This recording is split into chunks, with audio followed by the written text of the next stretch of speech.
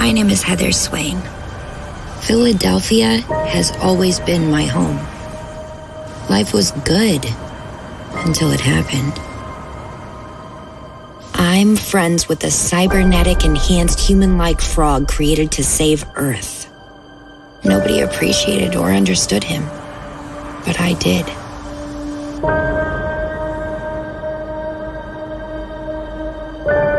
We were good friends who enjoyed hanging out with a bucket from the chicken fry.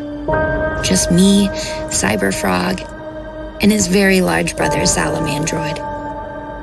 Until the invasion hit. They rained from the sky. These space invader giant hornets attacked everyone, killing more than could stay alive, and covered the earth with giant blood honey hives. They can't fly near trees, so we hid in the woods, burning endless fires to keep them away, wearing red so they can't see and kill us all. The last time I saw Cyberfrog, he told me he'd track me down, but it's been decades, and there's been no sign of him. Yet I can't shake the feeling he is not gone. I believe he will return again. We need Cyberfrog and his brother Salamandroid to return and fight off these invaders, to take back our wrecked planet so we can live without fear. If you see my friend Cyberfrog, tell him I need him. We need him to save the world.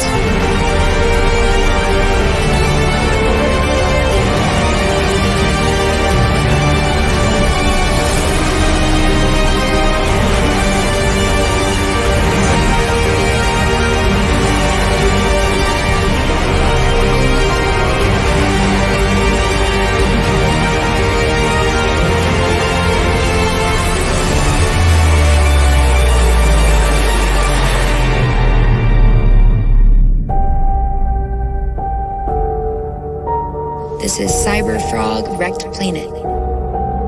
Join the fight.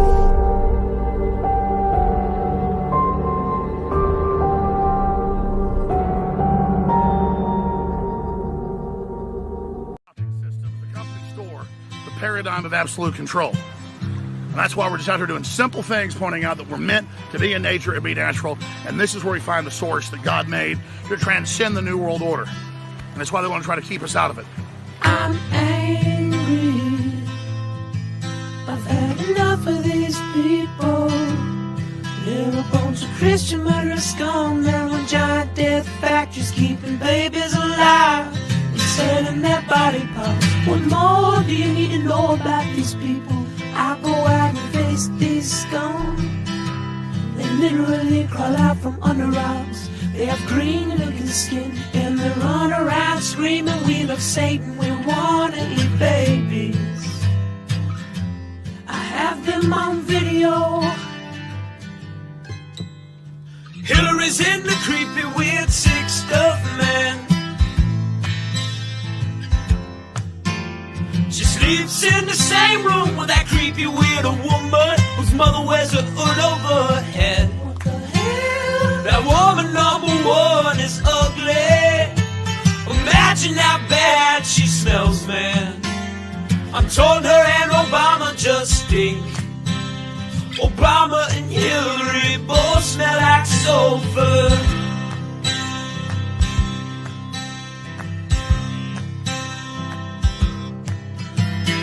Literal vampire pot and the goblins are hobbling round coming after us. My spirit gets close to that evil and I feel it go.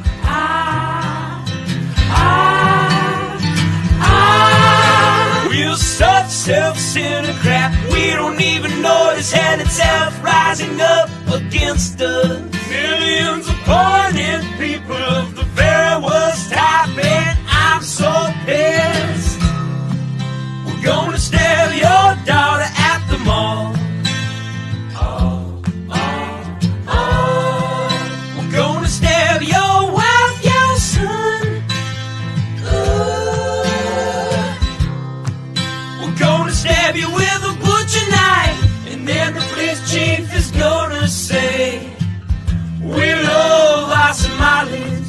love our Muslims. Oh, they're so good. Oh, they're so sweet. I was watching Fox News as I worked out this.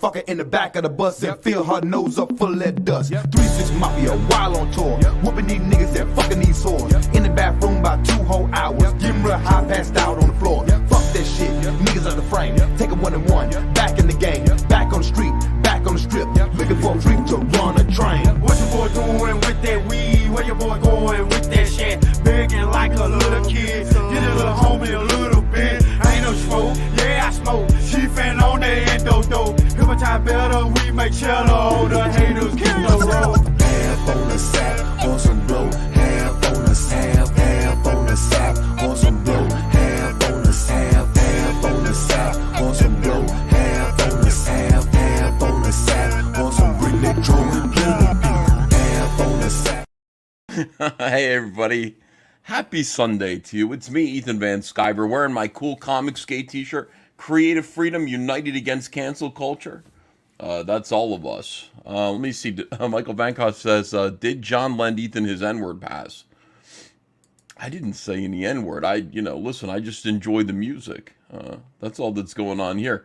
Wow, great to be with you. This is Comic Artist Pro's Secrets. I am Ethan Van Sciver, 30-year veteran of the comic book industry world's most charming, disarming, elegant, eloquent, and yet humble man, a great big Sopranos fan, and trusted member of the media.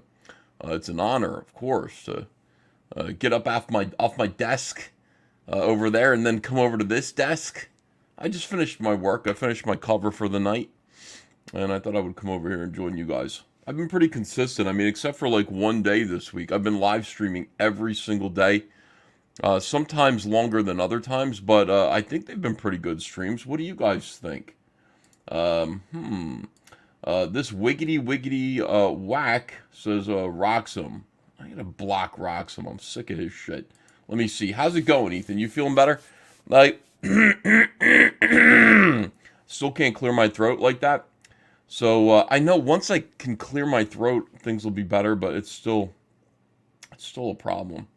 Let me see. If I don't see an EVS live stream, I get depressed. Oh my God, Aldion. Here's Snake says, smack a dumbass thumbs up for your boy E. Thank you. Lethal Diva says, any specials today, Ethan? Oh, yeah. Thank you, Lethal Diva. What do you guys, if I'm going to do like a flash sale, should it be on a book, a hat, a shirt, trading cards? Like, what do you think would be best right now? I should do a flash sale every single day. I always forget. Saltwater gargles for Ethan, says Dun Ringel. On a book, says Wilberforce Booster. Aaron Booth says, you've been saving me from boredom every night. Thank you. You're welcome. Yeah, like, send Andrew Tate the link. Oh, my God. Oh, okay. Yeah, maybe we'll talk about that. All of it. A book. Hat. Do a flash sale on a sandwich. That sounds good. All trite slide whistle says, your eyes are particularly piercing tonight. Well, I'll tell you. Sweet talk. I like it. All right, let me see. Hat sale for a hat group. Did we do a hat yesterday? I feel like we did. Let me just see what's going on here. Oh, you know what I would... No, 2 boxes are too big to ship those out in. Oh. No. Let me choose here. Oh, you know what I'm gonna do? I'm gonna do Oh yeah. Oh yeah, Dale Keown Nite. Okay, this is a good idea. Cyberfrog Drained. The green cover, the green frog cover, the first Cyberfrog piece that Dale Keown ever did. $25. This is a beautiful acetate cover. As you can see, the image lifts right off of the cover like that. It is Blood Honey, but it's drained. It's just the black and white line artwork with a beautiful Dale Keown cover. It's a nice art book, and right now it's $25. But what I'm going to do tonight for our flash sale, and by the way, I fixed the, I guess the last thing was a hat that we were selling. I actually fixed the price back. I got to remember to change the prices back to the way they were. Revised listing here. We're going to do this. We're going to sell this book tonight at like half price. I'm going to be like super cool about this. It's just $12. $12 for this book. And yeah. Let me see, revise it. That's a good deal. What are you going to do? $12? You know, listen, that's definitely worth it. Absolutely worth it. Let me get the link here. Copy that link, and then put it right over in StreamYards. Here's our flash sale. Keown cover #1, and it's actually the first Cyberfrog piece that Dale Keown ever did. Wow, that link is huge. I hope that comes through. I don't even know anymore. All right, yeah. So that's our flash sale tonight. $12 to get a copy of the beautiful Cyberfrog Blood Honey Drained with the Dale Keown, the first Dale Keown cover, and yeah, it'll be nice. Let's get that going. All right, so we did that. What else is going on? Cyberfrog Dark Harvest. This is we've got some new stuff up on this campaign. I want to tell you guys all about it, but I can barely talk. Can I talk? Can I do this? I like complaining about my like having like a sore throat or like having a little bit of congestion, because I feel like such a prima donna. I tell Andrew, I'm like, I don't know how I'm going to do this. How am I going to talk? I get paid to talk. This is terrible. Like, it's so gay. Like, it feels so, like, it's fun to say that. Like, oh no, my beautiful voice. My voice is my instrument. What am I going to do? But I'm fully aware when I'm saying things like that it's very, very gay. It's like something out of, like, All About Eve or something. Like, fucking stop bitching, dude. It just sounds a little hoarse. Cyberfrog Dark Harvest. This is the new cover for the 1998 The Diary of Heather Swain. There are 2 covers. I want to make this as a full-size book, so I'm hoping you guys will cover the printing for me.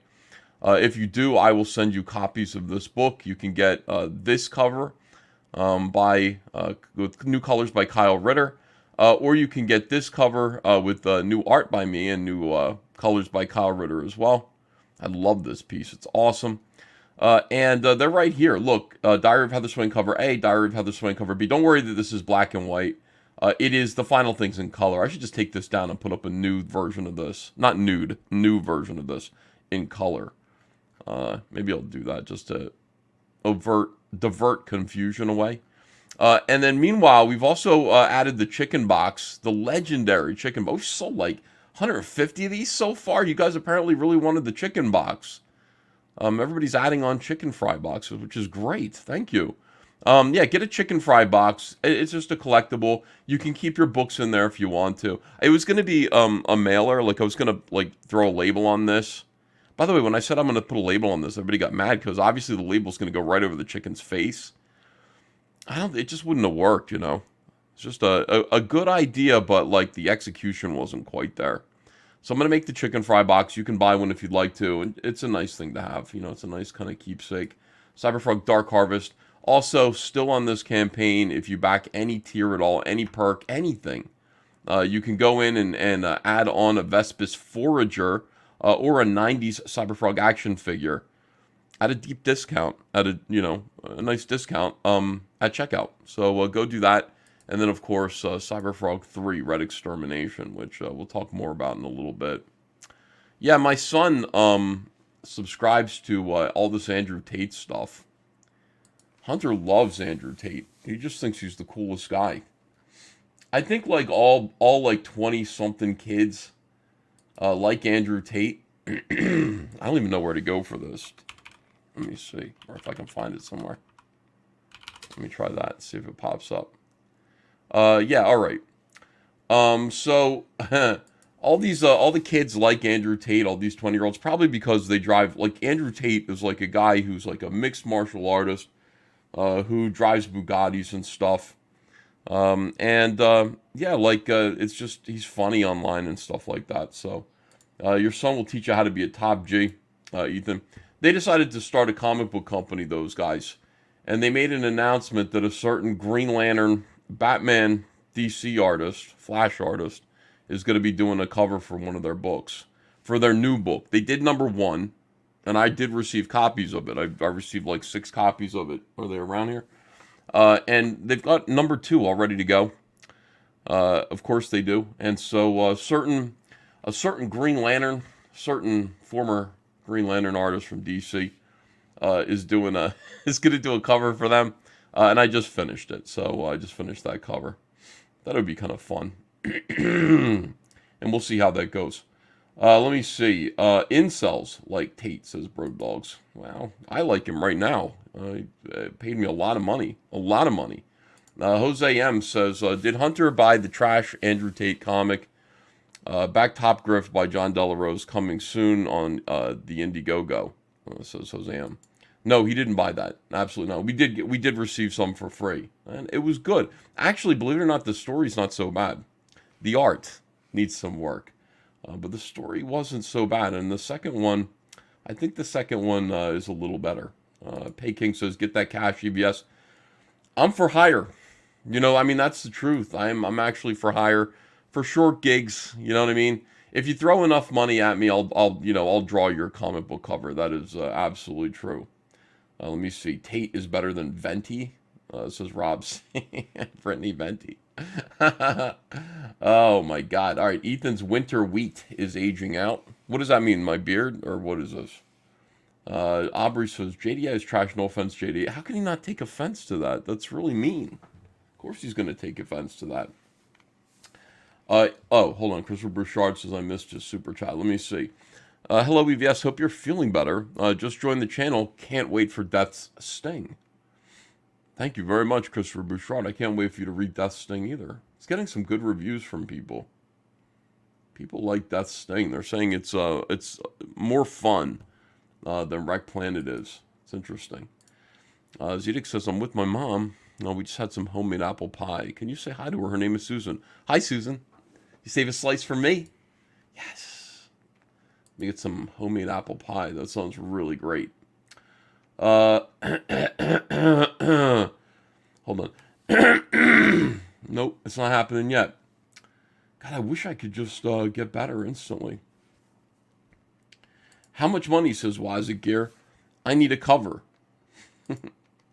And by the way, I had to do it on a really tight deadline, too. That was the sad thing. They said, we need it like, you have 5 days to get it to us in color. And I said, what? They said 5 days. So I gave myself 2.5 days to get it done. Then I turned it over to the colorist.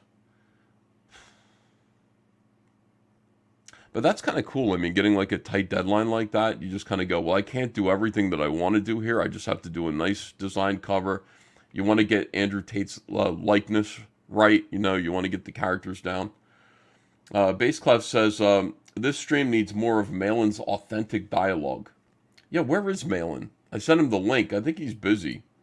Liam is here. Unintelligent Design says, Dino King approaches the 24-hour closeout. Thanks for stopping by the show tonight. Have you had fun? Or hope probably means hope you had fun. I did. I liked making fun of Larry on your show. Yeah, you got these guys. I mean, Liam is sitting there hosting a show, and you got these fellows who just pop up there, and they say the same thing all the time, and we're really too polite to answer them. But, you know, there's some truth in it, but it's still kind of arrogant. Where, like, you know, you'll come up and you'll go, hey, listen, I'm a crowdfunder, and I just want to say to these guys who are late, you know, you're late on your crowdfunder. When you're late making your comic book and shipping your comic book, it really affects the rest of us because, you know, they get their comic late and they go, I'm not going to back any more crowdfunded comic book campaigns. I'm not going to do it anymore. It really hurts people like me. And I just sit there listening to it like, oh, yeah, is that true? So I came on Liam's show and I imitated that kind of asshole, but I did it from the reverse. I said, you know what? These guys who put out shoddy, cheap, amateur comics through crowdfunders, you know, guys who are hobbyists, who can't tell a story, can't fucking draw, guys who are ripping off other people's styles, guys who put out shitty, embarrassing, amateur comic books through crowdfunders, but they get them out on time. I'll tell you, it hurts guys like me who actually know how to tell stories, pros like me and my friends who know how to do comics, even though we're a little late in getting them out. We know what we're doing because we're trying to create art. People get these shitty fake comics and they go, I'm not going to back anymore. See, how does that feel? Does that feel good? Shane, how does that feel when I say that? I mean, it really hurts us when people who suck put out their timely comics. They put them out, they get them out on time, but people read them and go, this sucks. What do you think of that, Shane? Defeats the purpose of making a comic. It's like, if you're not making a comic book to leave an impression or bring people back for more, then what are you doing? I could take this is the weirdest thing. It's like, somebody's like, it takes you that long to draw a page. It's like, I could draw like 20 pages a day if I didn't give a shit. I mean, I could draw like, not like you, but I could draw like these guys in half an hour if I wanted to. If I wanted to put out a comic book like yours, you know, I mean, I could put out a comic book in 3 minutes. Dude, that's not what I'm trying to do. I just finished the last bit of, I had like 4 pages of layouts in this one specific scene. I just finished. I probably spent thinking about this scene and then actually laying out just my doodles just for the panel layout of where everything's positioned and how I want to frame things.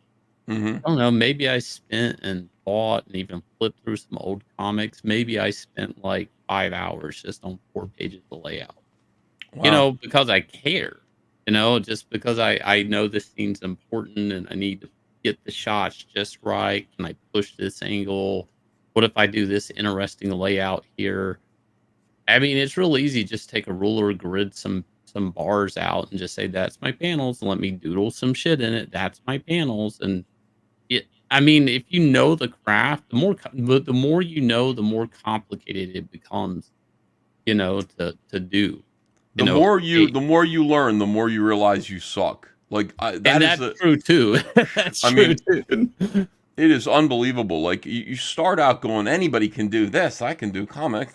And then you start to do comics, and then you look at your comics compared to other people's comics, people who are pros, and you start to realize, shit, I don't know anything. I got a long way to go.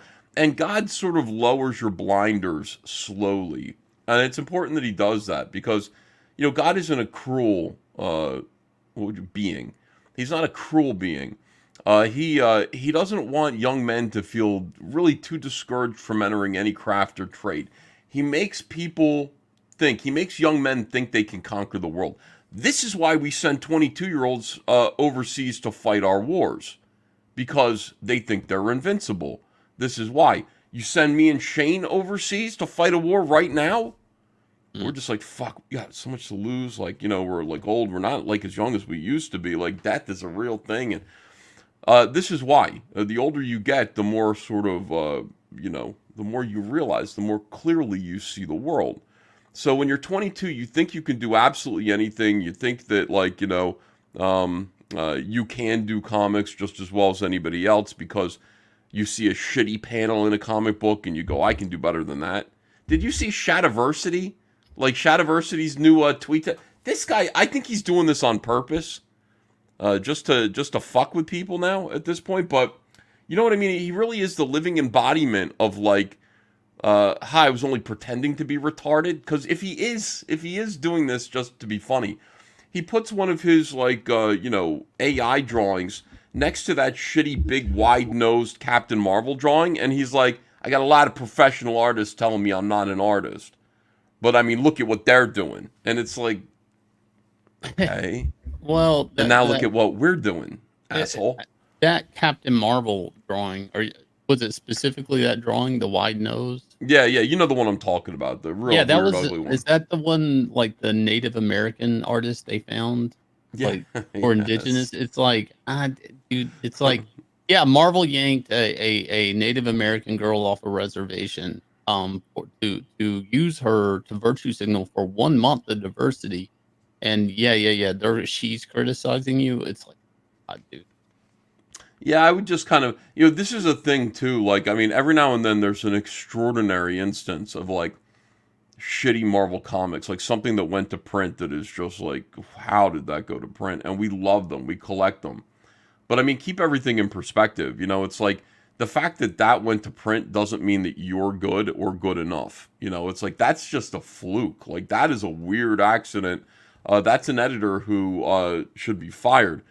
It doesn't mean you're good enough. It's still, you still have to go up against folks like B. Hitch. B. Hitch. You got to go up against folks like Alan Davis. I think he's still alive. I hope so. These guys who actually know what they're doing. True that. Yeah. What got you all in them? Well, I'm feeling good because I did finish my cover. I finished my Andrew Tate cover tonight. They kind of announced it, DNG Comics. They said, we got a certain Green Lantern artist from DC to do the cover to Top G #2. And I got that gig. They came to me, Shane. They offered me, you want to know what they're paying me? No, I don't. Now, you don't know because we signed an NDA, so you don't know at all, what Eric July paid me for Isam #2, right? Mm-hmm. But, here's the thing. People who saw what I did for Isam #2 and saw the incredible results of Isam #2, right? They go, oh, what do you want to be paid? Shane, I got paid twice. Double. Wow, good for you. Good for you. To do this. Happy to do it. It sounds like fun. Now listen, these comics are going to happen anyway as far as I'm concerned. They could be good. They could be better. let's make them better. Let's make them good. Let me see. Urashima Taru says, "What the fuck, Shane? It is Injun, you bigot." Wow. And I got paid pretty well to do, but still not what I would pay myself. Still not what I'd pay myself to do a Cyberfrog cover. We're still not there yet. Like, it makes way more sense for me to draw my own stuff. But the truth is that, my son Hunter really likes Andrew Tate. He thinks he thinks he's great. So he was like, "You talk to Andrew Tate?" And I'm like, "Yeah." He goes, "Holy shit." SHS Rebels 08 says, "Get Ald's Shane Flaggett Davis. Get AIDS." He wants you to get AIDS. Can you just please spell things right so I'm not confused? Are you allowed to write AIDS? AIDS. There's no apostrophe in it. I think you can write AIDS. I think telling somebody to get AIDS maybe is the problem. Oh, that might be like a threat. Like Trebles. Me and Trebles going through a hard time. Like I think it's just a bumpy patch in the road. I'm sure better times are ahead of us, but Trebles, I'm thinking of you. All right, Shane, I'm going to show you the cover, okay? I had to do it in 2.5 days. I had a very tight deadline. But I did get it done. I'm very proud of myself for getting it done, Let's Shane. see it. All right, I got to send it to you privately, though, because I can't. Can you pull down Trebles and it's triggering? Oh yeah, Shane. I'm telling you to get AIDS. Yeah, we don't need that up. We don't need to look at that. All right, hold on a second. Let me show you this. And Shane, don't make fun of me too much. Like, I want you to remember that this was done. This was done. Shane, 2.5 days for a cover. You know what I'm saying? That's like normal cover time. That's normal for you? I need a week to do a good cover. Depends. I spend about a week doing them here, but like if I had a cover assignment at Marvel and DC, they would that's give me different. Like that. They would only usually give me like maybe 3 days, and they were the worst because a lot of the cover assignments I would get, it was like, we need this for solicitation by this time. Like, it's not even like I could extend my deadline. They were like the last second to make the catalog. Yeah, that always happens, right? All right, I sent it to you, the same place that I sent your invite. You tell everybody how good it is. And by the way, I want you to notice the characterization. I want you to notice the beauty of it. Okay? Let me see. Blast Radio says, "God, it takes Shane a whole 15 minutes to get a point out." Lol. I don't think it takes him that long. Nah, I wouldn't give it that. I mean, but I'm trying to make sure we're talking about the same thing on the Shad thing. This looks good. You got the likenesses down pat really well. Mm-hmm.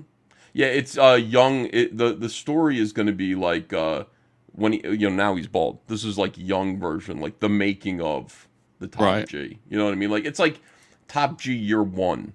How he got to where he is. That's the story they're doing, which is pretty good. I mean, I will say this: like Andrea read the first one. She said he's not a bad writer. I mean, the art definitely is, but I think their friends are doing the artwork. So he's like, he's not really that bad of a writer.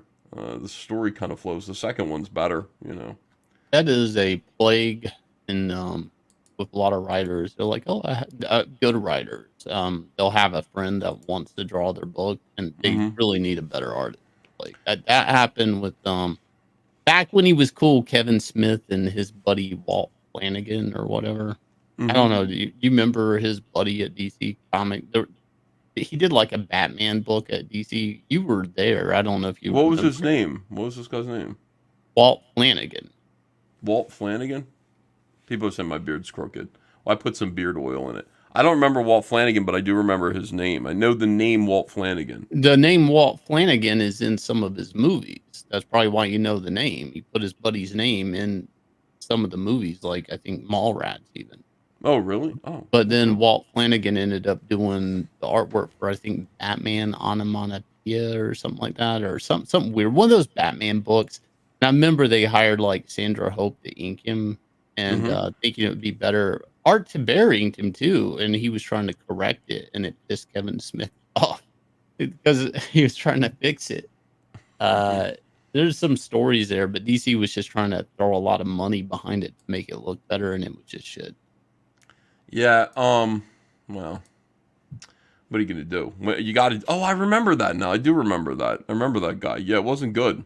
No, no, and they could have gotten any artist to draw that book and sell the shit out of it too. And a lot of people, remember I mean, that. probably even fucking Jim Lee would have drawn it. Like it is just like, nope, my buddy over here. Yeah. They're saying F Walt Flanagan. Yep. Evil One says, last time I sent a member chat, you always M.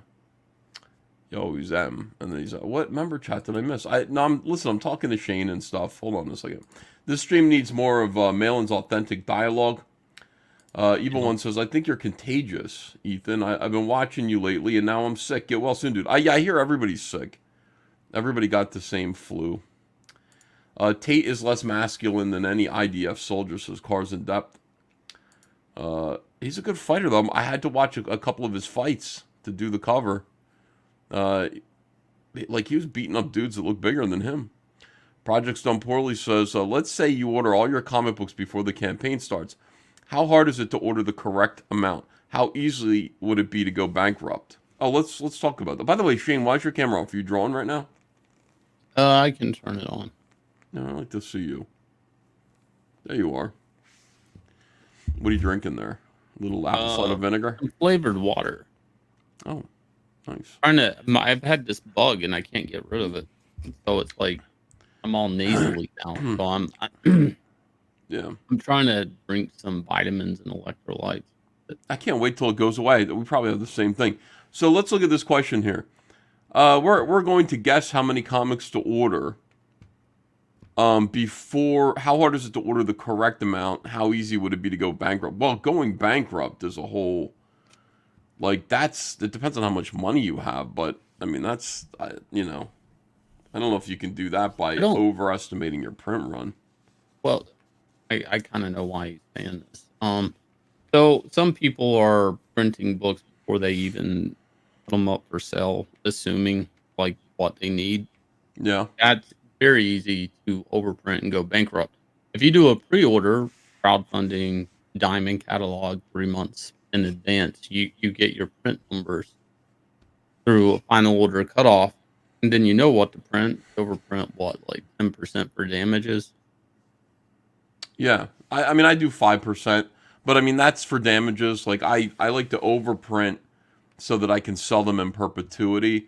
We got the new Blood Honey Chromium book in. I ordered like 1/3 over the print run.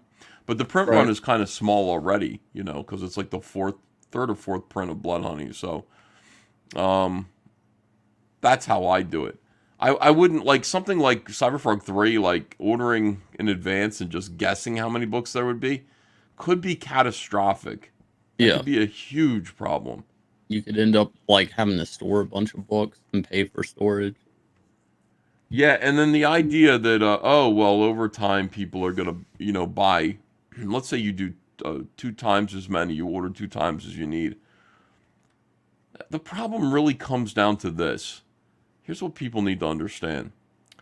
You should order books with the thought in mind of selling out. You want to sell through. Because you can always go back to print. Now, if you've got 50,000, let's just say 50,000 copies, and let's say you sold 40,000 copies, but you print an extra 50,000 copies of the same book, anticipating that your audience is going to more than double. And then you're sitting on 50,000 copies of the same book you sold to 40,000 people. Here's the problem. Problem is that everybody already has your book. Your audience already has the book. They already have that. So they're, anticipating that your audience is going to double in size is not a good bet. It's not a safe bet. Is it a safe bet, Shane? Like, what? No, because you're better off having to go back to print. There's a couple of reasons that you don't want to just be sitting on a bunch of stored books. One, books aren't waterproof. You could end up with a flooding. You could end up with a busted pipe. You could end up with some sort of damage to those books, a force majeure, a force of nature, or something, right? So there's also that to consider. A fire, God forbid, and then there's all that product up in smoke. Yeah. So just I didn't think of that. storing this stuff is risky. You know, like your product could just be damaged. The other thing is, like you said, it's easier to sell out and then trigger a reprint through a new cover.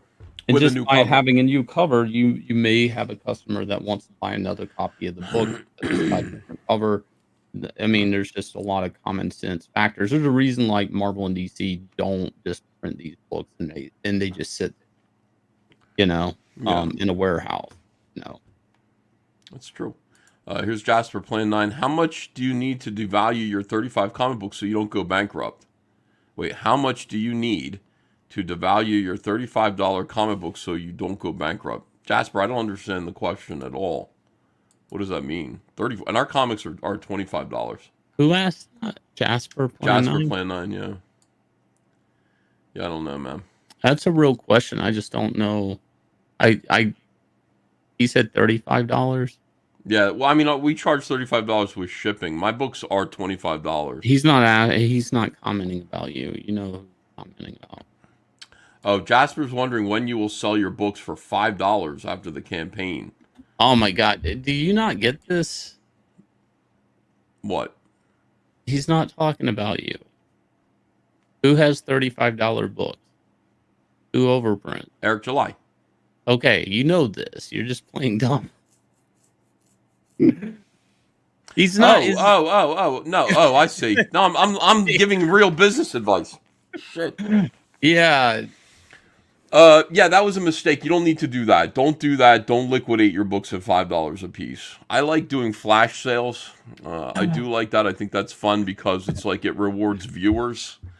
And also gets people buying other things. I mean, if you go to my eBay store right now, you'll see that we just did a flash sale for today, Shane. You don't have an eBay store yet. You've got your 9 No, lives. I do eBay. We sell every day on our site. The weird thing is we do both, but people buy from our site. They don't buy from our eBay. And we actually have, yeah, I don't know. It's like because you can track back user store. I think they just buy from us. Well, but you're doing flash sales. We do flash sales. So right now, as you can see, like tonight, this was $25. You can get a Cyberfrog Blood Honey Drained Secret Frog Edition for $12 just for tonight. Why? Well, while you're doing that, while you're buying that, shop around. I mean, get a hat, get a beanie, get these other things. We'll ship them all. By the way, if you order more than one thing, you can ask us. Just send us a little note and say, hey, can you combine shipping? And what we'll do is we'll pack up your order, and then we'll refund your shipping back to you, whatever's left over. Right. We don't want to profit off of your extra shipping money.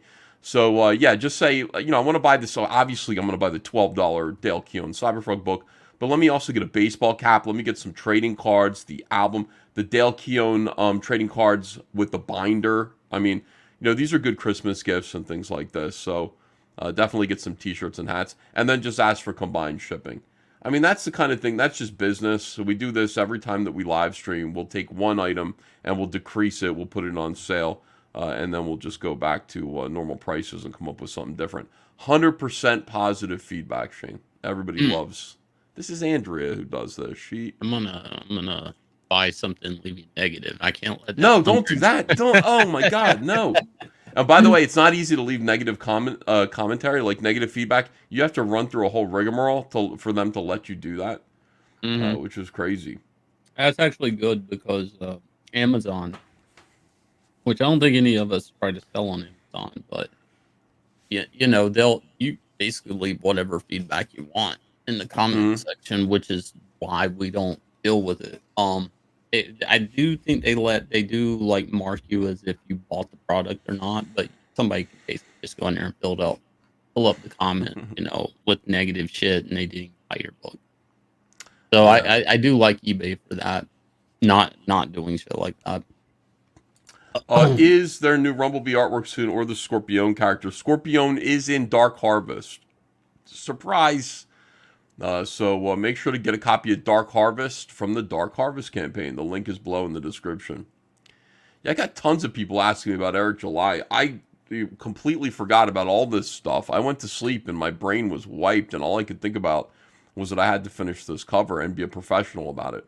I was a real pro. I got it done.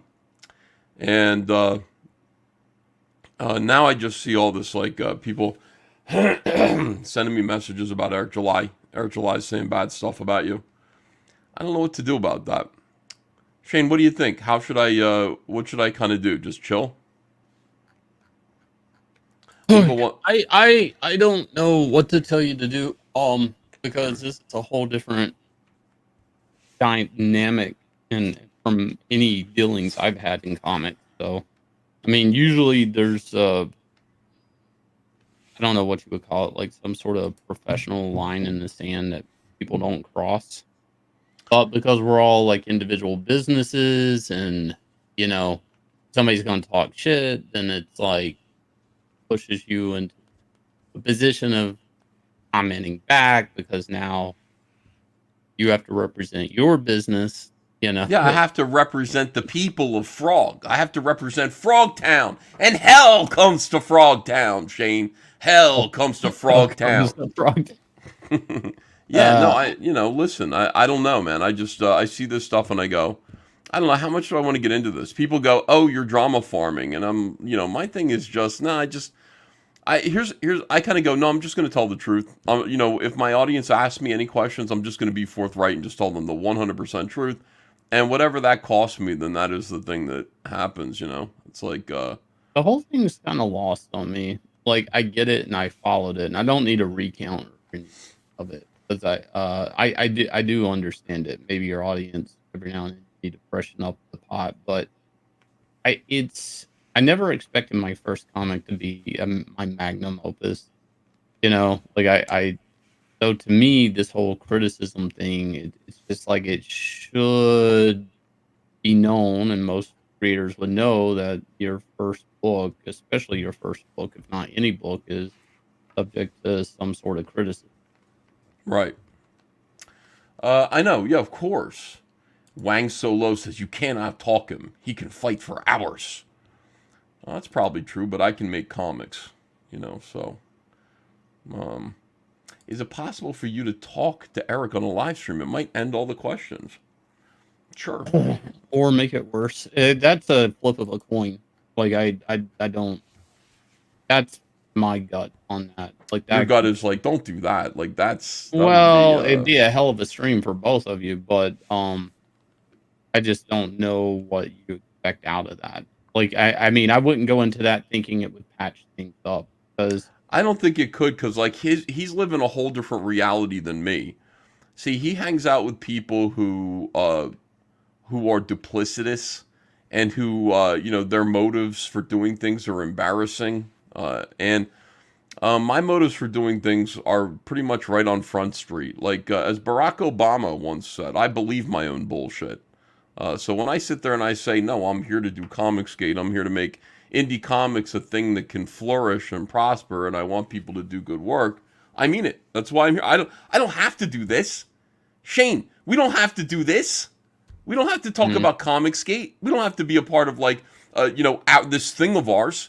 It really is. And I said way back when, it's like, of course, when you're wearing a Comicsgate t-shirt, all this stuff, and you're aligning with the movement, and then these fucking assholes are going to attack you. Of course they are. SJWs are going to attack you. Don't have to. I could just keep my head down and be like, I'm just doing Cyberfrog. I really believe that I could do Cyberfrog and I could do just as well. But I mean this. I want this to happen. We've got fellas like Aaron Lopresti, who before he joined this caravan, before he joined the cartel, which is Comicsgate.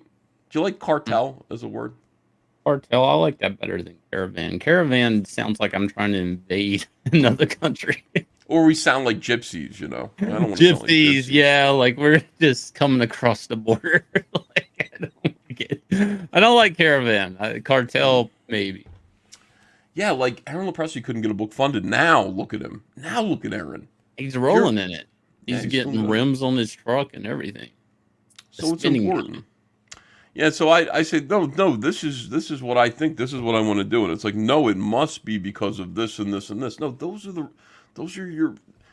those guys. You know who I'm talking about. That's what those guys do. That's not what I do, Shane. I jump rope in my basement. That's what I do. No, I do. is that so you don't wake everybody up during the Yeah, like there's a nice. You know, Andra actually has said to me, she's like, you know, when you're jump roping, I can feel it upstairs, and I'm like, how could that be? Like, yeah, it's you're the like basement. in the foundation of the house. It's concrete. Right under this carpet is concrete. How do you feel it 3 stories up? But she does. That's what I do. That's what I stand for, you know. I stand for, you know, eating hot dogs in the middle of the night, microwave hot dogs, because I'm so busy drawing that I don't even have time to properly make something nutritious. I'm so busy changing the world, Shane, that sometimes I don't realize that the world has changed. You know what I'm saying? Wow, that's prolific. You're so busy changing the world, you didn't realize the world has changed. All right. Sometimes we can get so busy changing the world that we don't see how much the world has changed. Water under the bridge, Shane. I'm done with the hate, brother. Wow, Evil One doesn't like you.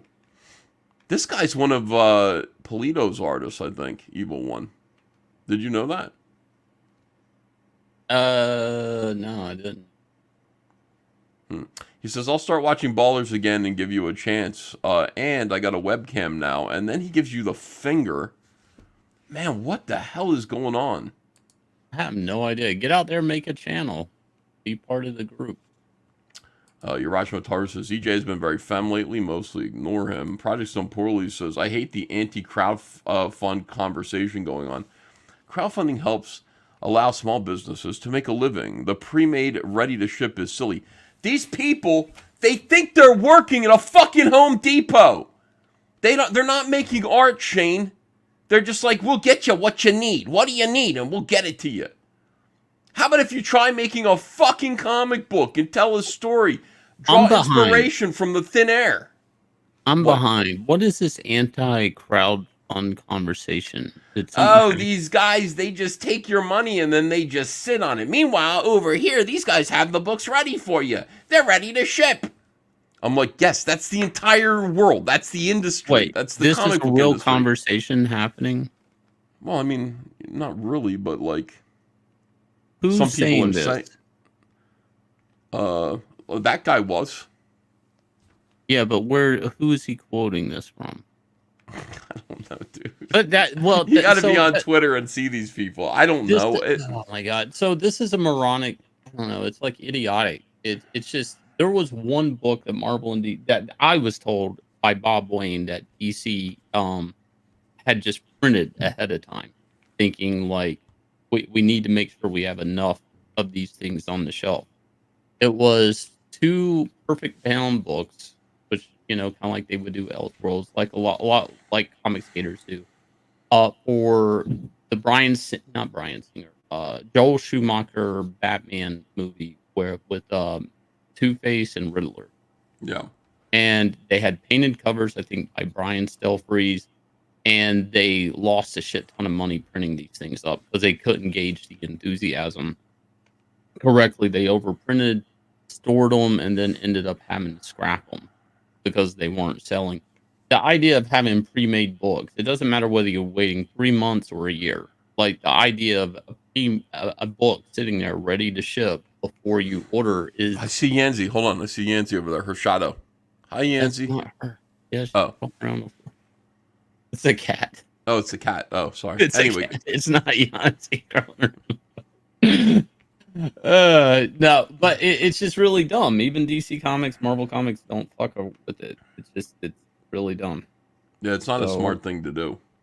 No, and I mean, it's just like if somebody's out there saying, I think I've heard this crowd selling versus crowdfunding, meaning the product's already done. Right. It's just really stupid. Really stupid. If somebody wants to say, hey, look, I took this risk and I already printed my product, well, good for you, I guess. But that's pre-orders is a thing. It's a thing with toys. It's a thing with almost any fucking product. It's just a thing. Yeah, of course. I'm watching your cat back there. The cat is getting into your stuff. No, there's lamps on the floor, and they just like to lay there, like, and look at themselves. So they're moving. That's what I like to do too. Kevin Dory says, EVS, how much is it to print 1,000 copies of a comic book? Let's say 60 pages. No special cover. Ballpark off the top of your head. Well, here's the thing about that. That 1,000 copies is stock is a factor. Like, yeah. It's a low print run. Yeah, but what paper stock, stuff like that. What type of cover is it? Stapled? Is it perfect bound? Anyway, I don't know. Maybe anywhere between low end $5 a book to $8 a book. Yeah, I was going to say $9. We're close. We're pretty close. I mean, there's so many factors in that you can't just ballpark that. Yeah, I'd say about $9 a book. So you're looking at $9,000, and that's with shipping. Then there's shipping included. You have to include shipping too. You're gonna have to pay for these things to get shipped. Shipping is shipping from the warehouse to you. From the printer. Yeah, that can be like $500. That can be crazy. Yeah. So, and then that's just the book. You need bags and boards, Gemini mailers, postage. Just the books though. Yeah. FKA 322 says, do you think Eric is undeserving of his financial success? I don't think that's the question. I think the question is, do I think Eric is deserving of the harassment and abuse that's coming his way from, Young Clippa, Dick Masterson, and Vito? That's the real question. Comic Book One says, Ethan, you're a great man. Hold your ground. You will outlast all your haters. God loves you. Thanks, Comic Book One. I know. Shane. When somebody says you're a great man, you're going to outlast all your haters. The answer is what? I know. Thank you, I guess. I don't know. I mean, I hear that a lot. All this stuff is Eric July. See, everywhere I go now. Jedi Knight in the Snyder Cult says, King Eric decrees that all trolls shall be silenced. I mean, that's not my attitude about things. That's what other people are saying. Meanwhile, now I'm in real trouble because it's where's your great-grandfather buried? I have to pee. Don't do that. He's a Coopertown cemetery in Edgewater Park. That's where all my ancestors are. Water their graves. No, I mean, obviously don't do that. It's terrible. That'd be terrible. Hey, Ethan, what color is your Bugatti? Says Nuclear Gandhi. What color Bugatti would you get? I would get blue. I always like blue. Yeah, a blue Bugatti. I'd get a red one, I think. Or I'd get a pink one, like a bubblegum pink Bugatti. Drive that around like I was Barbie. And then people would be like, the fuck is the matter with you? Everybody said that you liked the Barbie movie. Now you get a Bugatti and you get it bubblegum pink. What the hell is your problem? What is your deal, brother? A little gay. Yeah. It's very gay. All right. So anyway, oh my God, look at this. Constant nonsense. Andrea still wants that Corvette. Yeah, she does want that Corvette. I'm happy. I'm very excited. We've got the Christmas season underway here. We are having a good time, Shane Davis. We're going to the Rockettes concert. You ever see the Rockettes? No, I had a friend that set up the sound though for the Rockettes. He always tried to get me tickets. I just never went.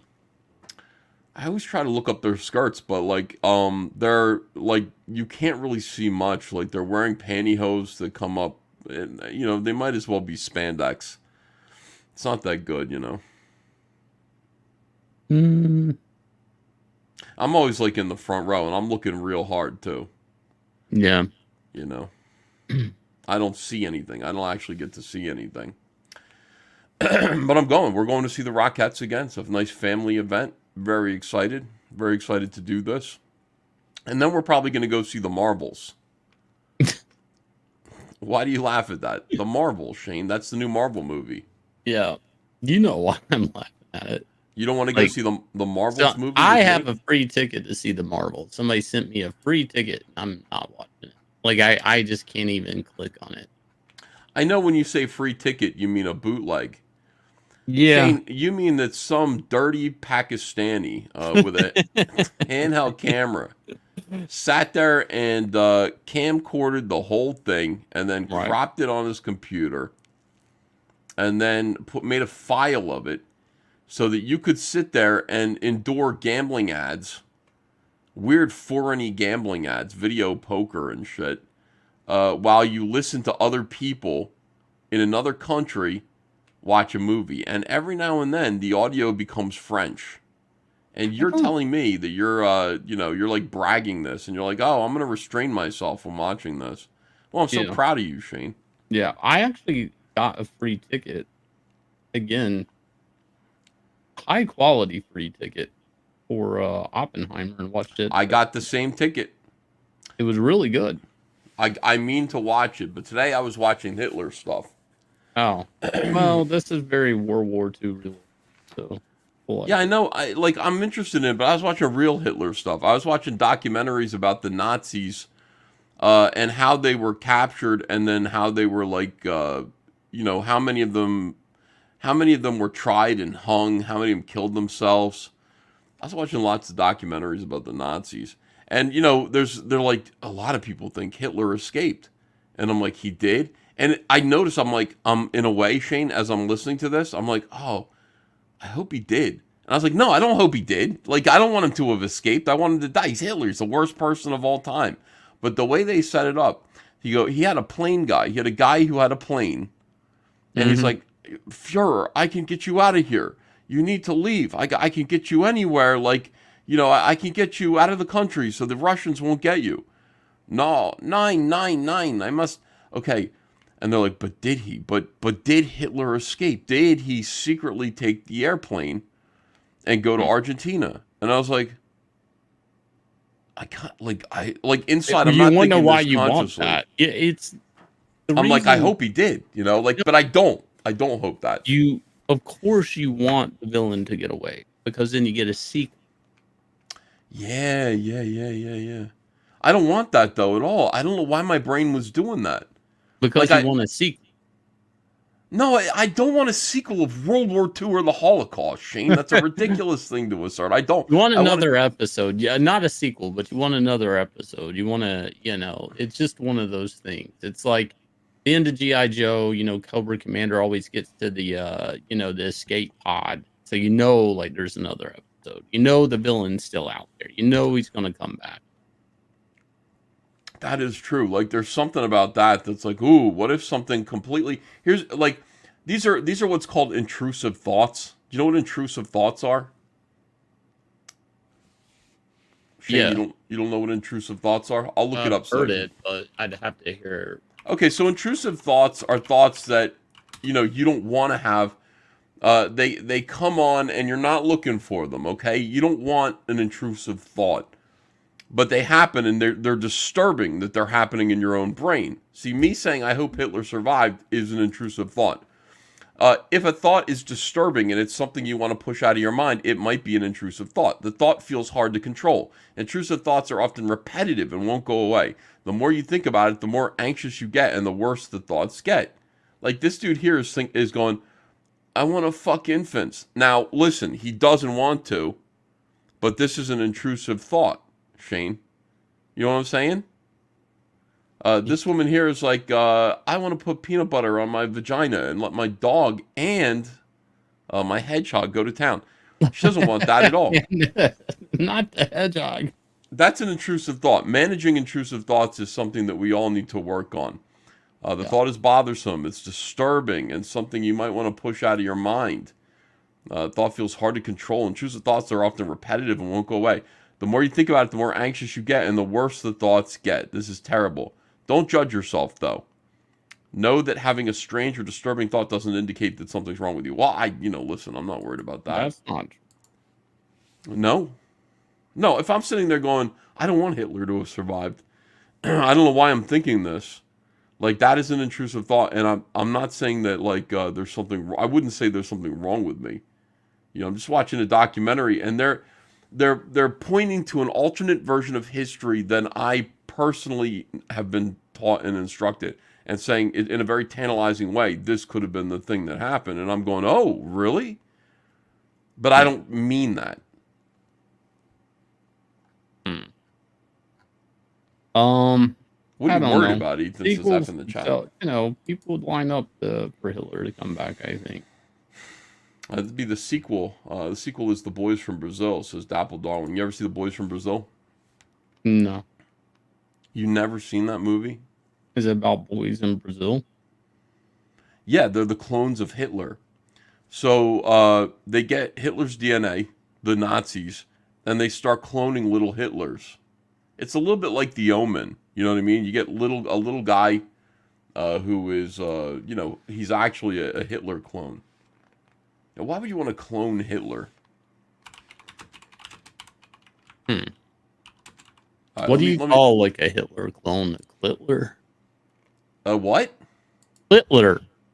Clone Hitler, Clitler. A Clitler? A Clitler. Like because it's a clone of Hitler. I see a Clitler. Yeah, Clitler. I just call him Hitlerino. You know, because I'm from Jersey. I just be like, hey, what's up, little Hitlerino? Like that. Hitlerette. Oh my God, Hitlerette. Hitlerette's newsstand. Hitlerette's Jews stand. No? No. Shouldn't do that. We should not. We shouldn't call her. This is the trailer from Boys from Brazil, Shane. Maybe you want to see it. History has shown how one man with a dream can turn the world into a nightmare. Can history repeat itself? The Boys from Brazil starts where that nightmare left off. But for the dream to live again, 94 men must die.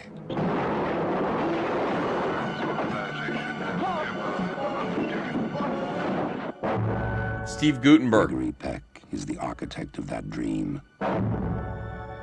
Oh. Laurence Olivier is the man who must destroy it before it destroys the world. He betrayed you!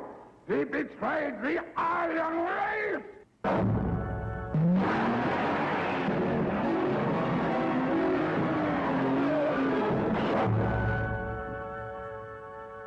Shane, how come you don't want to see this?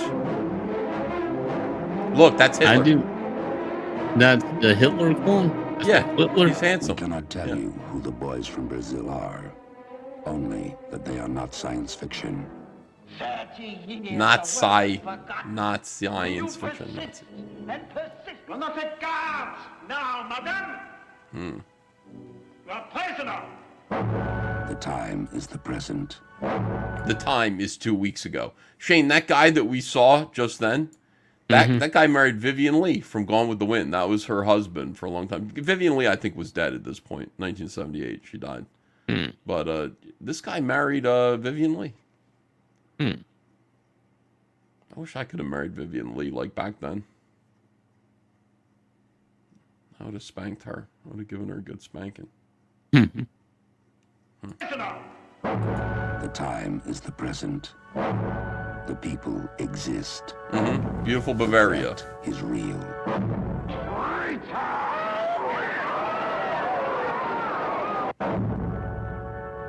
I never thought of the Nazi party actually having parties. Like they were Nazis at a party, the Nazi party. Yeah. No. Your operation has been cancelled. Mine continues. Wow. Gregory Peck chewing the scenery. Barry is dead. Herr Lieberman. Herr Lieberman. Wow. What's up with that dog? I don't know. What does that dog represent? Only you can decide if it's a dream or a nightmare. A nightmare. It's the worst. If Oh. history can repeat See the itself, little Aryan so children? can man. A total of 94 assassinations. Look for the Boys from Brazil before they look for you. Shane, there is a group of boys from Brazil, Glass House Studios. And Glass House Studios, right? Yeah, they rep a bunch of Brazilian artists. They're the boys from Brazil. All Shane, right. if you want a comic book made and you want to make it fast and cheap, you go to the boys from Brazil. Is that why DC was always hiring Brazilians because they needed racism in their comic? Probably. Here's Cecil. He says, the Rockettes, them broads got gams for days. Oh, we got to get Cecil in here. Can I invite Cecil? Is that something? Yeah, do you mind? All right, let me invite. Oh, you do mind? No, I don't. Oh, I forgot. You and Cecil don't get along. No, we get along fine. Are you sure? Sure. All right. Shane, what do you think of my Top G cover? I told you it looks good. You got the likeness down. It looks like there's somebody else down there that I don't know if I'm supposed to talk about that. I think I see a likeness. Oh, really? Is that Paul? Who? Joe Ball? No, Paul. Like Logan. Oh, Paul I know what you're saying. No likenesses. Wait, any likenesses are accidental. Oh. See, this is why you're asking me about it. I'm trying not to talk about it. No, well, I know. I mean, I understand that. Legal disclaimer. Yeah. How come I can't find Cecil anymore? What is Cecil's name? Hang on. Is it Cecil Says? He doesn't even have an account anymore. No, he does. Hold on. And by the way, he's probably not even going to come in. I'm going to do all this work. He's not going to come in anyway. Oh, Dick in Comics. He's Dick in Comics again. There is a Cash Grab Comics Incorporated. Oh, is there really? Yeah, but that's like that's it. Yeah, that's Dick in Comics. All right, so I sent him the link. Shane, people can be very insensitive. You know what I'm saying? Today I talked about listening to Live Aid. Wait. Oh, okay, Live Aid, yeah. Yeah, there's you can get the Live Aid concert on CD. You can just listen to the concert. Here's Cecil right now. Hey, Cecil, what's up, man? Good Hello. to see you. Can you hear me? Yeah, I can hear you. Okay. And I'm listening to... I love Boys from Brazil, by the way. It's a really good... Oh, no, you just mean you like Brazilian boys. Yeah. Oh. No. By the way, I think Hitler got away because, I mean, there's no justice in this world. And, I mean, the worst guy out of all the Nazis was Mengele. And he literally died of heart attack swimming on the beaches of Brazil in his, 70s. Like, he was the biggest monster of them all. And he spent his life... Got away with it. Luxury, he died on the beach. We should all be so lucky. He died on the beach in Brazil in his 70s. You know what I mean? And that was just about as evil a human being as you could get. So, yeah, Hitler got away. No one ever saw his body. Doesn't that seem a little odd? It is a little weird, right? Yeah, wasn't his body supposed to be burnt with diesel? That's a convenient excuse. Why would you do that? Why in the world would the lead, literally the leader of the fucking, you'd burn him and have all proof of his death disappeared? Why would you burn away any proof of his death? I don't want the Russians to get my body. Bullshit. That's really going to be a concern. I'm just saying, according to the diary of whatever his secretary, and Frank, yeah, that supposedly happened. Him and his Ava Braun. What's that her name? Ava Braun. I think they both went to South America. When are we doing the Diary of Anne Frankenstein? When are we actually going to make that book? Because we talked about it, but we never did it. It's too soon. We got to wait a few years. A few years to do that? All right, hold on. World War II, Electric Jugaloo, Hitler's Back, says Hiroshima Taru. That's right.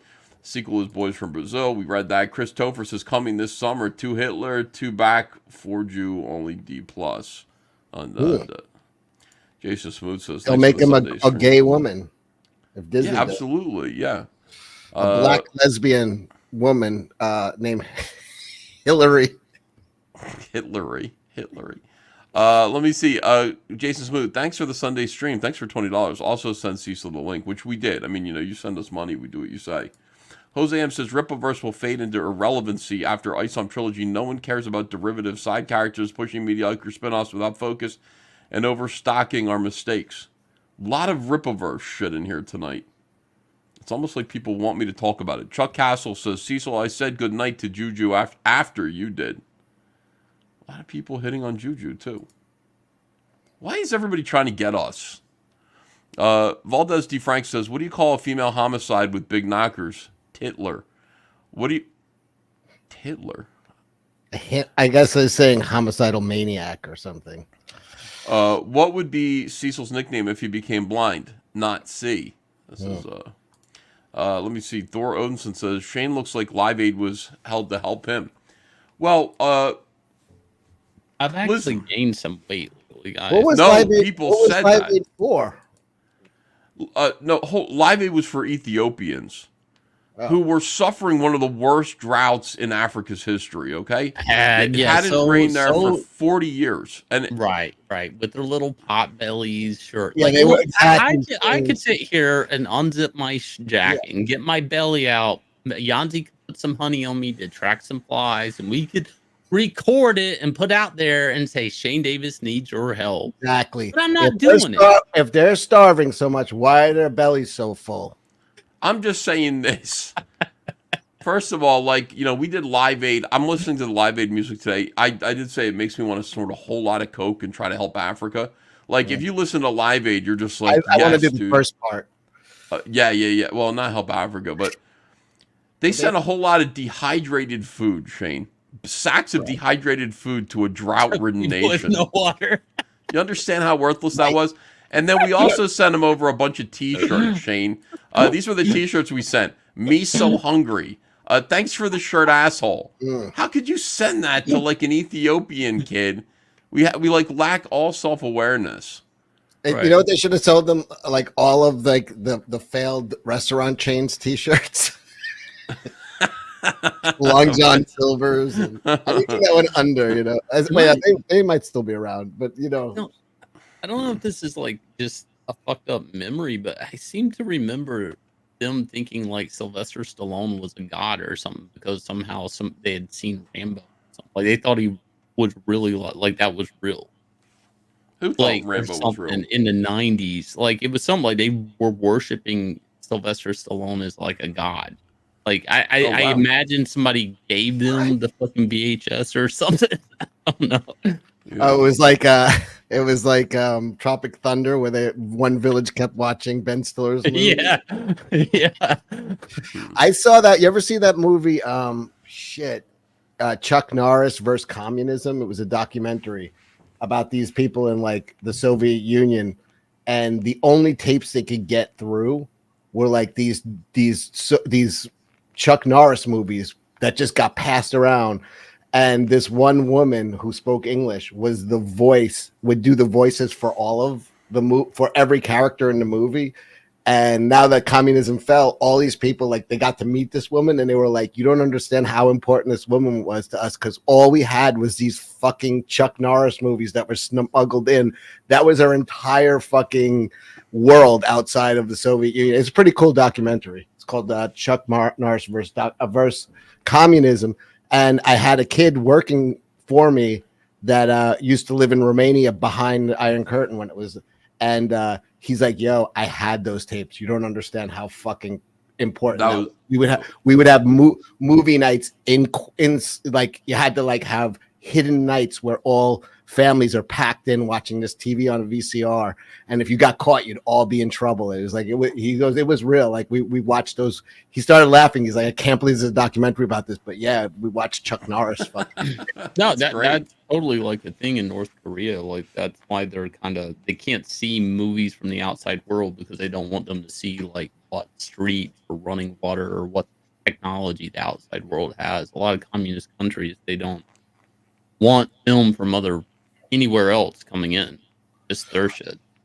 Yeah, another thing is there's that there's a great documentary called Searching for Sugarman, and it's Sugarman, You I saw that saw one? him. I saw him live. I went to his concert. How good is that documentary though? Like all these people in South Africa, they had their albums, and then there was nothing came in after that, and they thought this guy was the biggest artist in the world, but because his tape got passed around South Africa for like decades, and they were with the Beatles and other guys, so they thought he was at their level. And then when they like, the embargoes ended and they went out, they're like, nobody knows who the fuck this guy is. He's the biggest star in fucking. And then they find him, and he's like working some fucking menial job in New Jersey, like a janitor or something.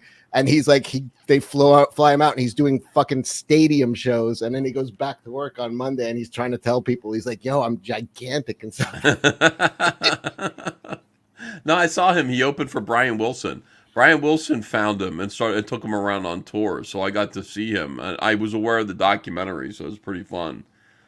Shane, people are asking why you have a stripper costume behind you. Like it's funny because of John. John's the reason that's up. That's the whole like Halloween costume. Yanzi likes Robin, how we met thing. And John's like, you should put it back there in the glass. And I did it on a dare, and it's been there for years. Like it's always behind me, and I'm kind of sick of it. That's a display case. It's supposed to have like cool statues and shit behind it, but because of John, it's appropriate. It looks like the Batcave, Yeah, it's supposed to be like I'm Bruce Wayne, and that's a dead Robin, type thing. But it's Yanzi's Robin hooker outfit. Oh, what was it? Carrie. What was her name? The girl Robin. Carrie. Oh, anyway. Do you think Bruce ever sniffed Robin's costume the way you sniffed that one? Most likely. I don't think so. Why would you keep a young boy's costume? Is that a young boy's costume? No, Bruce kept a young boy's. Oh. Yeah, his underpants were like up on display. Grant Morrison recently got shit from people for saying something about Batman. I should have done a close up of that and just had skid marks in his underpants because they're I mean the way they're displayed, Oh shit. Blast Radio says, speaking of intrusive thoughts or dark thoughts, there were two horror comic books that kind of touched on that subject. One was called Crossed and the other called Black Gas. Wow, that's crazy. Intrusive thoughts, yeah. Interesting. I've had I've been tormented by a lyric from a song when I was trying to sleep, and it would not go out of my head, and I could just hear it over and over. I can't remember what song it was, but it was just I think I had drunk too much. I was way too drunk, and I was hearing I don't know what it was. It was a Billy Joel song or something. It was just one line from a Billy Joel song was keeping me awake in my smile ran away from his face. You kept thinking that over. Yeah, smile ran away from his face. That's a great line for to have repetitively. That's an intrusive thought too, I think. Even though it's not even a thought. It's just intrusive thought is like you see somebody you hate and you think and you daydream about punching them in the face. That's an intrusive. No, that's not intrusive. That's not intrusive. That's normal. No. That's intrusive is like something you'd never do. No, if you do lose your cool and punch them, that's letting your intrusive thought win. Yeah. No, that's a natural impulse. If it hits something you don't like, that's a natural impulse. Thoughts are natural. Intrusive thoughts are natural, though. It's natural to have them. Oh no, it's your thoughts, and then something you fantasize about something that you shouldn't, but it's normal. People do that. To me, an intrusive thought to you right now. To me, an intrusive thought would be I have a sick grandma, and then my intrusive thought is I'm gonna hold a pillow over her face. That is an intrusive thought. Yes, that's an intrusive thought. Yeah, but you would never want that. You're like, why am I thinking that? I don't want. If you see someone you don't like, but I want to punch them is normal. That's that's no normal. kidding. That's not intrusive. I see what you're saying. You're saying it's completely foreign. It shouldn't belong there. You're talking to an old woman and you're like, I want to put my penis in her mouth. And you're just like, what the hell am I thinking that for? No, I don't. You know what I mean? But you're just, that's an intrusive thought. Something that's because she's got dentures? Is that one? Yeah, you're thinking thoughts like that. You're like, why am I thinking about pushing her dentures back with my dick? Like, why am I thinking this? Like, that's awful. What is wrong with me? Oh God. That's an intrusive thought. Like thinking about doing something like I want to rob this bank is normal. That's like normal. Okay. You know. All right. Kick Ethan says Shinto ketchup. What I'm just explaining what what this means. Leon's Law says it sounds a little bit more like schizophrenia. It might be. Osnake says the fucky. That's what an intrusive thought is. It's not supposed to be something that's good. It's not like I think tomorrow I'm going to start a new exercise routine. Oh, why am I thinking that? No. It's something that's highly disturbing and it's in your head and it's intrusive because you're not inviting the thought. It's just in there and you can't explain why. Intrusive thoughts equal mental illness, says W.R. Winter. I don't think I would say that. I mean, I think they're normal. It's just how you react to them determines whether you're mentally ill or not. Your boy Zach made a video about Max Fasaggio's some or other, and it was just called "The Entire Comic Book Industry Right Now Is Nothing But Intrusive Thoughts." And I didn't listen to it. I just looked at it and said, "Oh, that's interesting. Maybe I'll watch that video." Has Mags got her bottom surgery? Because I think about that a lot. Maybe that's an intrusive thought. That is an intrusive thought, and I think not because Mags is actually heterosexual as a man. No, she's a lesbian woman, you bigot. Oh, my bad. By the way, there's a lot of that. If you know Leah Thomas, the swimmer, lesbian woman, has a girlfriend. Bruce Jenner likes women. Caitlyn does not want to date a man. I think she dates. Can we not just call this shit? Call it for what it is and the bullshit of it. That this is just about like the tag about just saying like, "Hey, look at me, I'm better than you because I'm a unicorn." It's like it's all bullshit. Like, how are you gonna go through all this and be like, "Yeah, I have a girlfriend"? It's like, so you're happy. This is fucked up. Like, at what point are they just like a cross-dressing man? Dude, I knew a couple. I didn't know them personally. It was another kid that worked for me. His roommate was a female to male trans and was dating a woman that was a man. I'm like, you're just a heterosexual couple. You're just with all fucking a lot I of hate having to think about it. Yeah, because it's like they would say no, but like I want to love a woman, but as a woman, and I'm like, I don't want to think about that. Just stop it. Like, just stop that. That doesn't make any sense to me. What do you mean, love a woman as a woman? What do you mean? Scissoring? I don't know. Yeah. Can you? I loved a woman as a woman a while ago. I mean, I used to have D cups, so I've done it. So, as a man, can you scissor a woman? With garden shears, sure. When your balls get in the way, like, can you do that? Like, what is that? Does it work? Do women actually do that? And it can. It's called clam slam. It's just friction. Friction gets chicks off. The grind. Yeah, I guess so. I don't know.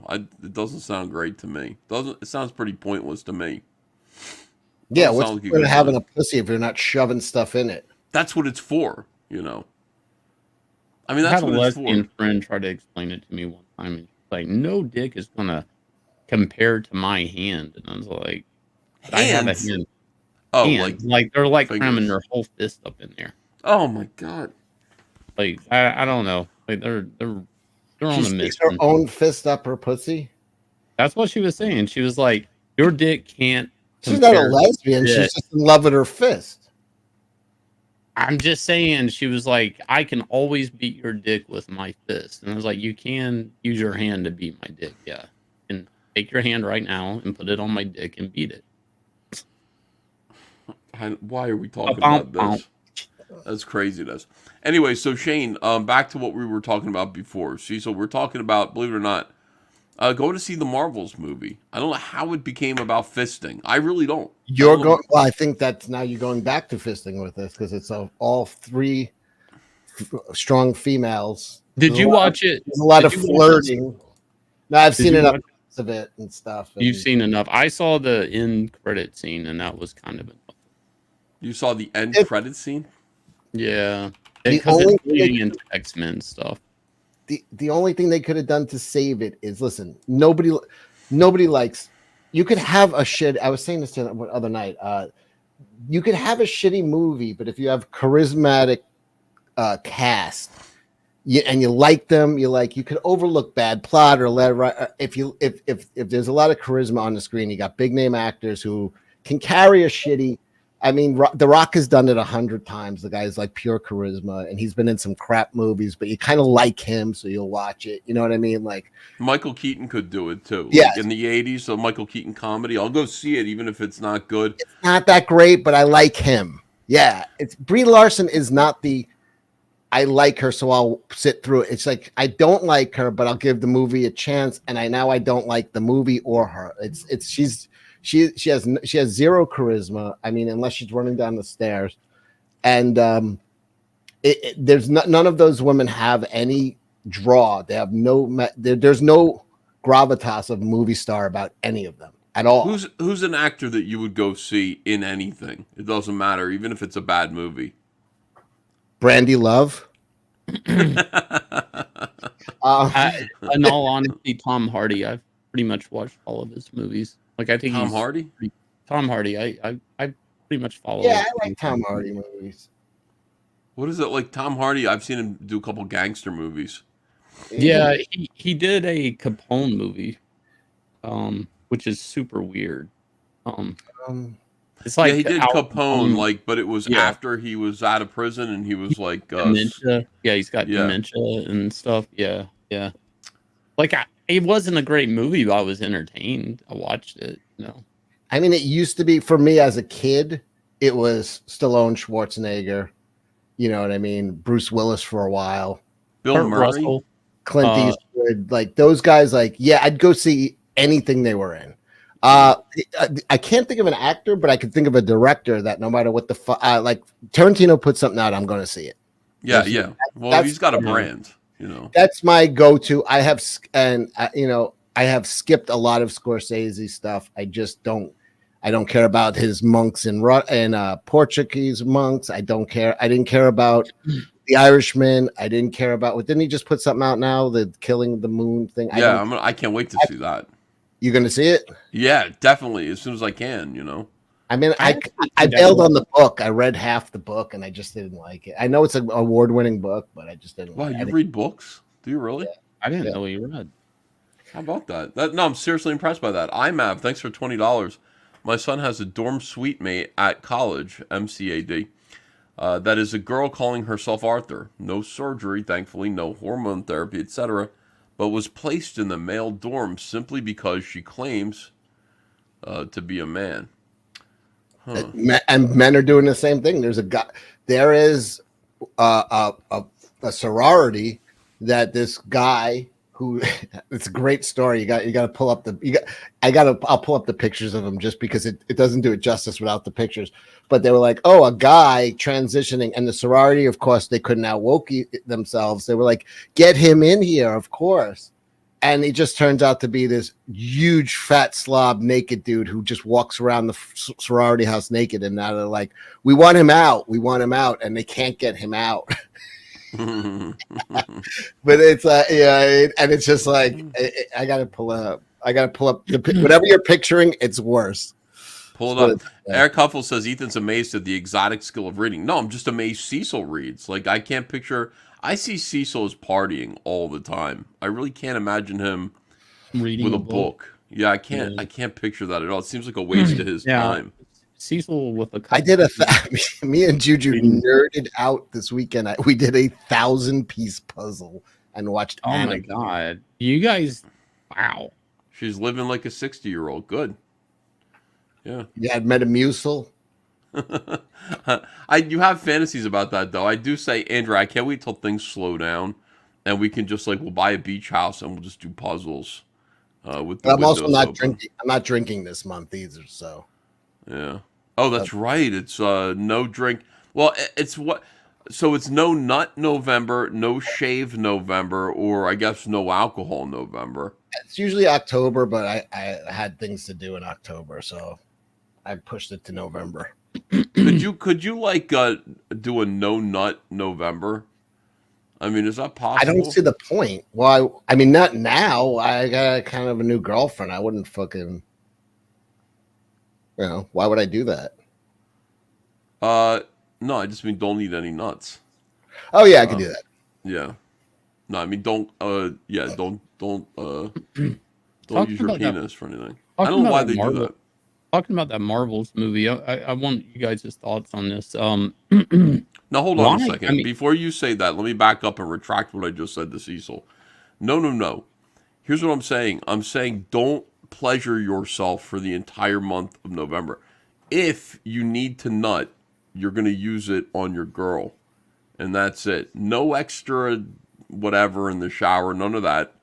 And this is difficult to do, Shane and Cecil, because obviously women, they can't handle a man's sex drive. Maybe in a new relationship, that's the thing.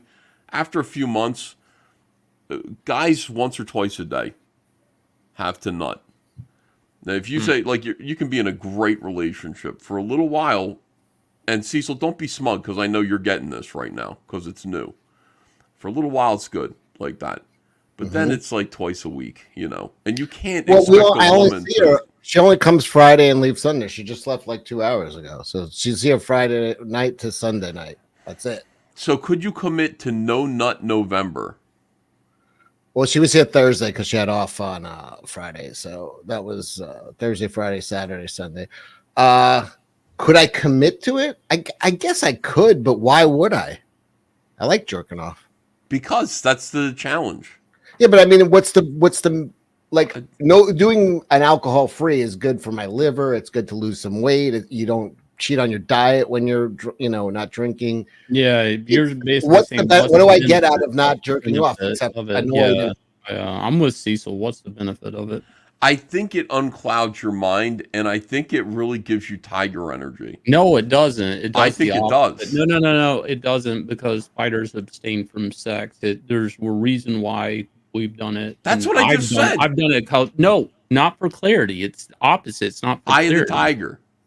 It's not for Aggression. that. It makes you angry. And Yes. it raises your test. That's not clarity. Anger is not clarity. I think anger and testosterone is clarity. You're in one. Anger is situation, It's No, saying the world anger for That what it explains is. a lot. Yeah. I got to clear my head and get out. Yes. It's recognizing things. No, because okay, go ahead. For that said, Mike Tyson never did that. In his documentaries, he said he never went along with that because he didn't want to be distracted when he was training, so he fucked all the time. So much so he went into certain fights with gonorrhea burning up. So he went into fights with STDs. I wonder if that works, because they do that with pit bull fighting. Is they will, right before the fight, they'll actually make they'll like put hot sauce up the dog's ass or gunpowder or just something to make the dog completely flipping out, like angry because it's in. And I wonder if gonorrhea on so yeah, I don't remember the fighter's name, but you'll remember the meme of it. It's when the dude, he's a taller white guy, I think it was in Japan, and he's kind of going back and forth like that, and Tyson's eyes are just following him like, oh yeah, that guy, and he's sweating. He said he was burning up with gonorrhea right then. And I think did he knock that guy out in like the first round? Yeah, his name was like Nutley or something like that. I forgot. Nutley, knocked out Nutley. What was his name? So it was not Nutley. Something like that. Danny something. What the fuck was his name? Someone in the chat. He was a big fucking lunkhead. He fucking. Well, he said he had to knock him out so quick because he was burning up with gonorrhea so bad. He had to go to he clobbered the shit out of him. Yeah, that is insane, dude. It wasn't Nutley. What's his name? I'm fucking not Buster Nut. Buster Nutley. Ned Nutley. Now he's fucking with me. Come on, man. Ned Nutley. The big yeah, white... but you see what I'm saying? People are saying that if you don't nut, it'll increase your testosterone. Coomley. Coomley. Well, so maybe you go like McNeely. There we go. Thank you, Peter McNeely.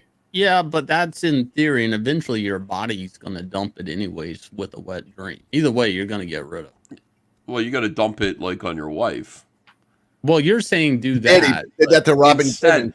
I'm saying like you have to know that like the normal routine, you gotta switch it up for November, and it's just got to be like all either you maintain either you're not releasing or I it's your disagree with wife. this. I disagree with this because you're just going to cause a baby boom with this shit. You're just going to cause a bunch of women to end up pregnant 9 months later. What's wrong with that? That's good. I mean, Well, not for no, if us, somebody but wants to do that, sure, but like, hey, no nut November unless it's you know, Well, conjugal. that's a Gavin McGinnis thing from back in the day. I remember listening to years ago. I love that He'd guy. be like, "Stop jerking off so much. You lose your drive. You get." Well, there's a certain thing to that. Is that a lot of your ambition comes from wanting to get laid. You know what I mean? Like basically, anytime you see a tall building or a bridge or something, that was a guy who wanted to get laid. like we do shit because that's the sex drive is the fucking is behind a lot of why we get up in the morning. Make dude, nobody got laid from building a bridge. What are you talking Yeah, you about? do. The world was created fucking, trying to get laid. Don't tell John Malin that. He did build bridges. That's what he used to do for a living. He'll tell you he probably met the most guys building bridges than Right.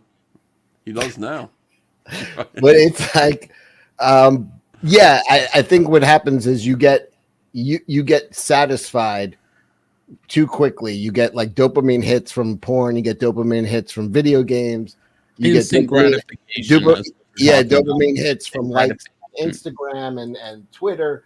And then these guys have no drive to actually go wife up anybody. But that is to a certain point, but then also is not worth it for like guys. They're looking, men are analytical. They do the math. They look at what it would cost to have, 2 kids in a house today. And they're like, that's out of my range. Like to live like your parents right now, you have to be a millionaire. To just live as a middle-class family did in the 70s, you have to be a millionaire. And guys are just analytical and they're like, I can't do that. So I'd have to give my kids a worse life than me. I'm not really interested in marriage right now. And even if I was, and I busted my ass, this person for any reason with no fault could take half of my fucking life's work. Men are analytical until they fix the system, like with divorce and shit. Guys are just not. Why would you sign up for this shit? I mean, I do feel for young guys, but yeah, they're jerking off.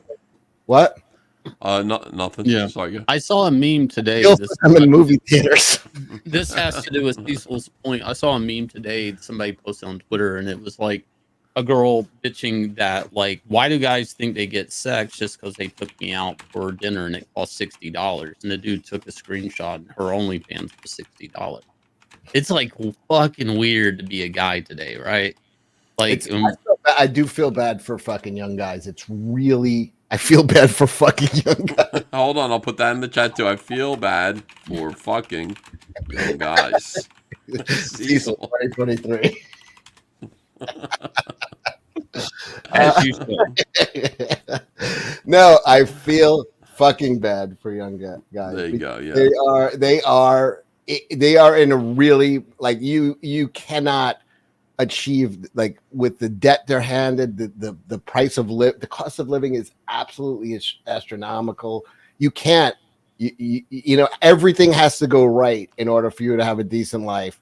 And like I said, in the 70s, a fucking bus driver or a cop could have 4 kids, a fucking, single family home in Queens with a fucking, pool in the backyard, take 2 vacations, have a wife that stayed home on a fucking bus driver salary. To have what I just explained, you need to be making a few $100,000 a year. They're thinking of the honeymooners, and they were living in a shitty apartment. Yeah, and they had nothing. So I don't think that's true. I said that was the 50s, and I don't think a plumber, I don't think a what was a Norton, a plumber and a bus driver, I don't think they'd be as It wasn't a plumber, it was a sewer worker. I don't think a sewer worker and a bus driver would be as poor as they were portrayed in the Honeymooners, to be honest. Yeah, the sewer worker was doing better. Norton actually had money for a TV. Ralph, he couldn't afford a TV. He said he was saving up his money for burial plots for the 2 of them. You know, that was. I love that show. How Dude. grim! I love the episode where they fucking accidentally drank grape juice and got drunk. Yeah. Like, yeah, a sewer worker and a bus driver don't know what wine tastes like. Get the fuck out of So here. Those guys innocent. were drunk their whole life. They were. 50s were a better time, man. Men came home, you know, they smoked, they drank. They That was punched just a holes in much the better time. moon. That At least- one, Chris Rigori says, to be frank, at least Cecil feels bad about I it. feel bad for fucking young guys today. Yeah. But yeah, it's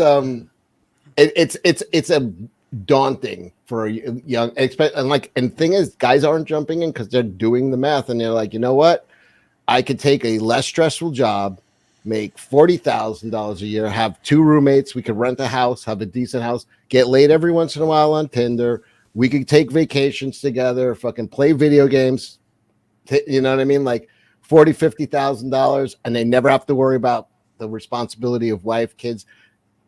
It sucks because it's going to be the death of society, but that's the way they've priced it. They've priced it out. The American dream is gone. Middle class has been killed in the last 4 years, or in the last, since, you know what I mean? Absolutely, it's impossible. You got college debt and fuck. It's done. You do the math. It's impossible. People didn't have $1,000 cell phones while claiming to be broke in the 1970s. The Samba Go-Go. That's true. Yeah, but they're doing that because they're foregoing marriage and the other things, and they're like, you know what? I'll get the new video game. I'll get the phone. I'll do this. I'll do that. But $1,000 phone that you're going to use as part of your everyday life for the next 2 years is not that expensive. It's $1.50 a day. You know, if you have it for 2 years. So it's, it's worth it for them. It's not that big of a luxury. I get what you're saying. It is pricey, but if you're not paying for kids and a wife and all the other shit, and you have a few roommates, and then you get a few fucking nice things. That's what they're saying. Hey, I could play Call of Duty all night, never get yelled at. I could live this fucking forever adolescent lifestyle. I could jerk off to porn or grab some fucking slut on Tinder every so often, and they're living like adolescents. I get it. Like it's not good for society. I'm going to say that, but I totally understand the thought process behind it. I don't think it's good mentally. I mean, you're talking about a whole generation of people that are going through life really alone, like, you know, alone. Like every accomplishment, every bad bump in the road, it's themselves. Like there's nobody to share anything with, really. Yeah, I think at some point you're going to be like 80 years old, and you know, it's feel like I'm dying alone. Yeah, I don't think people. It's terrible. That's why I'm saying. That's why I feel bad for them. It is terrible. They don't want to do that, but they're doing the math, and they're saying, I have to break my back to make a few $100,000 to get, you know, to be able to have a stay-at-home wife, a couple kids, and a modest house. Is a rich man's dream now. Right. That's a rich man's dream to have a stay-at-home wife, a couple kids, and a modest house. There's no possible way that's true. There are guys who are doing it all the time. The idea that, you know, people get the weird thing about getting married and starting to have a family is that the minute you do it, your career seems to take off. I don't know why that is. Because you don't want to go home. The minute I had, you don't want to go home. In the working extra hours. The minute Terry popped out, I mean, I started thinking everything different from, you know, my whole career. Like everything looks different now. Like everything's about her, you know, like everything I do is about like what she will have, like what, you know, how well her life will be. I think it does change just the way you process information, like career information anyways. Having a kid, like it's a whole different scope. Like everything, just the perspective of everything just changes overnight. Ethan's perspective is ignoring the failures. Failures in marriage. I mean, I failed in a marriage. But, you know, you just, I'm just saying financially, you know, you can do it. You know, I don't think finances are a problem. Let me see. Are you kidding? Do you know what a house costs now? Yeah, but that's not the reason. That's not the number one reason dudes are sitting it out. The divorce rates and the fact that women take half your shit. I mean, there's a lot of reasons. There's a no fault. Literally, somebody could take claim to half of your life's work. I think that's the number one thing. We're saying I'm not happy, and a lot of these kids, you know what is the divorce rate? 50%.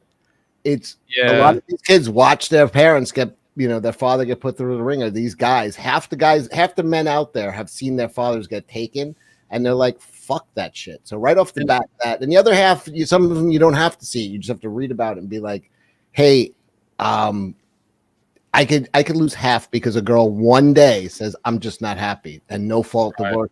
Like, it's not a fucking good system for men. Until they fix that, the divorce rate, the birth rates are all going to go, but they don't care because they're funneling hundreds of thousands of illegals across to make up for it.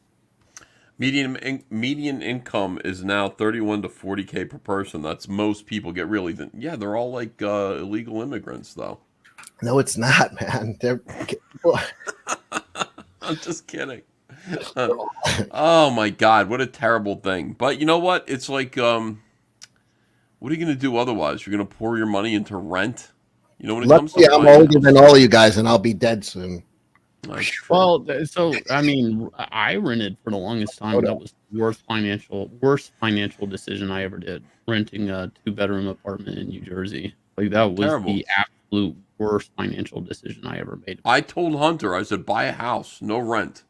Go buy a piece of shit house and put your money into that house. You did that a couple years ago too, right? So that's... Now, maybe if you're getting situated with a new job and you're only doing it for maybe a year or 2 years, like, okay, I get it. But like anything past that, you might as well just be burning money. Seriously. I rented for like the entire time I bought in 2007.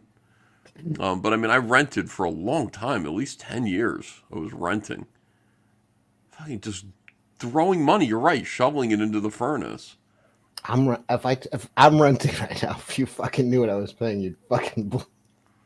No, renting today is super, super, super expensive. I mean, it's going up. Like, 'cause I was having to look at some apartments recently because there's some real estate in my family I'm probably going to end up dealing with one day, rental property. I was just looking at like where it is around me, and it's like, holy shit, this is what people are paying today for like a 1-bedroom apartment. And the worst part is if you get stuck in that trap, like you never have money to save up for a house because you're giving it to a landlord. It's like there's no wiggle room for saving. There's absolutely no savings. You see like a lot of kids, they make fun of them on TikTok where they're like, kids are coming home, they're like, I have no money for anything, and blah, blah. And it's like, oh, these kids, they don't want to work. And it's like, it is easy to make fun of them, but like when I worked, I hustled when I was young, I had money, but no matter how much you made, you could always save a little. You could, like, now with the way the rent is and food prices, they're telling you it's 7%, it's like 50%. The prices are fucking through the roof. Any money they have for fun or saving is gone. It's just to live to the next month. And it's disheartening for fucking young people. There's no way to get ahead. It's extremely hard. It's going to take a lot of luck and a lot of I'm really work. sorry that it's disheartening to you for fucking young people, Cecil. You did it again. What is going on, dude? It's like kind of like... No. Well, I have to be fucking young people these days, so I guess it's in the back. Oh my God! Yeah, but you're feeling guilt about it. Like the things that you're saying are like, I'm sorry for fucking young. No, people. I mean, I feel bad for young guys that I fuck and. Valdez D. Frank says, I make 3,400 DLS a month. Not much, but it's honest. Dollars a month. Why don't you just put a $sign? $3,400 isn't so bad. You could probably do it on that. I mean, it's about 40,000 a year. Yeah. Yeah. That'd be good if you could supplement that somehow. Like the thing about being a comic book artist is you can always supplement your income. Like, there's a page rate, but you can always do conventions, sell original art, commissions. Yeah. things Jerk like guys that. off under the 59th Street Bridge. Yeah, there's always something that you could do to kind of supplement that income. I guess most people can't do that. Leon's Law says, I bought my first house in 2021 making $12.50 an hour. $500 a month for mortgage. Rented it out the next year for $1,050 a month. See, this guy's smart. No, but the Yeah. prices went through the roof, is what he's saying. Like, you can't do that now. You can. It's nearly impossible. So And you get one bad renter, and you are yeah, fucking dead, because they could Eh. stay there in New York. They could stay there for years. The courts are extremely generous with other people's money and time. They're like, give them another 90 days to find something, and it's like, I'm still paying mortgage on this shit with no rent coming in. Like, and you're just the judge are handing it out like candy. Like, I'll give them another 90 days. Give them another. And all Cecil's right. And in the meantime, they're fucking knocking every cabinet door off and every hole in the wall. So now, like, when you do get them out, like, you have so much shit to fix up. That can happen with rental, like, for sure. Like, that can be an issue. Well, Camelot's in the chat. Shout out to him. I was like trying to send him the link to join us, but he's been banned off of Twitter. I don't even know what I'll his send it to him. You want me to send it to him? Yeah, I'd like to have Camelot in here if he can be in here. I can't remember what his fake Twitter is. So. I got him. Hold on. And John Malin also, who, man, John must be busting out godlike. I got to think that that's what he's doing. Gross. He must be getting that book done. That'd be good if he was. He's sleeping. Oh, you think so? You think he's sleeping? You can, if you can get a mortgage, it's always less than the equivalent property rent. Okay, interesting. Hold on a second here. Let me read these super chats. And I got, by the way, my super chat reader stopped here. My starred. So I got to go here. I saw a bunch of super chats come in. Most of them were making fun of Cecil, which is weird. Yeah, that is weird. It's just, like, why? Why make fun of Cecil? What, life hasn't done enough? I need your kick? Yeah. Patrick T says landowners get assaulted these days. Let me see. Ethan, I criticize your blatant use of Navajo art for your Vespis. Appropriator, says Patrick T. I wonder what he means by that. Navajo art for your Vespas? Yeah, Vespis. Like, maybe he thinks, like, the stripes look like Navajo art or something. That's interesting. Chuck Castle says $75,000 a year. Comicsgate, Juju, and Cecil, all I need. That's nice. Cider Hype says having kids should be more fun than Mario Kart. No, he means having kids should be more fun than Mario Kart.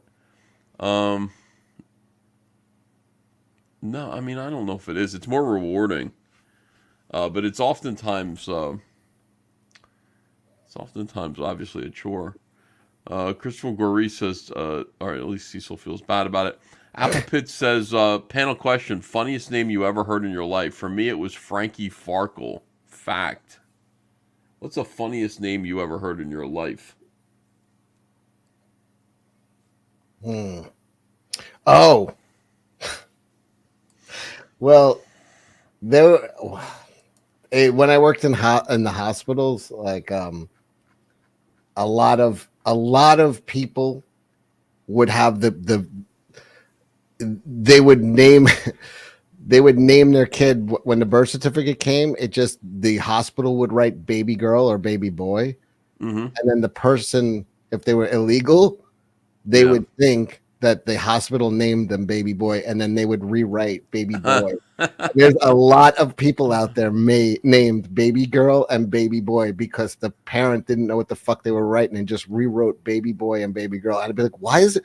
I was like, that's their name? Like, that is so hip, though. What? That's so hip. Like, what's your name? My name's Baby Boy. Baby boy and baby girl. It was like black and Mexicans mostly did that. And a lot of black people also named their kids after like beauty like toiletries, like Listerine and shit like that. Like a name like Listerine, really, for real, like Vaseline or something like. And and diseases too. My name's Chlamydia. I didn't chlamydia. And I saw I've met a chlamydia. Yeah, I was like, oh, that's you nice. met a chlamydia? No, you Yeah, did. yeah, I did. That's crazy. Chlamydia. It was spelled differently, like phonetically, but chlamydia. I was like, okay, that's nice. All right. So yeah, the funniest name I ever heard was Dick Handler, and it was just like I like that name. Wasn't that was that an athlete? I think he was in Hollywood. He was like he's a key grip. All right, hold on. Make more babies, says Cider Hype. Best Tom Hardy movie is Bronson, says Jody Hartz. Paul Freese says, would be nice to see some of you at Motor City Comic Con. It's 2 times a year. Yeah, somebody sent me a nice image of Jamal Igle, who gained back all the weight. I showed that yesterday. I thought that was really petty of me to do. I didn't see it. Could you be petty one more time? Yeah, sure. Yeah, Jamal Igle, he's out there. Like, I showed a picture of him. Like, have you seen him without being fat? Have you seen, like, the skinny Jamal Igle picture?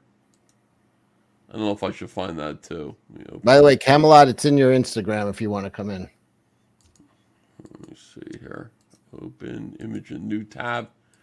Yeah, I just like that. I mean, it makes me feel better because I realized that, like, it doesn't really matter. The weight is coming back. I mean, people can work real hard and lose all the weight. Don't say that. Well, I mean, it's probably going to come back, No, it's not. Yeah, it'll come back. It will. I mean, it's just it's the way it works. I told you the other night I dumped a girl when I was younger because I saw a picture of her. She used to be fat before I met her, and then I broke up. That is how shallow I was. But it's going to come back. I mean, it's just inevitable. And by the way, it's not going to get better either. So here is Jamal having lost all the weight. What do you think of this? Yeah. We got a lot. We got Awake, which debuted. Now, why do we do this? We do this because Jamal is like really a relentless SJW and somebody who I'm gonna hates say Comicsgate. I'm gonna say he didn't lose that weight naturally, just because of the time. Because I remember when he lost that weight, it's like, dude, that's super fast. He deflated, and he was saying weird shit. He was like lying about his exercise. He's like, "Yeah, I just got off the treadmill. I just ran 10 miles an hour for 4 miles." And I'm like, no, you didn't. No, you didn't do that. Don't fucking lie, especially when you're obese. Like seriously, that's an athlete might be able to run that, not you. So he was lying about it, and I was just like, you fucking liar, dude. Stop lying. Last month, which is one of our new all ages titles, is about a young girl named Regan who has the power to heal planets, entire worlds. All right, so this is him as a skinny guy. Somebody went to Motor City Comic Con, fan of ours, friend of ours. Wait, that's a boring concept. He just said a young girl that has the power to heal a planet. All right, all right, you're right. Let's listen to what it says there.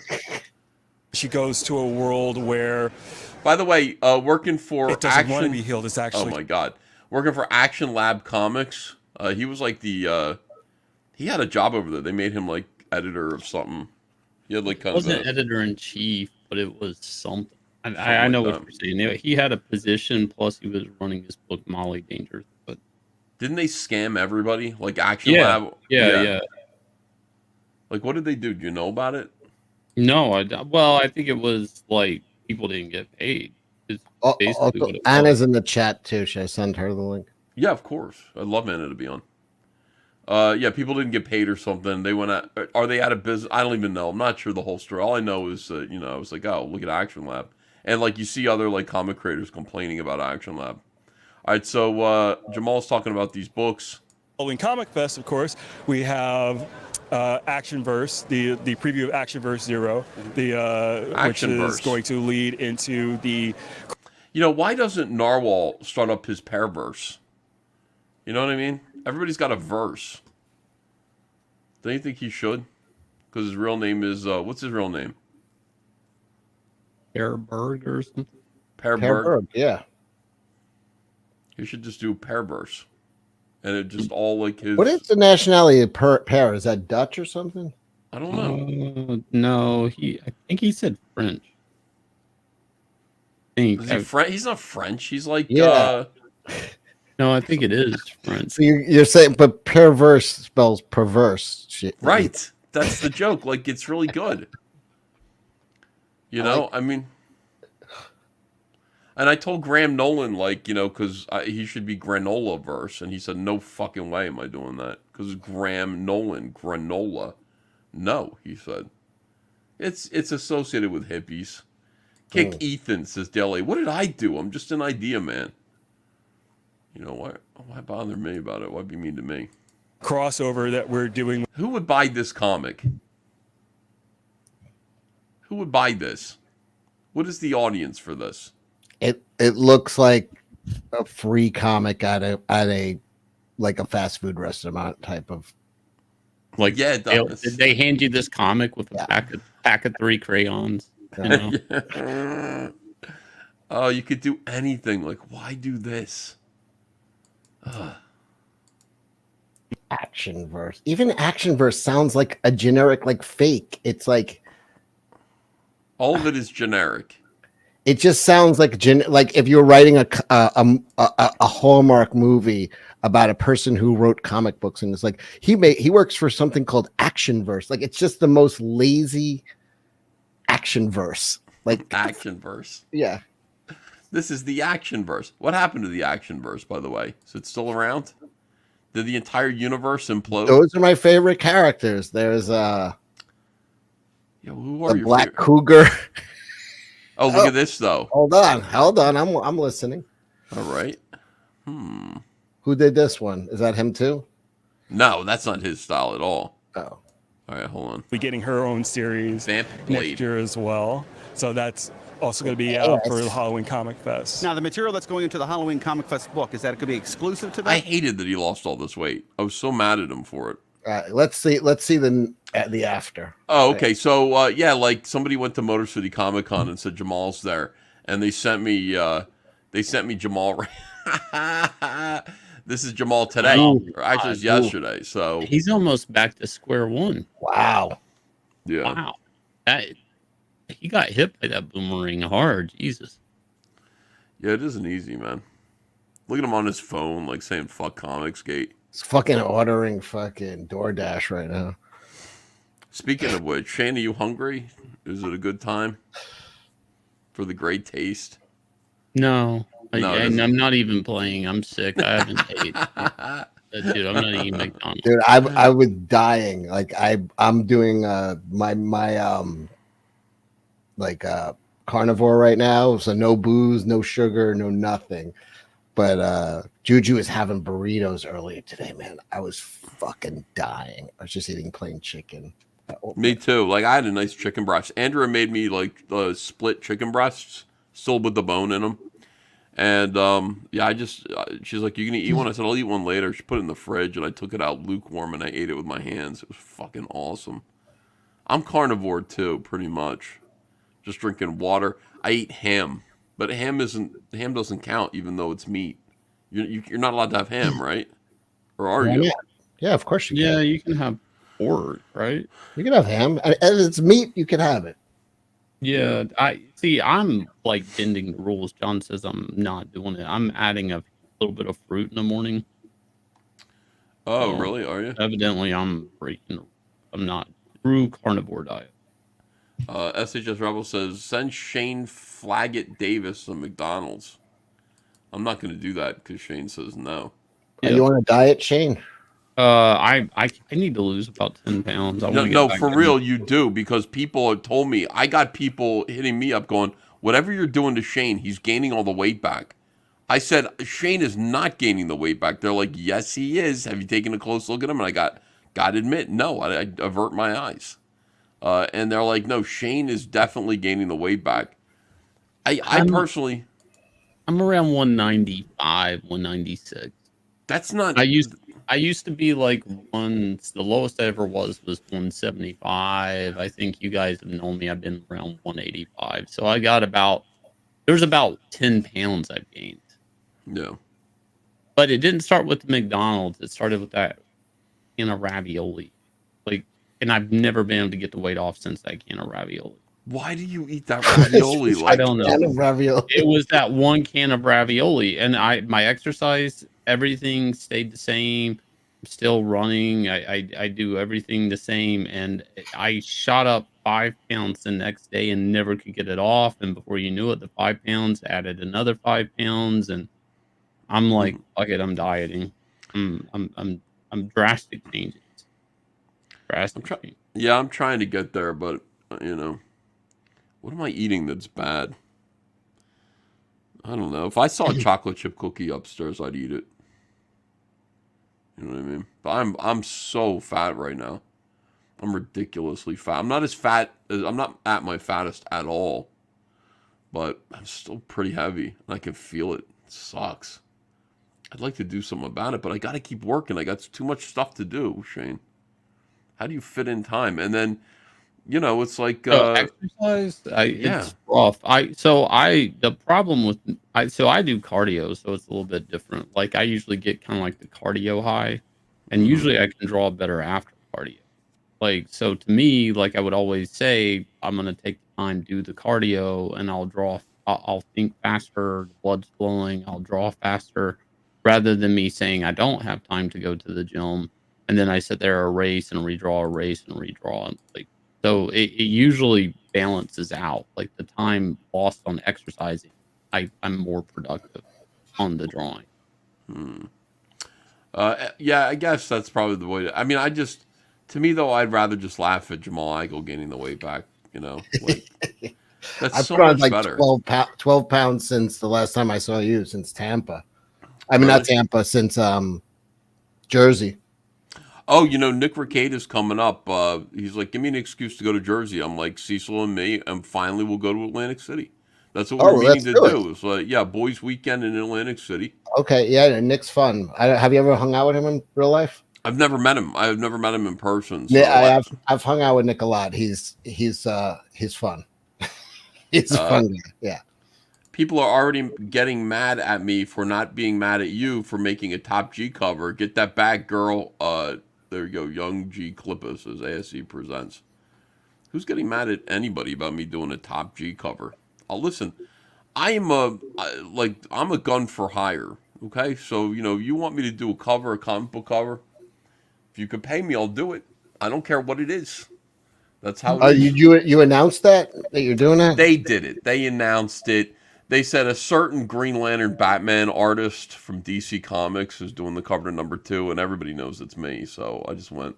Even my son found out it was. He's like, "You mean Ethan Van Sciver?" And they're like, "You're Top G." And my Hunter's like, "You're doing an Andrew Tate cover." Like he loves Andrew Tate. So Andrea said, "I don't know, Andrew Tate." She's like, she goes, I watched a bunch of videos. She's like, do something on the cover about chess. He likes chess. So I hid a chess piece in his eye, like in a reflection in his eye, very subtle. Hopefully he digs that. Which piece did you put in? I think it was a rook, but like I could lie and say it's a king. But a rook is the most immediately identifiable silhouette of a chess piece. Mm-hmm. You know what I mean? You can't put a bishop. People will go, "What is that, a butt plug?" You can't do that. Like, you got to do something that looks like, well, that's clearly a chess piece, You put a knight, and it's a knight would have been horse. Yeah. A knight would have been good. Yeah, a knight would have been good. Well, to be fair, every chess piece is potentially a butt plug. Yeah, I mean, even a knight, though. I mean, Jesus. Depends on the night. Depends on what night it is. All right, very good. Yeah, I like it. I was happy to do it. Oh, have you shown it? I showed it to Shane Davis. Oh, I showed it to John Malin, but he didn't say anything yet. Show it to me. I'll say something. You want to see it? All right, hold on a second. I'll send it to you. I mean, they said you have. They said you have 5 days to do it, which was 2.5 days for me and 2.5 days for the colorist. So it's a little bit rushed, but I still think. Did Kyle do it, or did you have somebody else? I'm having somebody else do it because Kyle's working on me, Shane, and John's cover. I didn't want to interrupt them. Do you want to say who it is who's doing the color, or? Jason Wright. He's he's the other guy that I use. He's Shane's colorist basically, but I knew him first because he colored Hal Jordan in the Green Lantern Corps for me. So he's been around a while. Like I don't. Somebody was having this conversation with me Did he work in the 90s a lot or I don't know if he worked like in the then came 90s. back? Like, because somebody was trying to tell me how long he had been around, and I was like, I don't. Maybe it was a DC editor. I might be mixing this up. We worked together. I don't know, for about 14 issues, I think, at DC. Yeah. So we worked together quite a bit. You worked with him for, you said, on the Green Lantern stuff you did, like the Rebirth stuff. No. Hal Jordan and the Green Lantern Corps. Oh. Remember, Moose Bauman colored my Green Lantern. Oh yeah. Rebirth stuff. Moose. Yeah. Whatever happened to Moose? I don't know. Maybe he's dead. I really have no idea. You know, Yeah. I haven't seen him anywhere. I haven't heard from him. I like it. By the way, do you like it? Yeah. It's like it's young Andrew Tate. He's still his hair. I got that. They're gonna do like year one. You know, like this is how I became the top G. Like when I first started, so it's actually pretty good. Like it's a lot like Rocky 4. They sent over all the pages that were done so far. Most of it's done. Then he's doing the whole training montage thing. You know, I wonder how Shane would do. Like Shane, would you be trained by Andrew Tate in fighting? Could you ask Andrew if he wants me to do a variant? Yes, I would. Do you want a variant cover? But it will be Shane as every character. Oh my god! Thank you. You're my muse. I don't know much about Andrew Tate. I knew he fought, but I never really followed his fight. Yeah. Like, I don't know a lot about him. All I know is innocent until proven guilty. And by the way, what is this? What happened to the Russell Brand accusations? I haven't. Remember how that was a big deal? A big thing. Yeah. That shit just evaporated. What was that? To shut him up. He was questioning all of the vaccine stuff, the Trump stuff, the January 6th. They wanted to show him, hey, get in line, or this is what we can do to you. But their reach is getting shorter because there's alternate Rumble, there's Twitter, there's free speech platforms that they cannot touch. It's pissing them off, but it's getting harder for them to crush somebody out of existence. So once they see they're not getting the apologies, the cancellation, this person, then they just go on to the next target. They were not getting the cancellation they wanted. They wanted They wanted the decimation of him. They wanted him crushed, defeated, thrown off every platform, and instead people rallied behind him and they said, this isn't working, move on. Yeah, Morgan Freeman had a similar thing where they tried to get Morgan Freeman. A bunch of these women came out and said, hey, you raped me. And he said, tell you what, I'll sue the piss out of every single one of you. I'll spend every single penny I have to sue you into homelessness for defamation. And boom, went away. That's it. Mm-hmm. Suddenly, no more accusations. Interesting. When people get accused of that shit, the first thing you type or write that comes out of your mouth is going to determine the rest of your life. Right? Tell me what you mean. I always remember the whole Chris Hardwick thing. I think I can't remember his response, but that was when the Me Too thing really took, where you could really see what happens on a public platform, because he was trending and canceled super quick, over a weekend. Anything, he was just done. It was just over for that guy.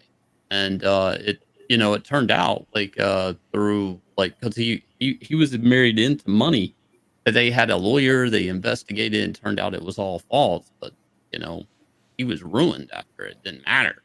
Did he apologize? I think he did. He wrote that's the thing. All these fucking all these media PR firms are like, oh, we're gonna do a rehab. You got to go out and apologize. You got to show that you're contrite. That shit's out the window.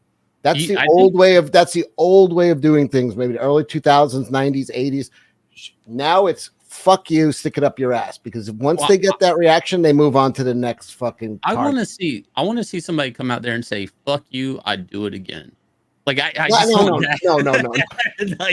just fuck you, stick it up. As soon as they get the fuck you, they move on, because they're like, we wanted you to fucking be in tears and begging for our fucking begging for forgiveness from us, which we'll never give, but that's what we want.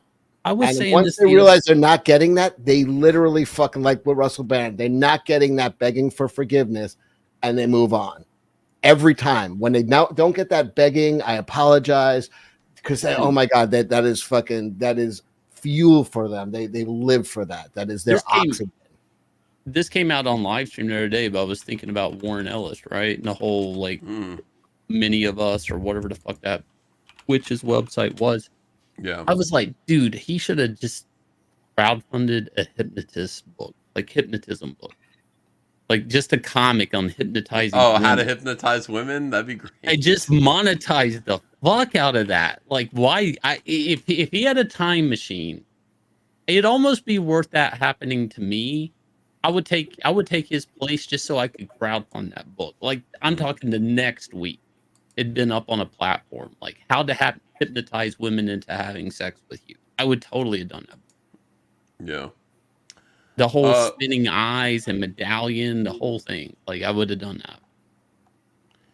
Just lean into it. I don't know. All right, now hold on a second. Somebody brings up Louis C.K. Like, what about him? Like, he's another Me Too person. He apologized. Right. And now they run him out of nightclubs if he tries to perform. Right. He should have been like, every single woman there was there on their own will. They were of age, and they're crying about it because they're like, you know what? Grow up.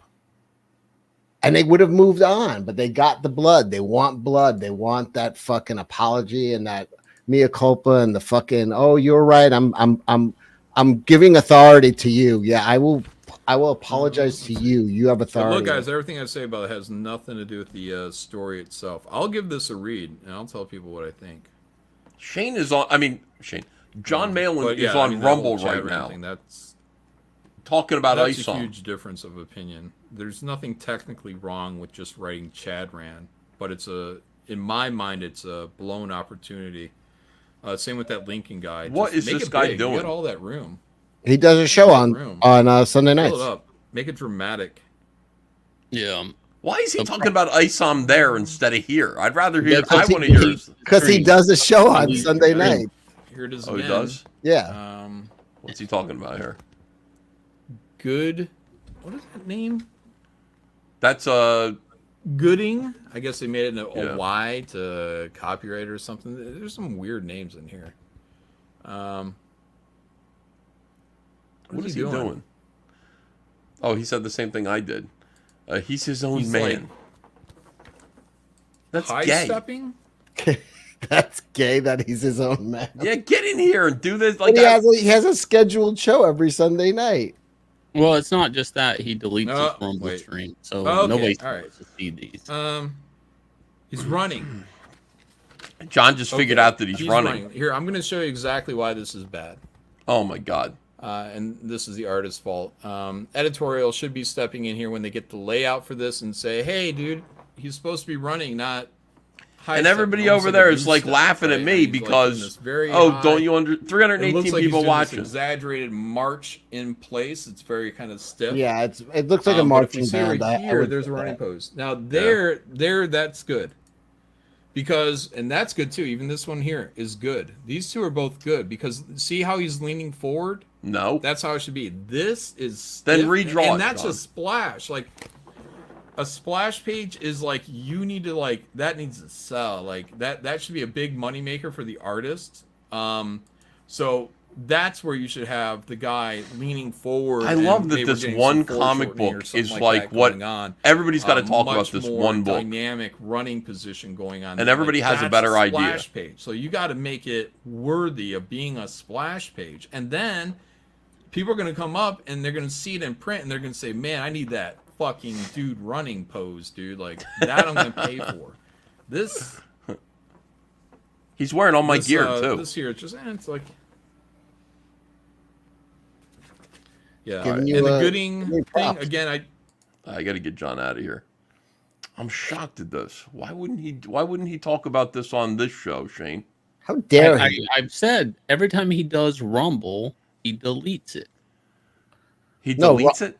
No, Yeah, Rumble. he takes the streams down. He takes his Rumble streams down.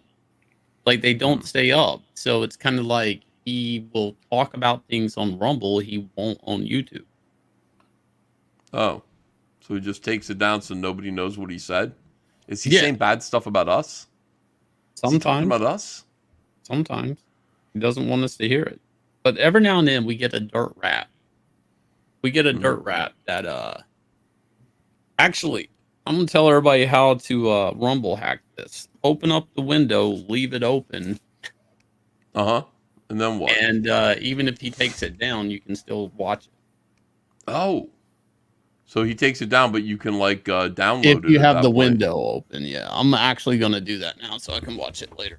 We got to do that. Oh my God, I want to see John talk about this shit. What do you think of this, Cecil? I like it. I like it too. Do you have a Rumble channel? No, I'm setting up. Nina Infinity's helping me set one up this week. I have an account. I have a locals account too. I know Nick and Camelot and those guys. They swear by it. You get a lot of subs, tons more views. I mean, my channel does really good considering the amount of subscribers I have. Like I routinely get over 1,000 viewers with 17,000 subs. So like Nick always tells me, it's like that ratio is insane, like that you get for live streaming. But on Rumble you just get way more views on the review because they don't push our content on YouTube at all. It gets buried. So we got to go to Rumble. We got to be like John Malin. If he's doing it, I got to do it too.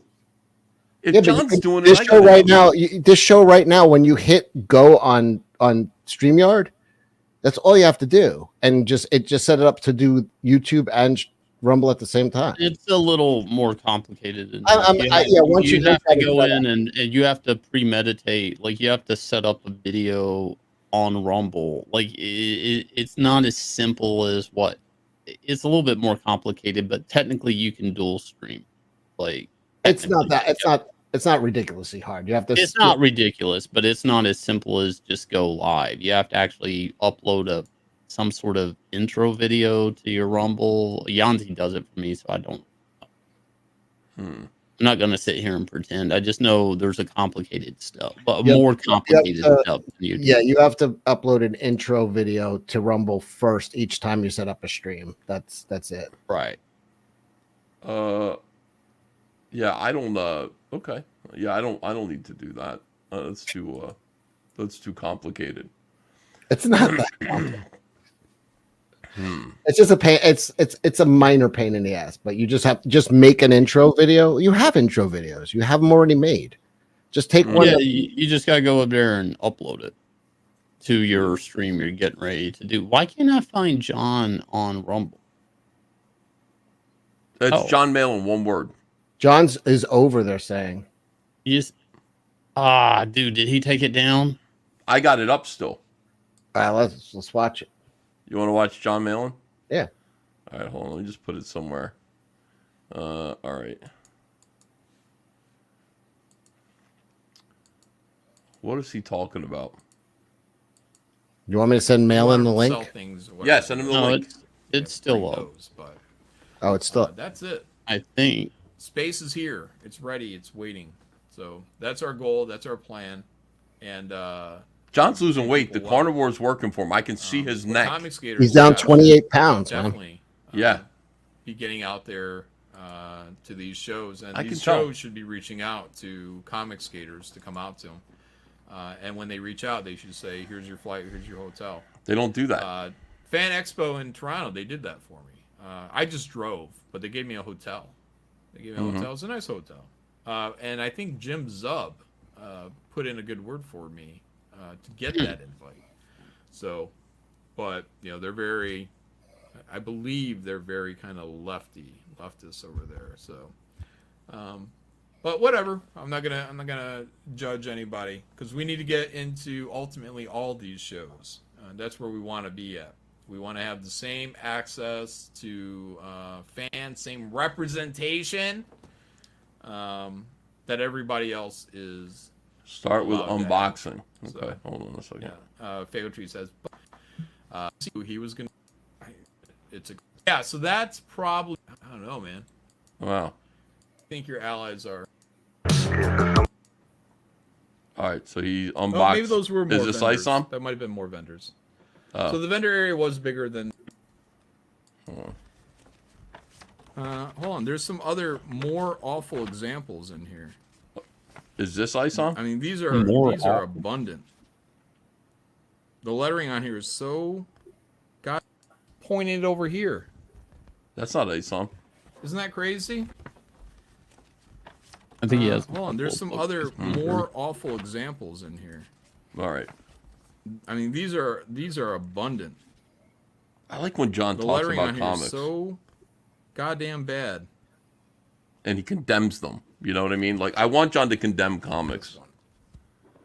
Oh, boy. This tail goes that way, so you should assume it's that guy talking. That tail just goes off kind of that way. This one goes back to that guy, but it's pointed at his Dude, don't nose. get John talking about lettering. And then He's this been one on a is lettering also bin, pointed at his nose. I've noticed that.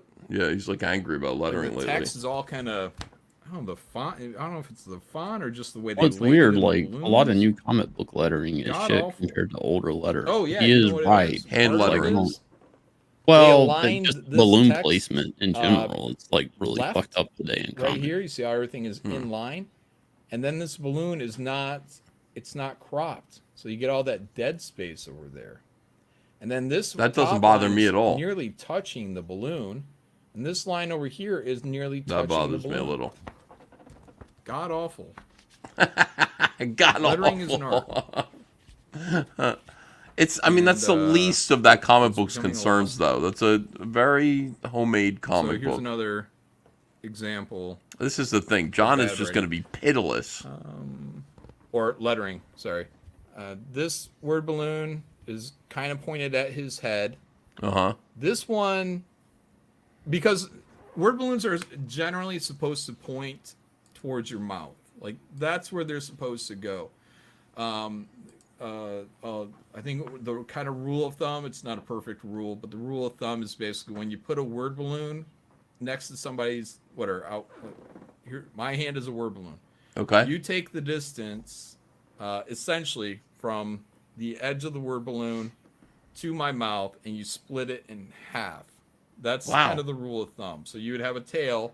So it keeps a distance from my face. You don't want the word balloon coming up into my face. You see what I'm saying? When He's the coming yeah, out like, like this a is Nazi, like- a word you gotta- balloon it's Nazi. it's a distance Fucking from unhinged. the thing, but you want it Yeah, it's going like to, you want it the tip. John and the his line- the magic visible word line balloon continues rulers. Who gives to a the mouth. shit? That's John essentially does. what we want to do. Doesn't mean that tails couldn't be. He went off shorter on or this longer, with depending on me what the other you need to night do. for like I But don't know, because maybe it was a these don't month or even two ago point now, at like for mouths, about half this one hour. And points at his he's like at bone. one point I thought he was fucking This with one, me, but because no, there's he's no really accuracy into here at this. all. This one could. Why is he come reviewing from this comic book this this guy, harshly? But it might also come. Where's Isam? Hold on a second. Did I pause it? Superhero has an origin. That's my stand. Great, I guess, right? Because we do get Here it damaged comes. packages from time to time. Fragile. God damn! How many copies did you order, John? As I slam it. Wait, John- did he? Hey give guys, him let a me tell you, copy? I'm gonna be as truthful as I can on these opinions because some of you might remember I opened up. Oh man, almost cut the arm on my chair. I opened up Gabe El Taib's Truth, Justice, and American Way like a month ago, and it was actually really good. I was actually pleasantly surprised with it, and yeah, Gabe. Yeah, I heard him. He was out there doing a video. I was listening to Ethan the other day and Listening to me instead of being on my calling, show. What was your favorite part of the book? A gotcha question. So, I mean, that's clown world shit, guys. What is your favorite part of the book is not a got you question. But normally what as a comic book fan, if somebody would ask me that, what is your favorite part of the book? I would actually have like a general answer. I'd say the art, like it may not be anything specific, but when I talk to comic book people, what was your favorite part of the book, man? Unless maybe it was like a large volume like Kingdom Come. Or it's just your friend asking you. Whatever. I would just generally say About your book. All right. Let's see. Oh, look at that. Did I order that? I don't know. I got a hat. Isam hat. John, I need you to wear that. Back. You Pong since 1974. I don't know what that Did means. Eric gift him a bunch of shit? Since 1974. It kind of looks that way because I think Nice. John did a cover. hat. I Another could be hat. wrong. I'll take it. I had to Right there with buy my, my fucking I didn't get cover. anything. Are you I got fucking kidding me? Yeah, I didn't T-shirt get extra anything. large. Did he buy this? He better have I bought must have this. known that He I was said he gonna bought be it. when I ordered Okay, good. Let's see what we got. If that's the shirt that says Catch Street, I gotta see John wearing that too. I don't see I saw John that buying as, all like this. cash grab That- for a second. Oh, okay. All right, that's cool. That's his favorite artist. That's Kanan White. No, it's What not. does that? What the fuck does catch Sorry. street mean? What does catch Is that street black mean? slang I'm not up It on? means I'm throwing you out on need your to catch ass. Some street motherfucker. It means I'm, knocking you Guess out. that would make sense if it's like You're gonna be on your back on the if I was street. gonna beat your ass into the street and I'd say you about to catch street, motherfucker. Like catch hands. John is so urban. Sometimes it frightens me. Yeah, well, that's how he was able to write, Am I being ignorant Black and Riding Hood. bigoted right now, guys? Sometimes I think there's a black man Are you inside of using money John. on that? L. Sometimes there is. Fake Tree says, wear that next time you're on stream with EVS. I might. That might be funny. You got to do it. But here's what does matter. Here's the book. That's nice. Yeah, that's a nice thick Gemini mailer. It looks like. I don't know. It might not be an actual Gemini mailer. I think it'll probably say so on the inside, though. I hear pounding noises. If it's not, I'd like to know. And it's from, okay, it's where John. you got it from. Yeah, he's That cutting looks open like the that box. could hold thick ass Hmm. packages. Yeah, this is different. All right, so there's a little cover on top of the books. And let's see, here it is as I open it up. First thing I see, Shane Davis cover. He got your cover, Shane. That's the $100 cover right there, by the way. Oh, okay, yeah, this is just a box. Shane, he's such a Look, good it's just a friend. box. You know what I mean? He bought my $100 Oh, cover. it's- Yeah, you know he it's- did. let's You look know at he the loves box, you. guys. But look, it's not a Gemini mailer. It's just a box. I hope That's to good. God he bought this. This is That making may me be mad. like from Uline or something. I think it was Ethan saying that Uline, you can just tell them like your custom box dimensions, and they'll give you custom box dimensions. Absolutely, yeah. People are saying I'm scammed. No, I wasn't. I knew what I was paying for, guys. Okay, he did buy it. No, somebody else said gifted. $100 No, he bought Shane it. Davis cover. He bought it, Why is so that he knew what he thick? was paying Is that for. the book? I felt like there was 2 books in here. How many pages is this? Let's look at it. Got my $100 cover out in my greasy hands right now. I like the shine on there. It is nice. What is that shine? Is that? That's what a is hell. that? That's Oh, not he meant the. chromium. I thought he What meant is the, that? the black guy on the cover. Jeez, Wow. And that's old school, Anybody know right? what that is? That's that's old Italian. yeah. It doesn't look chromium. It doesn't bleed through on the other He holds side. it up and goes, "What's this shine?" What what's the shine on here? There's some embossing or debossing going on. Embossing or debossing going on there. I can feel it with the brick. Somebody fucking clip that. Holy shit. Somebody said a 9.9 of Shane's cover sold on eBay for $20. Foil? Is it that just true? Foil? I don't know. That's not what I think. don't of know. when I think Maybe. foil. But I like it. I like the shine.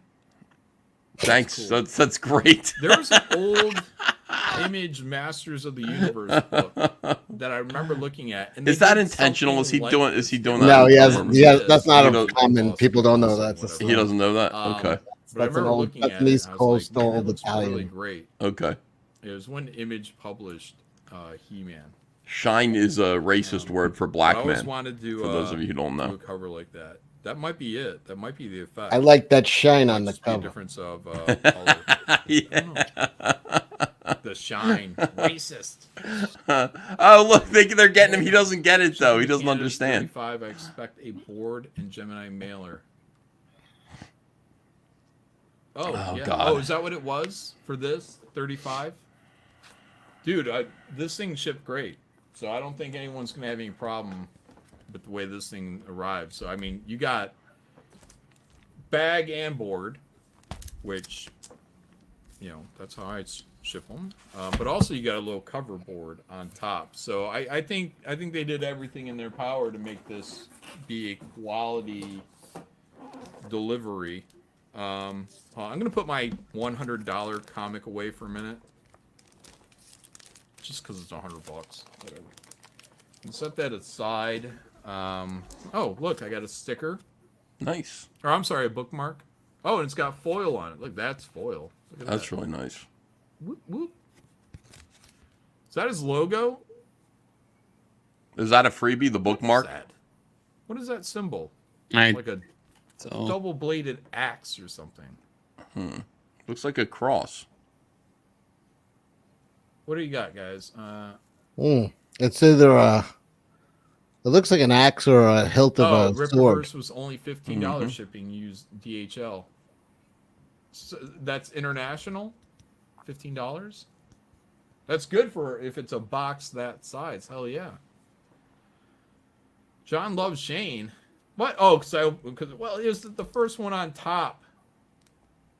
Fago tree. But yeah, I don't know what that is. That's not the letter I. Oops, that's not the letter I. It's not. Is that Isam's logo? Ripperverse.com. Oh no! Oh, okay. I got it. I know what it is. It is the letter I, with a cross in the middle. Lawsuit with a cross in the middle, and then these double-bladed axe things are the circle. That's a circle going around an I. Look, I've had this problem. That's my critique with Ripperverse. Their iconography or whatever, their logos are confusing. In that one, I thought that was a double-bladed axe. I was like, what is this? What's this? Like, what is this whole shape thing? It's confusing me. It looks like a razor blade my refill. White mind. But also, and I brought this up to Eric July on a stream once, and I thought this was a bell, like a ding ding, you know, order up, ding bell, Like a or, Billy Tucci bell. you know, like at a hotel, ding, because it looks like a bell. It's got a little nipple up on top there. It's a And hat, the lightning right? bolts I thought were the sound. Yeah, but it should have been angled. And then he told me, I think he Yeah, said it looks like a Mercury hat, but no, it's a hat. Well, it just should have been twisted different. a little bit. Yeah, Why is a baseball cap like Eric's logo? Because he wears a baseball cap? Baseball cap. So does everybody. But that's like a knife, right? Kelsey talked about it, or whatever, pulling a knife, right? If you point a knife, if you point the blade of a knife at somebody, No, I they said don't that when actually Kelsey see pointed the a knife They- at me, you would John. see kind of It like a wasn't straight Kelsey. line where the blade is. You know what I Right. mean? It's when you put it I into a said certain Kelsey angle, now Shannon you pulled see a the knife on me, right? So if and I at the point it angle I straight couldn't at tell you, it was a you'd be knife. like, huh? What is that? in Until your he hand? said, "I You got a didn't know it knife was on you, You're like, what is that in motherfucker." my I was hand? like, "Oh." You didn't Well, it's a realize knife. it was a knife. But you don't Didn't realize realize until you or see it sword from a was little off. bit of an angle. So with that Ripperverse thing, it looked like a ding bell. I'm like, ding bell, like Service, really, please. ding. Maybe that's what it is. It means good service. Yeah, but it's a hat. Fago tree. It can work. It can be both. Works better that way. No, I'd say it doesn't work better that way. If it's a hat, make it look like a hat. Turn it to the side ever so slightly, or some other direction. I don't know. I don't fucking know. Okay. Anyways, Why is John so critical of everyone? I'm like, what are these things? And then the lightning bolts like connected. Why wouldn't you leave a gap? Is it like a Hermes hat or something? Right? Like, are the lightning bolts attached to the hat? Why isn't there a separation, a black line separation of these lightning bolts? Because then I can at least say, okay, well, that's the shape. That's the clean shape of It looks like an electric bell, bell now that but John points it it's out. a hat. So it's just, it's confusing. Just like this is confusing. I'm like, what? What is that? Double-bladed axe? Now I'm grumpy, Fago Tree. No, guys, I'm just telling you, right? Like that's kind of the thing with like. Why is John Icon. like this? Like, you Just want let to it go. Have, like immediately recognize. You want your customer to immediately. I think recognize John's what they're looking OCD. at, 'cause these are like Yeah, he might be a little shorthand bit. symbols. Like just listening to the But balloon it's thing, over- we would have told him it's to be overdone quiet. To the point of, I thought it was. Plush says Eric And I likes thought the other flash, thing hence was bolts on the about- hat. The other thing was underdone. So okay. Anyways, enough. That see, those are my criticisms so far, guys. Detractor list. He hadn't even cracked the book, and he's Oh, a you're detractor. agreeing with me? Yeah, he's already a detractor. EBS cover. Look at that. Oh, he bought my cover too. Hmm. How's my Same, cover but selling on the thick. secondary It's market? in silhouette, Anna. You can't argue. with Isam number 2, Let her go Skyver. Sometimes, you know. Sometimes it can be funnier that way. Sometimes. $50 for two copies. $50. Yeah, I will say these books feel good. But it's a $35 How much do these book. cost? What was the price of this one? Was it Yours is $35 or $50 on I think it eBay was right now. 35, right? Yeah. Yeah, I think it was a $35 book. It looks good. It feels good. Regular gloss. $39.99 gloss here. Lamination or something like that. For near Good mint. book. Feels good. The page feels all right. It's probably like 80 pound, $35. Fago Tree. Okay, yeah, yeah. So the interior page is probably 80 pound gloss. My 80 God. pound is a good Talking size. about fucking It's probably autism. compound God's sake. paper. But You yeah, can like go thicker. seriously, you know, I don't. This is like delaying the inevitable. Just talk about the comic book, please. Oh my God, Actually, it's like don't people talk about open the up. packaging tape. They talk about the packaging. They go, look, there's a piece of cardboard on top of it. That's good. It got here safely. And it's like, I can't believe John's behaving like this. This is like what every single YouTube video is. It's like they're afraid to like just get in there. Get in there and talk about the comic, John. Or I'm going to fast forward you. All right, thank you. Like I think the original Graveyard Shift was, God, it might have been 90 pound or 100 pound. Oh my God. With a double page spread, and you would just be like, wow. All right. That's cool. Like in 3 pages, you get an immediate wow. And I will tell you guys, if you want to pull those off, if you want to do an exciting comic book, visually exciting, just do that. And you can do that on every single book you do. You can do page 1 is setup. Carbon Heart Page says he 2, relaxes double on page Rumble. Spread, He does. something is wow. And then in the first 3 pages, you've already gotten one small reaction out of your customer, out of your reader. You Read pause that, that for read that super chat. Yes, this reminds me of Simple it. introduction Welcome to page, John Malin's and then Report of the double Week. page spread. Yes. Wow. Thank you, Back on. Dexy's Then Castle somewhere in there you Runners. wanna Perfect. punctuate with another splash, maybe another double page shred somewhere in the book. If it's only a 20-page book, you may There's only this guy- have one other. He's gonna open the book and go, okay, Isam, going in. Going in. There's this guy who rewrote Isam and reorganized it, and he made it so good. Shane, have you seen this guy? Yeah, I've seen it. Hold on a second. Is that John coming in? There he is. John was raised by the wolves. What's Where's up, John? my intro? Oh, hold on a second. Let's do that. Everybody likes it, after all. Where is it? Right here. I was raised by the wolves, 8 to they fool. Run through the night, playing with your life. Going against the pack, that's risking your life. Better play it right, yeah, you better play it right. I got loyalty and blood. Hey, It's like a John. rap. That's like a rapper. Where's my damn intro? I know, man. I loved it. He's got his Isam hat on. Oh, my God. Hold on. John, What? you This- look great. This is just what I wear. It's what I regularly wear. Catch Street, John. Look at that. Hey. You ordered the wrong size shirt. You shrunk. No, it's perfect. It's extra large. That's what I am. Extra large. Shout out to Kanan White. Much love, John. Thanks for showing love tonight. Appreciate that. Who's you know. this crack ass? I don't know, but he's wearing better gear. I like the gear he's wearing in this. Now listen, here's the thing, John. Since we're in an Isam frame of mind, there is a guy. First of all, I want to thank Eric July for sending me all this cool gear. And you paid for it, though, did you not? I mean, you. Maybe.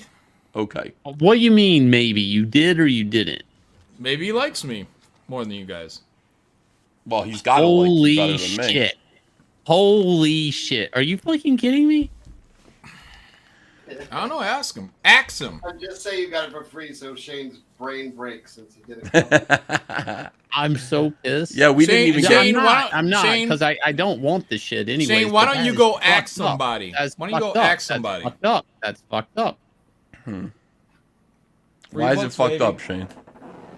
This is. Hey, John, did you read the comic? Free books. Woo! They're not. There's no way they were free. Free John. books. Why be jealous, Shane? Be happy. Oh man, should I announce my exclusive now or wait?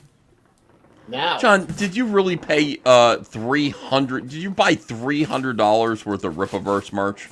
Hell no. That's what it looks like. The hat was what, and then the shirt. You got $100 Shane Davis cover. Then you got the other two. They were $35. That's $170 worth of books, not including shipping. And I'm gonna say the hat and the T-shirt add up to about $100. I'm gonna say you spent $300 on Rippaverse shit, John. How do you feel? You feel pretty good? Feel good. I want to thank Eric July for sending this to me. What a guy. Well, he had to send it to you because you paid for it. You know? He had to send it your way because you bought it.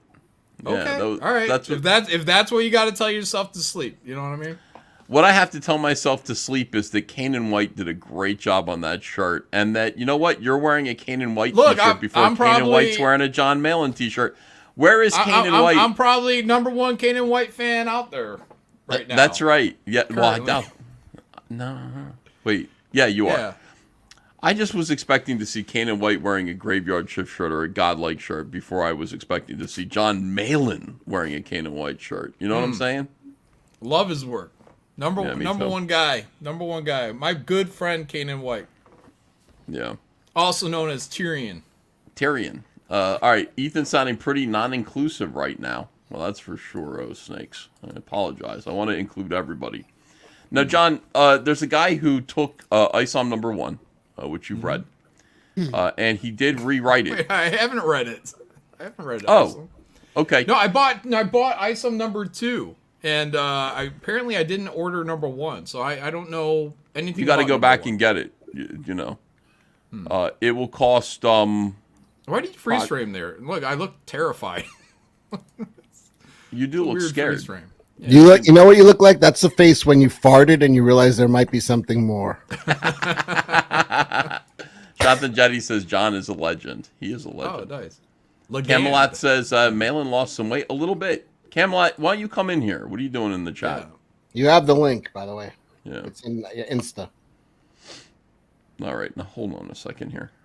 First of all, John, should we watch the rest of this? What do you say here? Do you do any redrawing? Do you do any redrawing? Oh, do I redraw any of the panels? No. Oh. No, it's up to you guys if you want to go through it. This is set to private, so when you turn it off, you may not get it again. Why did you do that? Why do you bother they making all go content? to private. They all go to private. No, they don't all go to private. I explained this to Ethan, but he doesn't understand it, John. I don't understand. But why are you doing it? It's the question. Because my Rumble streams are my Rumble streams. They're not. That doesn't mean they're not there for It's just me fucking bullshitting. Yeah, but you could get views and new people like watching. I don't care. Oh, so that's why I don't care is the reason. Right. Yeah. But you care enough to. Is that reason enough for you? No, for me because to justify my private streams. If you didn't care, you'd leave it up and be like, I don't care. But you I just no. The whole point of these Rumble streams is that it's the dirt. It's not meant to be rewatched. Too bad. We're watching Double it. page. Yeah. Here we go. What are you gonna do about it, honky? Nothing. All the room in the world. I think this is. I think it was. Oh, Ethan, hit refresh on this window real quick. I won't do that. Don't do that. Your splash pages, your double page spreads. You got all the room in the world to do those things. Yeah. But in the simplest terms, like this is the greatest live stream ever. I'm so happy about this. It's very slow. You're gonna bore your audience to death. This is John's new character, Autistic John. Definitely, there's always gonna be something that breaks the rule. If you don't do that, you still want to have a strong lead. You want something that's gonna visually. Can you there two-time needs to be this or something? visually in like that open. No. I think you're the one doing all the two timing here, John. Got you. There's enough two timing for everybody. Or Hold on a even second. as an artist. What? John really likes spreading things open. Noted. Says Harvey Dennett. Patrick T for 20. Eric is a business guy. A fan being able to be a boss editor shouldn't be a CG meltdown for EVS. Eric talks books and numbers. Mofo can't draw shit. Yeah, Eric really seems to be like a business guy on the comic book stuff. I told you. What do you want? And there's nothing wrong with that. Look, if Eric wanted to just be a point man on the entire thing, like getting Chuck Dixon to write, and who is it? Joe Bennett, I think, to illustrate. That's a good call. That should be a pretty good team. Did you see Joe Bennett's artwork for this? Yeah. Patrick T. No. EVS got pissed at me No, because some other guy. I haven't seen any of the Alpha Core stuff. Did Oh, Joe you Bennett didn't do see it? something on this? Didn't he? Wait, No, Graham not is for working on it too, right? No, Graham might be working on something, but he's not. When I asked him, he said, "No, I'm not working over there." So I don't thought he know. was. Why did I think he was? Because it's Grant. It's Mike Barron is working on something, and you've got Chuck Dixon, and you've got I don't know. That's about it, I think. All right, hold on. His Navajo art tag. You got on John the Malin. Bugs. Criticism is a one-way street. John, you got to do Bugs. the Like the Vespers? the Phillies. John, what are you working on, John? I can't talk about it. I'm on a NDA. Why do you keep? I'm on MDMA. But you just said you're working on them. I just can't talk details. Yeah, but you know just anything basically about- broke your NDA already. Navajo. I'm good. Art Lead ad. tag on the Bugs. Criticism. My guess is you're talking about the Vespers, the forehead piece. They all I'm have always those keeping weird it 100 symbols with you. on the thing. Yeah. And if there was a Navajo art tag, I don't know what that. I don't know what that would be. Maybe some kind of Navajo. No, John, symbol, you got but to if start there talking was, about I don't see detractors why, a lot. Oh, Call okay. us detractors. Why that would be a negative criticism. I don't need any of your gotcha questions. Harvey Dennett said, "Give it a Yeah. lick." While I'm here either. Oh, my $100 cover. What's your favorite part of Isam too, John? Fuck you. That's my favorite part. John, you are Yeah. going to be a rip-reverse detractor with these comments. Yeah, I don't know, only maybe, I guess. only farmers got Look, I already said the book. only farmers got I feel detractors. like for a $35 independent book, I feel like I'm getting my money's worth. John. The book feels great. Feels good. The art in general, on a quick flip Feels through, good, yeah, man. it looks sound. I don't know if the story is going to be one that really pulls me in. My guess, my first impression is that because I see a scene like this, I feel like I'm watching a TV show. And that might be fine. He might be saying, "Hey, here's my TV pitch," because there's page 3 and 4, right? Is that 3 and 4? 1, 2, 3, and 4. Page 5 and 6. It's more office stuff, but something's. John's working on the Yaida book. Off here. Are you working on Yaida, John? White guy It's Yaura. coming in to Yaura. correct. Yeah. These black people. These black people are probably up to no good. That's my guess. These black people are up to no good.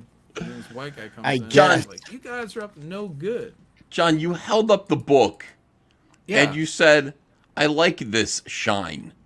And there was Yeah. a On picture the of a cover. black man on the cover. You said I like this Yeah. shine on the cover. Yeah. Oh, that's what you said. Yeah, John. Yeah. Yeah. Yeah. Okay. See, John knows what he's He doing. says, "You're only here because I allowed you to be." And then this is like an introduction. I like that introduction. It says Lincoln use bio. Ripaverse presents Black Riding That's a Hood made-up number name. 2. Yes. Projexis founder. I like the word Projexis and founder. I don't know what Projexis means. Use bio is a weird John in the name. I Isam don't know if hat it's is like killing me. What is it, an anagram or something where you mix it up and future. it spells something It is, different? yeah. But usually an anagram, it should spell something initially, but then like Alio card.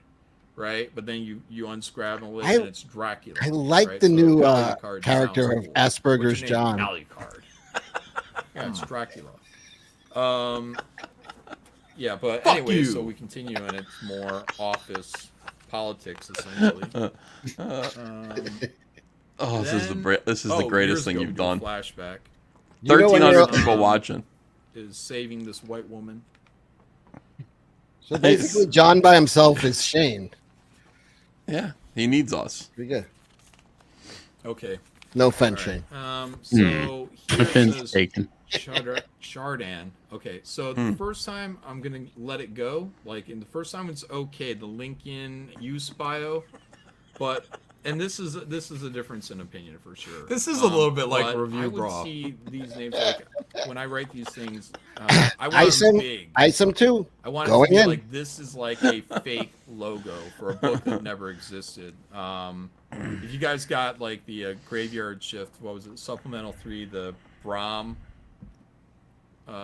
story written by Phil Diaz and drawn by Tommy Patterson. Like there's a character in there called Razor Wing, right? I think that was what it was, Razor Wing. But like I wanted the thing to be like a false logo, and while we were in there lettering, I had Eric like put these like cuts, like it was like the logo was cut by like a razor, so it shifts off. That's clever, but also it's big.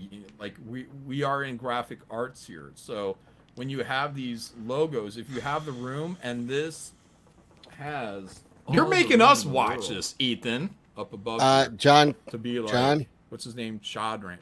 What? Cracker. Chadran. Is this going to be on the Big test? Chadran. Nice big powerful Pay attention, you might learn something. graphic. Shanta Jetty says Introduction John has won the to week stuff. already. That's true. And what it is here, it's okay. It's a little bit better than those like when we would read comics in the 90s, and they probably still do Spectrum now, Melon. where all they do is they just put a little caption there. I'm and not the it one says making you guys Chadran watch this. Or Yes, you Wolverine are. or Jean Grey right next to all because You put it on Rumble. We have to watch it. We're mailing completists. Here's Jean Grey. Here's this. Yeah, we don't want to miss a minute But of you. I like the drama. This is non-stop when you detracting, do something says like that. Samba So if Go-Go. you're gonna go, Valley you're Law gonna make says, a does little John have false logo cornrows here. under the hat? Oops. John? Here. Let me see if Yeah. I can zoom in a little bit more on that. Yeah, I'm all Okay. in. He's got a Right, flat it's just top and small. a fade. It's just small. It's like Chadran. That's who it is. Chadran. Who was Chadran? Make it Chadran. It's big. Yeah. I was not racist. That it. I like that you have to announce that is not racist. Yeah, there's nothing racist about that at all. It was just you saying make the logo bigger, to announce the new character. Action scene is not. I'm not in love with it. John, this is the nicest criticisms I've ever heard you say. Hey, thanks. Appreciate it. No, that's not a compliment. You're really Oh. pulling punches on it. Really? Wow. Why is it? I didn't read Isam too. Is it any But good? look, guys, No, everything I it's say that's about it not has the nothing point. to He's do like with this the action story scene, not itself. I'll in give love this a with read, it. and I'll Just tell say it. people what I think. But I mean, That's what your mom would say. But yeah, Yeah. You know what I mean? Chadran thing. That's a huge difference of opinion. There's nothing technically wrong with just writing Chadran, but in my mind, it's a blown opportunity. Same with that Lincoln guy. Just make it big. You got all that room. Fill it up. Make it dramatic. John, you're not wrong. This was a good review. Thank you. Okay, you got it. Here it is again. I agree with that. Good. About the What's that name? Gooding. I guess they made it a Y to copyright or something. There's some weird names in here. Trademark it. What is he doing? Yeah, he's running. Trying He's to like draw a person high-stepping? running, high-stepping from all different angles. It doesn't always work. Trust me, I used to draw the Flash. It is not easy to do. He's got to be hunched over though, with the shoulders back like that. It looks like marching. There's no. He's running. So running is the art of he's running. falling Here, I'm and gonna show catching you exactly yourself. why this You is literally, your body's falling forward. and this like, is the artist's fault. and editorial that should be what's stepping in here when catching they it. get the You layout are of hitting this the and ground. say, hey, Why don't you shut shut the the fuck fuck up? up? Running, not You high stepping, almost like a goose step, right? I mean, he's like doing this very high. Let the white man It speak. looks like he's doing this exaggerated march in place. It's very kind of stiff. But if we see right here, there's a running pose. Now there, that's good. Oh. Because, and that's good too. Even this one here is good. These two are both good because see how he's leaning forward? That's how it should be. This is stiff, and that's a splash. Like a splash page is like you need to like that needs to sell. Like that should be a big money maker for the artist. So I like hearing that's where you John's should have like the talk guy comics though. I leaning really forward, do. And maybe we're getting some foreshortening or something like that going on. Much He just more reenacted your dynamic cover, running Shane. position going on. Mhm. Like that's a splash page. So you got to make it worthy of being a splash page. And then people are going to come up and they're going to see it in print and they're going to say, "Man, I need that fucking dude running pose, dude. Like that I'm going to pay for." This here it's just it's like yeah. And the Gooding thing again, John, could you just like please settle down with the insults for 1 minute? Oh, even this bottom panel. Be objective. See this right here is a splash page. This you can turn into a splash page. He's running. He's got a forward lean going on. This is dynamic. There's fire all around. This is your splash page, or even this is your splash page. This is something you throw onto the reject pile. Like you get rid of this one. But that's at the splash editorial look. page. You say no, that is not dynamic. That is a guy who looks like he's doing some high step. So very small hits and misses here on the art. Then it's just more conversation. Man, this is boring. You want to watch this? I like it. I'd rather talk about You rap. kind of get these introductions, and then it just goes back to. I don't know. That's people my favorite talking. music, by the way. You like it? And that's good for TV. Yeah, dog. That's good when you're doing a TV show, when you're trying to pitch something like The Boys. Do you ever read the Boys comic book? Because every time you have characters sitting there and talking and not blowing something up means special effect. Using your superpower means special effect, and special effects mean money. So it's going. You like that, huh, John? Oh, here's Gooding. Gooding. Look, Dwight. big lettering, but it's for a company sign. My favorite Isam character is Dwight Gordon, 86 Mets. Here's Isam laying in bed, or on the couch. They call he had a much like a superhero. He had a code name. He was called Dr. K. Dr. K. Dwight Gordon. Comic Book Hut was like so close to being cool with us again, or for the This first is just time. like your And then very I made basic fun of his Mets. storytelling. No, And he got that's fine. so mad. It's fine. There's plenty of It's people Mets out there that are magic. just doing basic panel storytelling things. But I'm of the school of McFarlane, Liefeld, Jim Lee. I would want to limit this, and I would try to get into at least. You don't like that I'm gonna kill you fancier panel? paneling or something like that to break good. up Last that, panel's all right. that visual I would have changed it monotony, to "I'm gonna get you." that So- these slower shots have. I would have put a slur in there. Yeah. People talking. Which one, from Mexican or? Flipping. Here's a it splash of a building. I feel like an N-bomb Not is bad. I don't mind- multiracial. It can be If I used on have anyone. like this, I would keep. I would only keep this in that if my other splash pages are totally kick ass. Like that guy running should have been kick fucking ass. But when I see the guy in a very stiff, like I'm high stepping. Is he a speedster? That guy? Pose, like it. No. Like that was a failed splash page. So when you fail on a splash page like that, He's then Booster Gold. I get a splash page of an inanimate Meets object, though drawn Tony very well, Stark, not a good angle. but And like I'm not against this. I don't I'm not know. against this. It's just previous splash pages underwhelm. And now I'm just like, why are we giving the splash page to the building? I was waiting for me to say the review broth thing. And then I guess we're gonna see some immeasurably action. Looks like they're going into a disappointed or wrestling ring. whatever. John, does this bother you that he gave a splash page to an empty doorway with the wrestler that isn't coming out and just the audience? Yes. Or no? Yes. No, Yes. why? Panel What is- 2 on the next page should have been the splash page, and he should have been already out of the door. I talk about it here. Yeah. John says, "My disappointment immeasurable. My day is ruined." Thank you. Okay. I think he just does. He sees splash pages as like scene changes. You know what I mean? Which is one way to look at it, I guess. At least. Yeah. But then you Yeah, get a that's lot what of they do, establishment right? I shots. guess. They trash talk in the ring. You gotta do their thing. This guy looks like a stone cold Steve Austin. So he's probably gonna get his ass whooped. Oh no, he's just gonna go on for another couple of pages of conversation. Harvey Dent. John, you are detracting here.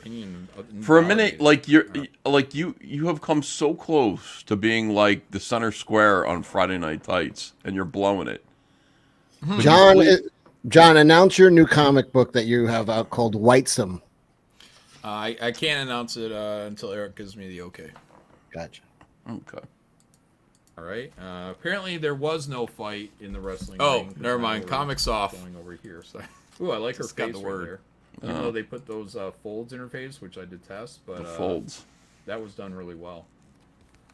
Yeah. Yeah, I'd still hit it. All right. Then we got some cars moving. This is good. This is great TV. This is not. It's not what I would consider great comic book storytelling. John. Oh, okay. Finally, something's happening. There's gunshots, but it's really small. It's. You got to take. And if Eric watches this, right? Whatever. How could he watch it? You How told could he him watch he's gonna it? watch Like this. Yeah. Your biggest. Well, moment, because Don't worry, John. where I we got are it. now. which would your I action got it. moment? Like what's the one thing on a page that you would turn into and create an anchor panel? Right? What's your favorite part? That's your big shot every single time. You got to Whatever's ask the yourself, most what's your favorite action, part on every page? dramatic thing on that page of script. That's one where you put an emphasis and you say largest panel on the page, be it panel 1, panel 2, 3, 4, 5, 6, 7, whatever one it is. You say this one has to take priority, and this one has to be very dramatic. Are you gonna read it, John? Are you look gonna at actually this- read this? hold on. If you look at I this, read one page. either one of these two should have. No, been I mean kind of like the priority. later by yourself. I guess they have bulletproof. Oh, yeah, I'm gonna read it, yeah. glass. Okay. It looks like it's just kind of talking. Yeah, Eric off on is the making window me there. for the job. But I would still have someone, and you have to think about this in the writing, right? Because the artist can only draw with the writing. But somebody's got to be like shocked, like, oh fuck, didn't see that, right? So you get some acting in there. I would have loved it if the windows would have broke. If the window would have broke, because you could have had one guy going, fuck, window broke. I know that looked real stiff. Oh, you'd be like, I'm using it window for broke. reference. And then you have 1,000 pieces of glass like flying through. Now nobody has to get shot. What's cooler, that they had bulletproof glass, or that all this glass is breaking and everybody lived?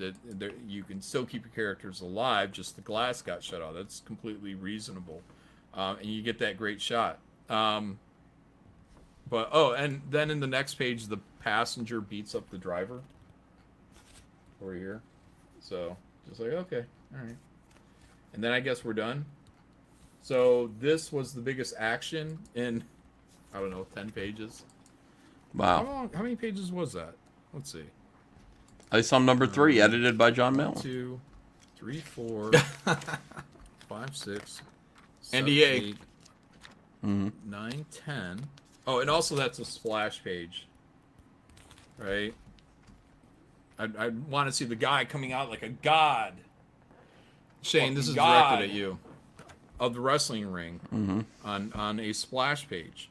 So we get this is our splash, and this is our entrance. That makes sense, This John. right here You have good instincts. is the beginning of what should have been this page right here. I was just The directed at splash. me.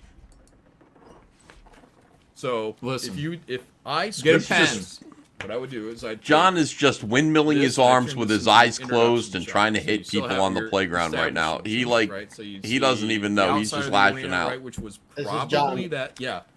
And these are only a page apart. So here's your big establishing shot. Then we get an introduction. I guess these are your commentators. And then you get another splash page, which is to an empty hallway. I guess it's to build up drama, but if you want to build up drama, right, again, you kind of go into McFarlane. For me, it's McFarlane. If you want to build up drama, Four talk to Ethan. panels. Am I right? And I would, Happy to do it. show Happy to basically help. This, and then panel 1. John's building and then up panel drama 2, I right would here. Zoom in Drama on farming. this door. Panel 3, zoom in on that door. Panel 4. Yeah, I'm on the edge of my closer seat. On that door, maybe I see these. What are these people standing right here? Mm-hmm. Panel. Then the next page would be this dude coming out, but I'd have him come out like. Yes. You get the two guys on the side, and kind of like that cover, right? You get two guys on the side, kind of framing this guy up like Xerxes. Shane. And What Oh, the yeah. it looked fuck fucking are you badass. talking But about? instead He's talking about the layout that you commit ignored. That much room to establishing Well, He's what comparing layout? Like- the layout oh, for our oh, covers. an Oh, environment, right? We already established our shot right here. It's the wrestling thing. Then we're inside over here. And then we get another splash page. Like, if you're gonna do it, you got to do it for the drama, and the drama is missing on that. So, look at these music notes. I was like, is that Jewish? Like, that looks like Jewish writing. Whatever. It's called Hebrew, John. Okay. holy Hebrew. shit! Was he trying to get the point across of Yeah, and then walkout you go music? through that whole the wrestling match, and then we go back to the girl in the car. Yeah, Yep. there's music. Yeah, he had it's music. about- No, 10 yeah, but he was pages. trying to imitate a unless you walkout count song splash, in a no, it's comic. more.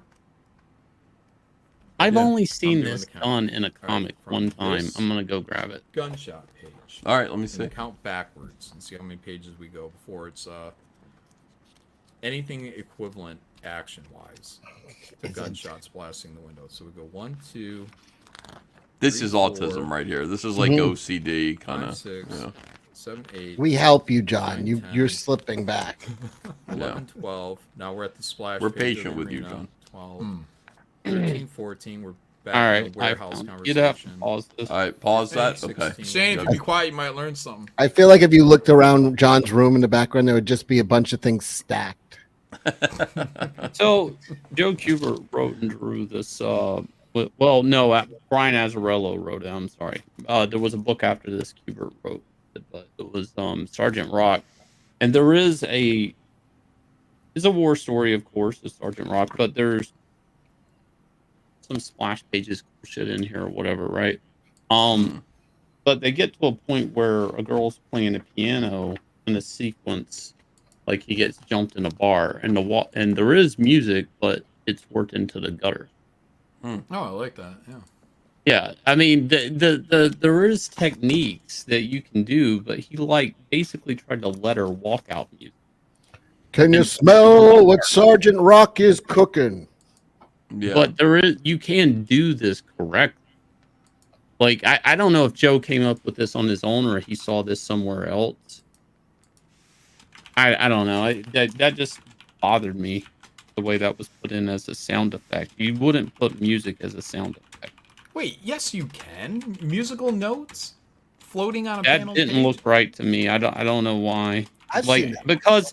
because comics is a world where noises happen, like a punch or a door slam or whatever. I just don't see music. Like it's already a language that illustrates sounds. I don't know. Like there's a way to do that. That doesn't make sense because there is a language for music. I don't know. Something about that page bothered me. That's it. I'm just Okay. saying I have seen that done correctly, not that way that was done. Whoever lettered that, no offense.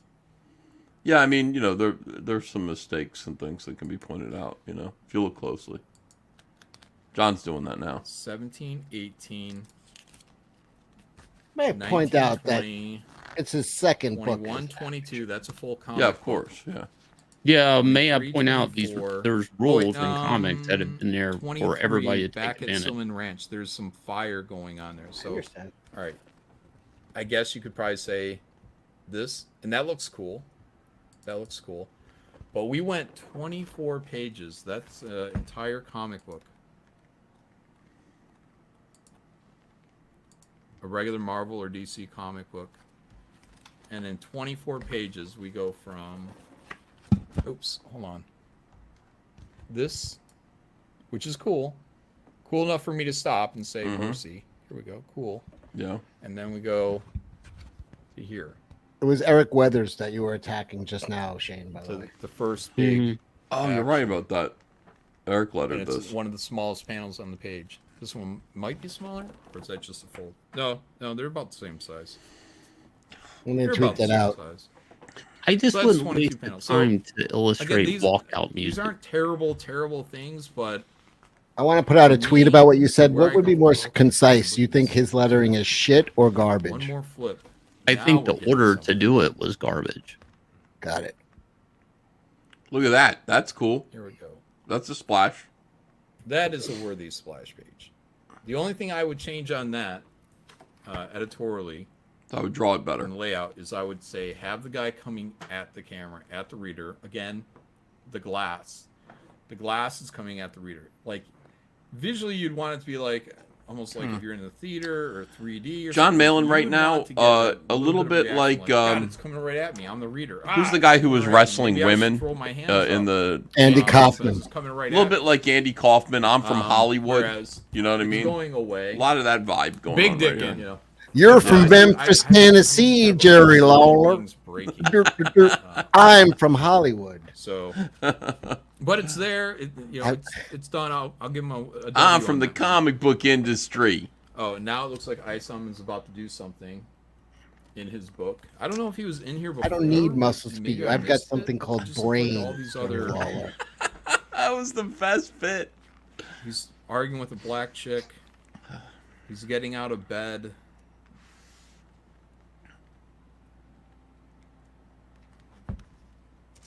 Oh, I guess he's in this fire building here.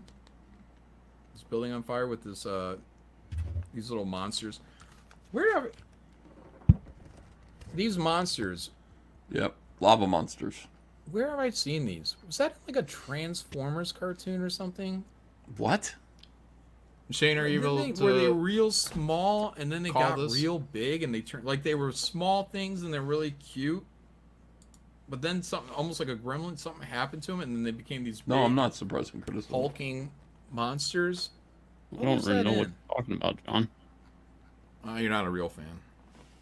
That was in the Transformers. Was it like a lava monkey or something? No, no.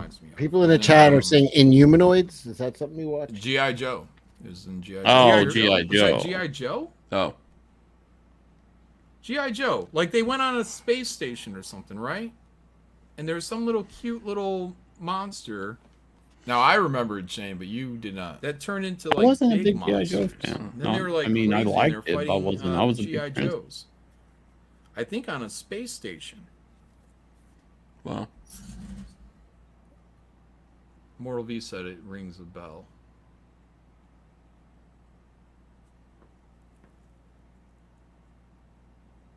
This is great television.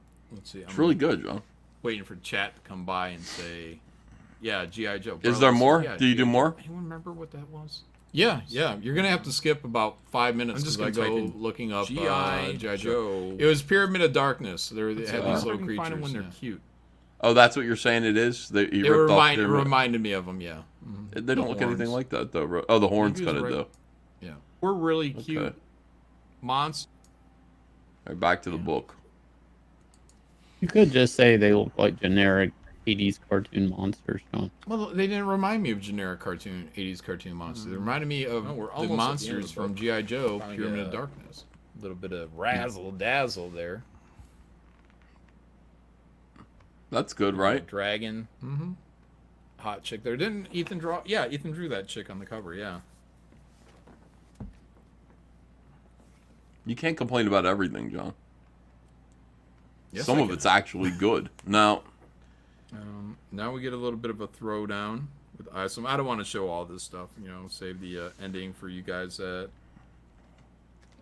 haven't checked it out. yeah. Thank you, John. Okay, all right. So I guess visually, what I would say about the book is it's a TV show. More so than a comic book. And that's fine. It's still a comic book, for sure. This is But bad it's a faith comic bullshit, book says Cord Rayner. doing a TV Wayner. show. A lot of Agreed. the shots, it's a lot of No, this conversation. is good faith. It's a lot of back and forth. It is good faith. There's John's giving good notes. probably not a whole lot of razzle dazzle for a book this thick. I would kind of expect a little bit more razzle dazzle, more big, crazy fight scenes. Oops. Sorry, I'm gonna put all this stuff back here in the box. I think that's all the things there. The racist tirade was in I bad like faith, what they though. did here. This Yeah, is the, John. Kanan cover. I'll put the shine talk. Put little things down here. Oh, here's where I Featuring the first make peace appearances with of Kanan. Sydney Bloodruth, Contractually obligated to. Chad Rand. Yeah. Find out, why did Isam quit? That's like the best thing to put on the front cover. Find out, why did Why Isam did quit? Isam quit? You know, like Stanley Yeah, I used like to how do they that kinda stuff, did it and like he a, would be like, you know, like incredible action that'll keep you off the edge of your seat. You know, all this. Find out why he quit. The hero. No answer's going to be good to that. Everything's going to be depressing. Well, he had a famous one was Spider-Man No More? Question mark with the garbage. Yes. Back cover, yeah. Yeah, I mean that was awesome. But the image went along with, like, you can't just write that on the cover. It was the way that cover was drawn. You know, Had the- him had the walking uniform and away. the Yeah, like there's a costume and lot garbage. to that. Yeah, but if that was drawn a different way, I don't know if that word balloon or word caption. What would have been a better word balloon for this though? Because on the cover is Isam fighting Shadran. Like it should have been like a hero that's broken. You know what I but mean? Like well, that's my point. Like, why did Isam quit? Well, obviously he didn't, because he's fucking fighting in an alleyway. yeah, but he's saying, look, in this book you're going to find out information about why he quit before, because we know he quit before. He quit. So I'm saying, like, what But he would didn't you? say that. He didn't say that. He said, "Why did he quit?" It didn't say why did he quit before. Oh, like maybe he's going to quit again. Jason Smoot says, "Love a stream from the Four Kings. You guys kill it, dude. We're happy to do this whenever we can." What would you have done? What's a better? I would have that's wrote, John. watch Chad Rand split Isam in two. Nice. Oh yeah. Ass joke. Yeah. Cecil, could you think of one? Like, what would have been a good splurge? Or The mystery of Isam's exit revealed or some shit like that. You know? Mystery of his butthole revealed. No, not his exit like that. Okay, I see what you're saying. Shane can't think of anything. Shit. That's what I'd put right on the cover. Okay. Cool. Comic. I don't know. I'd have to see the cover. I'm remembering the cover. I would have done something more up to date. I would have been like, hold this L, Isam. Is that the artist? Buck Broken. Oh, that No. was fucking awesome. No, not Buck Broken. Like, that sounds even gayer. Yeah, I know it is Give gay. some credits here or something. Shout outs, if you will. A hero broken, something like that. That's what I said. Yeah. Yeah, but he's not broken on the cover. He's just getting ready. Yeah, but he's going to get broken. Ill Like, advised. Part 2. But Writer, the Eric point is July, those artist things Seth only go Richards, along with the image colorist and how Steve dramatic Al-Said, the image is. Letterer Eric Weathers, Alan Ford, copy. Or just editor, write Isam No Brown, More. Just do it like assistant copy Spider-Man. editor, Yeah. Marcos Rios, concept artist. Oh, they brought in concept artists for this. Okay. Anybody that doesn't read comics, what you generally do is you hire the artist, and usually the artist do the drawings and designs. But Marcos Rios was the concept artist. So, I don't think that works. Concept artist. I think they usually bite you in the ass. a lot of crosses in here. Just say. Oh, I don't think he there should are lose the crosses. lawsuit, but with all the crosses, I mean, I guess technically that's a plus sign. Isam's so dark past revealed. The bottom Great. half of the cross. That would've been good, Was too. that a black joke? Longer than any other. Oh, part, 'cause- oh, yeah. Making it a plus sign. Isam's darkest You can day. do a cross, I guess. Do it. Yeah. Come Come on. on. Go all in on it. Make it look like a cross instead of a plus sign. But yeah, so that's it. I mean, it's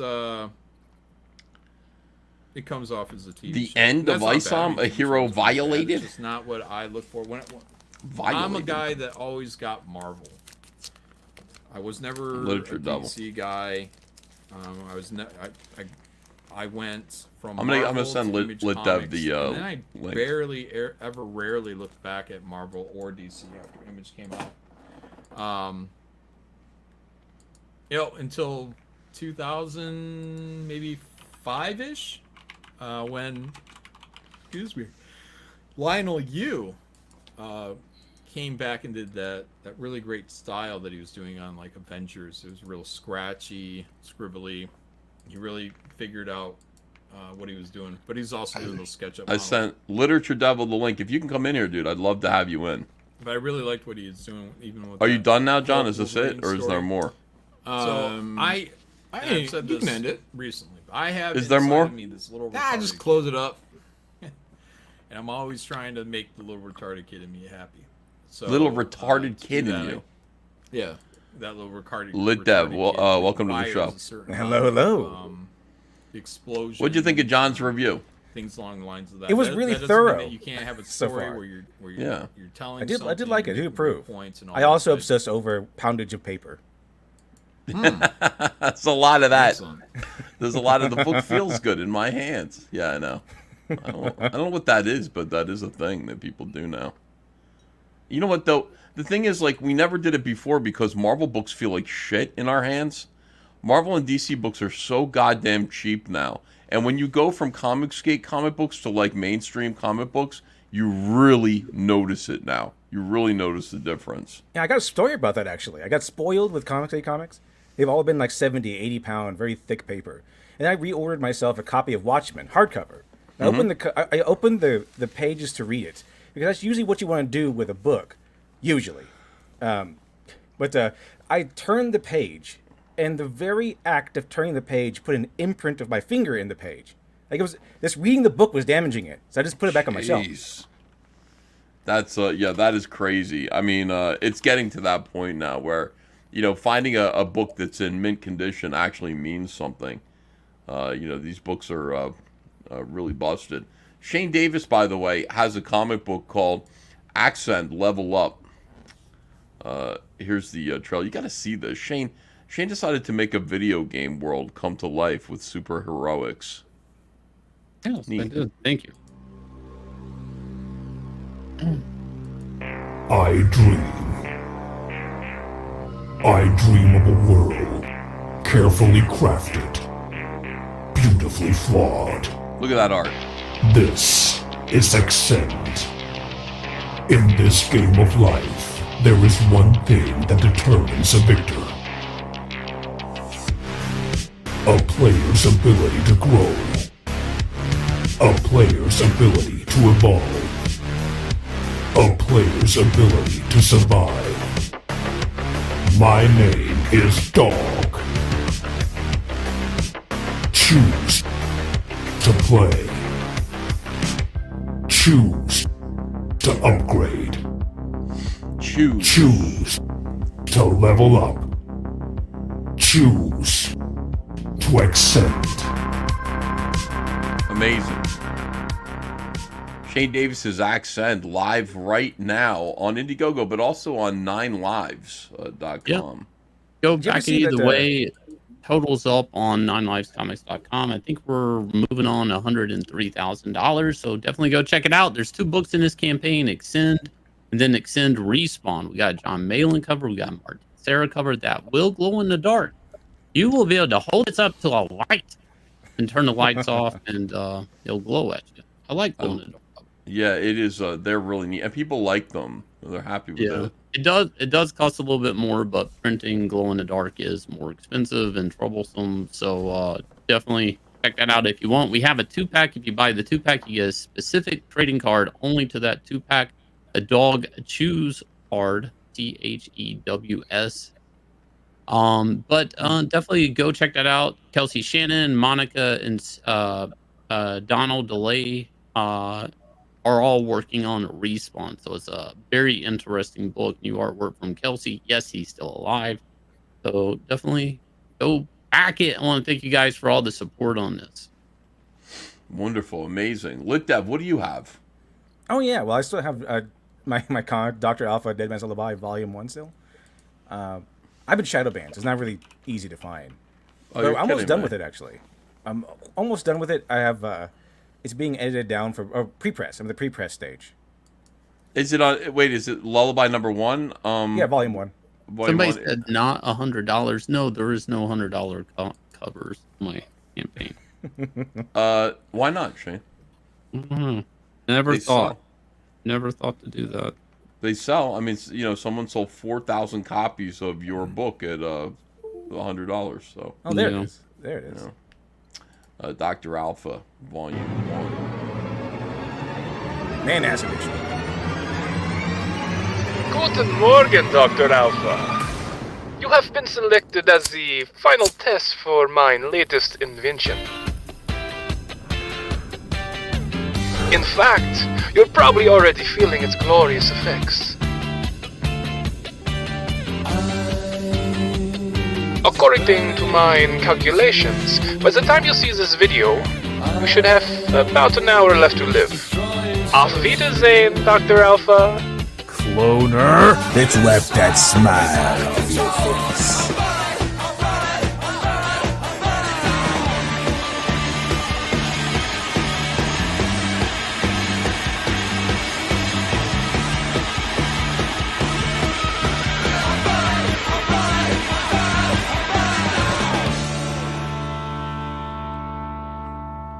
Greg Capullo style art there. Really nice. A little of this, a little of that.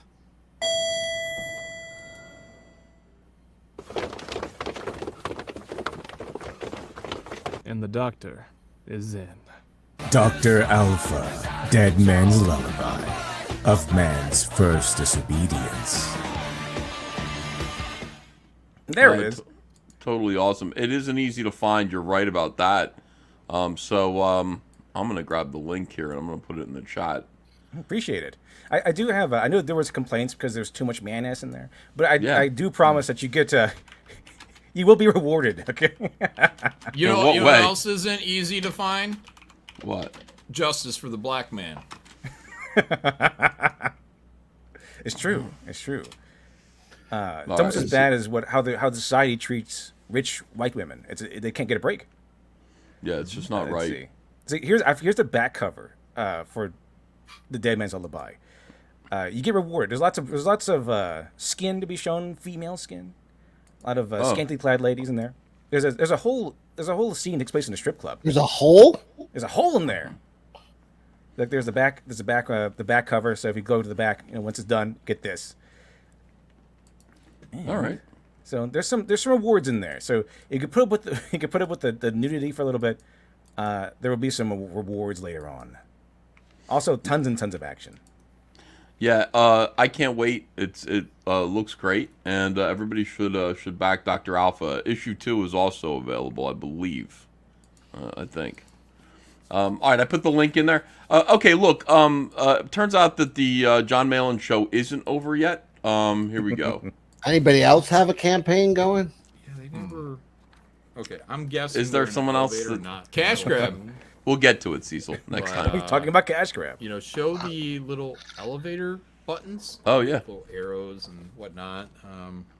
That would really send home that. I bought Isam too. I had trouble getting past the first page. White dude comforting it's her. gray. Remember what's going It's on. gray. Guys. This is panel 3. This is where we're at. Then panel 4. That's... All right, so those are your 2 shots.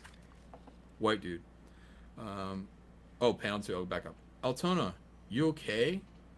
Though I've never seen you this way, I know what stress looks like. That's awful. Is this about the merger? What? No, just had a long night. I'm good. So it's just me, huh? You've been on the board longer than I have. Whitey. Just kidding, that's me. This isn't our first purchase. But this one isn't some failed startup with a decent idea. This new territory worries me. John, you read like a learning disabled second grader. You know that, don't you? I don't know. I read how it's written. Oh, sorry. I don't know It's what calling the like it critics is. are saying. Yeah. But that first balloon That's where an editor needs to. I would say an editor needs to come in here and just strike that. All right. Well, John, somebody did. So there is a version of Isam #1 and #2 that has been re-edited and rewritten, and just to show people like what it could possibly be. And here it is. We're going to do a reading of it. Okay. Are you excited? Yeah, I've never read the first one, so I'm not gonna. I don't know if I'm gonna get it, but yeah, I'm excited. I want to know what LitDev thinks of this. Is this a real page? No, the guy went in and he took the book apart and rewrote it. Like, he doesn't have a professional letterer; he just rewrote it. It's terrible lettering. Well, yeah, because it's just it's bullshit. Don't worry about that. This is just a rewriting. So it says, "Never had a reunion like this. You are gonna work for me." Earlier, Shadow Valley, outskirts of Florist Park. So he took the art and he just remixed it. That is way better. Yeah. Immediately at panel 1, you get a hook. Like, okay, so he came back. Essentially, it's implying a lot of things. Like, he's coming back. He's surrounded by all these intimidating looking gentlemen, and then you see some mysterious bad guy from off screen who presumably is the boss of these guys. And he says, "You're going to work for me." Like, he's going to strong arm him. We immediately get inciting conflict. So this is way better than what we get. Then I guess this is Isam #1, right? I assume this is Isam #1. He rewrote both of them though. Other than the Isam #1 normally, which is like we're starting off with Yaira, which has nothing to do with the story in Isam #1. Yeah. So this is exceptionally better, I would say. Wait till you see. This is so good. Earlier, Shadow Valley, outskirts of Florist Park. My name is Avery Silman. My current life is that of a farmer. My old life, I hurt bad people. I'm an except. I was born stronger and tougher than a normal man. I was Isam, and Isam was whack. No, hold on, that's not. Isam That'd be good. I'd like that. Isam was the baddest man alive. Pimps, mobsters, bad guys, and mad scientists feared my fists. Isam kept the streets clean, too clean for some people. They made new rules. If you're an except, you can't use your powers unless it's on behalf of Alpha Corps. And then we name the Alpha Corps members. I declined. I got no love for cops. They said I wasn't a team player. I should have kicked their asses. I touched the untouchable, so they lied about me. Every day there was new bullshit. You couldn't throw a stone in Florist Park without hitting something that was my fault. You're that asshole that caused the train crash, right? Keep your hands to yourself. I didn't blame them at first. Can't expect the average person to understand the ties between those who are supposed to inform them and those who wish to rule them. The last straw was when some jackass ran me over. This is why he quit, according to this guy. I was returning a purse to an old lady. Small time for me. He thought I was the mugger I just beat the piss out of. Cops wouldn't arrest either of them. The people cheered. I washed my hands of that damn city. You won, Alpha Corps. That shithole filled with morons is all yours. They don't want real heroes no more. Isam is dead and buried. And he's on the phone. Franklin, find her? Anything? Or should I cut him loose? Avery, I don't know how to put this gently. Franklin is dead. Altoona, my wonderful sister. Her daughter Jasmine is missing. I can't imagine it. Franklin was a good man. When Florist Park got dirtier, he left the force to be a PI. I am a piss-poor detective. Whenever things were in black and white, I'd hire old Franklin to tell me which skulls to crack. He was a brother to me. Avery, are you there? I'm so sorry. I loved him too. I want names. Isn't this fucking cool? This gives me way goosebumps. better. I'm intrigued already. This is it. Okay, so there's a thing. Some people might say, well, he's just explaining things. Show not tell. But that isn't necessarily the case, especially in comics. Because in comics, when you're telling, you're probably also showing too. But there's also this legendary show called Avatar: Last Airbender that starts off telling you the premise of the entire show. It's called one day the Fire Nation attack. That's it. That's all you need. It tells us that. It doesn't show us that. So, yeah, but I don't mind all the exposition because I'm like, whoa. Neither do I. It's necessary. She said they found his body in the harbor. It's awful. He talked to me before he disappeared. Franklin said that he had a lead on Jasmine. She was seen at Club Merc. Darren's place? It's gotten worse since you left. It's going to be a crater when I come back, and Darren's going to learn I'm still twice the man he is. Hold on, Avery. We don't know if Darren had anything to do with this. You two used to be friends. Maybe he can help. Altona calms me down. She convinces me to give Darren a chance. One last chance. He better take it. Darren and me, we were boys. He didn't treat me like a freak for being an except. Even then, he was a 2-bit hood. His parents shouldn't have been parents. Is there any action in this story? Yeah. This is like fucking savage. This is like a bunch of women talking here. No, it isn't. Goes on and on and on. Yo, there's Sam. There's not much action in the book. I don't claim there is. Yo, Sam, I'm feeling cooped up. Gonna go back out. Be back in a couple days. Want to join me in the shower before I go? I would, but someone has to do some work around here. Enjoy just the guy every now and then fucks around. Okay, there's one thing of Alfred Hitchcock did this. I think it was him where he mentioned that how do you make something immediately stressful or immediately tension filled, and that is he make like a two guys sitting in a restaurant just talking, tension filled. But what he would do to make it tension filled was put a bomb there and have it. It's called dramatic irony, where the audience knows what's going on, but the characters don't necessarily. So right now, Avery's a ticking bomb, according to the writing so far. Avery's a ticking bomb. So what this does, even without action, it carries tension on his shoulders. So we're drawn into that for that reason. All right, let me see here. Moving on. Someone has to do some work around here. Enjoy your trip. One time we watched this flick, Ruthless. Thugs killed the hero's wife. I didn't understand hitmen. I come from wealth. Darren didn't. Darren said blood money is still money. Hitmen take a life for chump change. No one goes from thief to big shot with no one getting hurt. Would Darren really stop at nothing to be rich? If he killed Franklin, if he has Jasmine, there'll be hell to pay. That's fucking awesome. Way better, yes. Absolutely way better. So that's it. So the guy did this to like all of the books. What's the next issue? Yeah, I mean, I'll send you the link to it. It's so fun to read because it's just like, and you read it and you just go, yes, that's what superhero comics are meant to be, dude. Just like fucking kick ass. Kick ass. It raises the tension. It sets up the character. Is lots of setup, lots of build up into the impending conflict, inciting incidents. Like it has everything in there. Yeah. Also, I would like to link to that, so I would cover it on my show. Absolutely. Okay.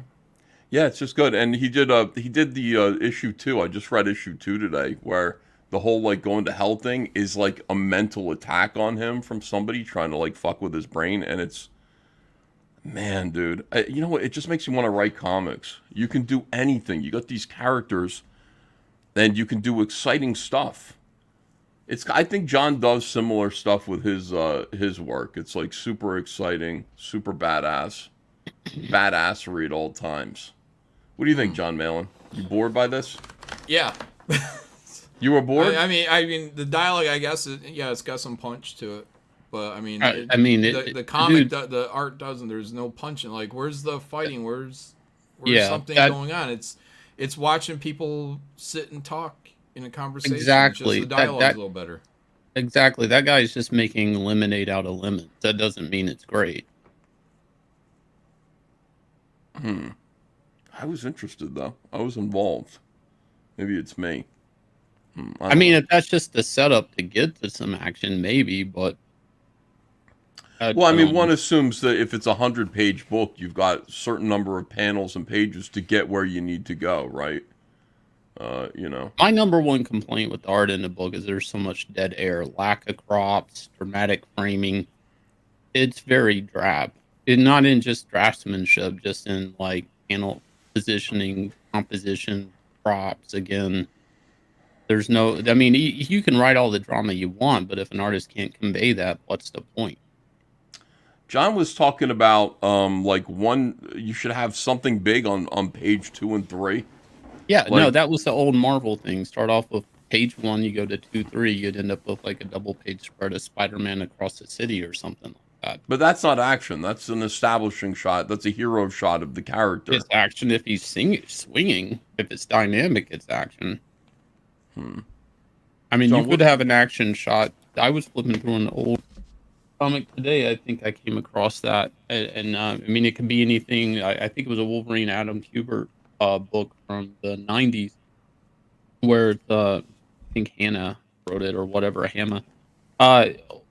basically it was like a jet flying in, and then Wolverine getting his claws out, page 1, and then the second page is him taking off, like he sunk his claws in the jet, and a double page splash of Wolverine hanging onto this jet. I mean, it was Shane, dynamic. didn't you buy a new mic? Does he sound weird? I moved. I was eating. Sorry, I moved. Now it's there. There we go. There we go. I mean, there's ways to do this. It's just they're kind of forgotten. Bill Jamis and Joe Quesada wanted to get rid of that dynamic of double, 2 and 3 being a double page spread. They just thought it was too by the numbers, and they were like, "We're getting rid of that. We're getting rid of sound effects. We're getting rid of that. We're new Marvel," and they did it. Like if you look at Origin, the Wolverine book, everybody was going into widescreen, black gutters, get rid of sound effects, get rid of double page splashes or spreads or panel spreads. I mean, they were pulling the teeth out of the dog. A lot of people just don't understand comics is supposed to jump out at you. This boring TV drab bullshit, I don't like that in comics. That's just me. I don't like it. I'm not for it like that. And I've worked with a million writers and a million publishers that want to make that drab shit, and it's movie pitch stuff. That's it. Yeah, and I hear you, but some people think that shit's okay, and maybe it is okay. It's just I'm not interested in it. Yeah, I just care if the story's good. I don't know if it has to be bang bang, action all the time. I just care that like the story's good, because it could go slow like that and me be interested. I keep thinking of like Walking Dead is a soap opera. I mean, for the most part, you can't put that book down. You pick up a volume of Walking Dead, and there are going to be 20 pages where really it's just human interaction. And it's all to set you up for a heartbreak. It's all to set you up for a scare. So, Okay. I hear you about the just Netflix because I have pitch the thing. book out. Just because I have the book out, I'm going to show an example. Okay. Same book I have out. I was just flipping through it while you guys were watching this, and there's like a lot of non-action here. Actually, here's some guys just sitting in like a trench. Again, Joe Kubert, very knowledgeable artist. Look at these crops and tension. Just beautiful. Yeah, but I mean the framing, the cropping, tensions being built tight. They're packed tight. I mean, no action's happening here. Yeah, but see, this is the thing. Like action. It doesn't. It shouldn't. It should be a my point. punctuation. I said there's no action there, but it's interesting to look at. We're looking at a bunch of non-action pages that are not interesting to look at. Just because there's no action on it, they can still be interesting to look at. Do you open the page? Do you look at the page and say, "Wow, that's cool"? Well, it depends on how well drawn it is, honestly. Well, that's the objective. Wow, that's cool. Wow, that's cool. On as many pages as possible. Wow, that's cool. Wow, that's cool. Wow, that's cool. Like here, and this is an expert storyteller that knows how to move the camera around. Just guys walking through the woods. Look at this one.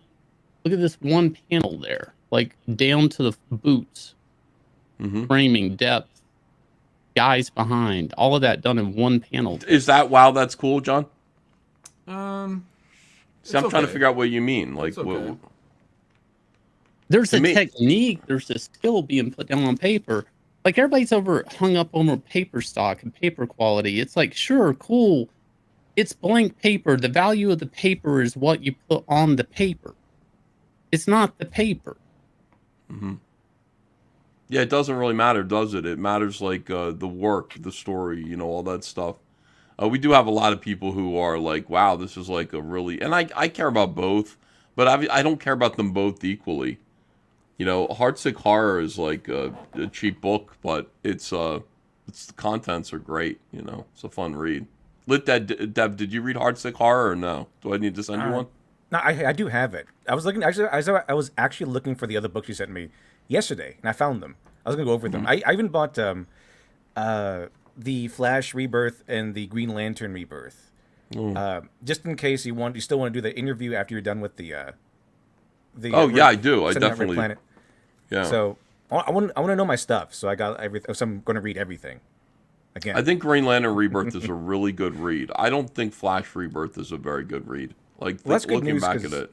I do like Hal Jordan Green Lantern. I read the Silver Age stuff, or the old stuff of Hal Jordan. Very good. It's I was very intrigued by the stories they sent.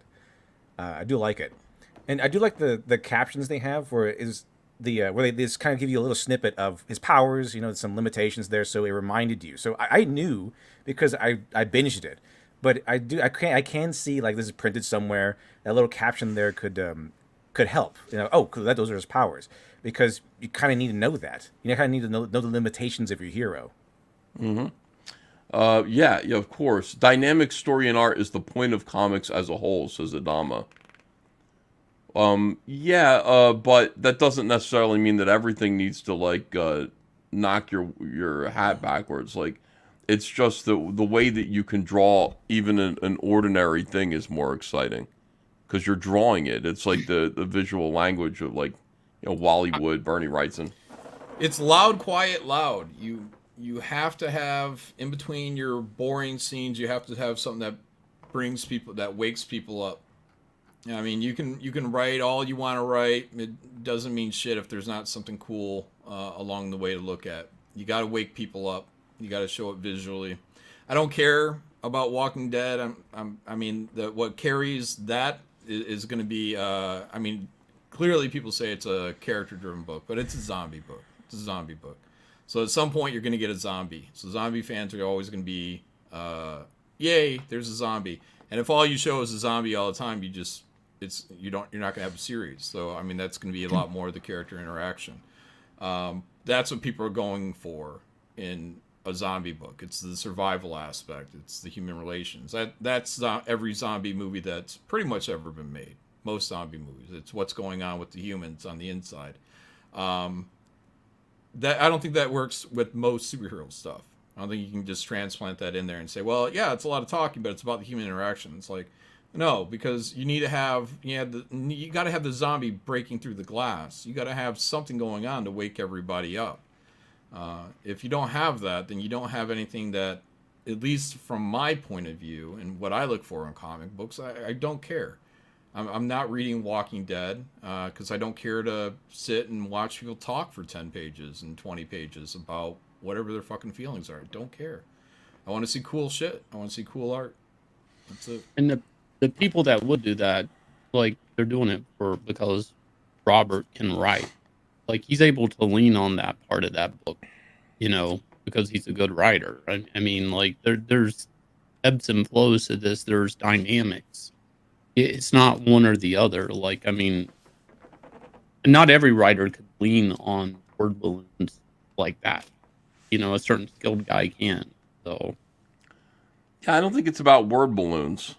I don't think it's anything like that. I really think that, the action has to be punctuation. It can't be the entire sentence, unless that's just what the issue is. There could be an issue where, you're in Act 3, and it's Act 3. It's all action because we're winning the day, or we're closing it out. Mm-hmm. But I don't think everything needs to be like that. I think that the action needs to be in answer to something else. You have to. If everything is at a high thing, then nothing's at a high thing. You have to have ups and downs. Yeah. Absolutely correct. That's what Walking Dead was for me. I thought Robert Kirkman was great because it was more like a survival fantasy. The zombies became incidental. It was just like, where are we going to go now? What are we going to do now? Moving into a prison because it was the safest place with the walls and everything. That was fucking so cool. Cleaning out the prison. I only read the first volume of it. I can't speak to it. Oh man, he just killed you would get to know somebody and you just watch them get torn to shreds. You're like, I can't believe he did that. That's crazy. It would just happen so often. That's a good book. It's a really good comic. But I'm not, I'm reading Something's Killing the Children, which is an example of a really hot kind of indie book right now, written by James Tinian. And John, I think you would hate it. Just based on what you're saying, I think you would fucking hate it. Because it would be considered so slow. And There's so many scenes of just like a human being with like this kind of strange girl who wears a napkin over her face with teeth on it, doing boring shit.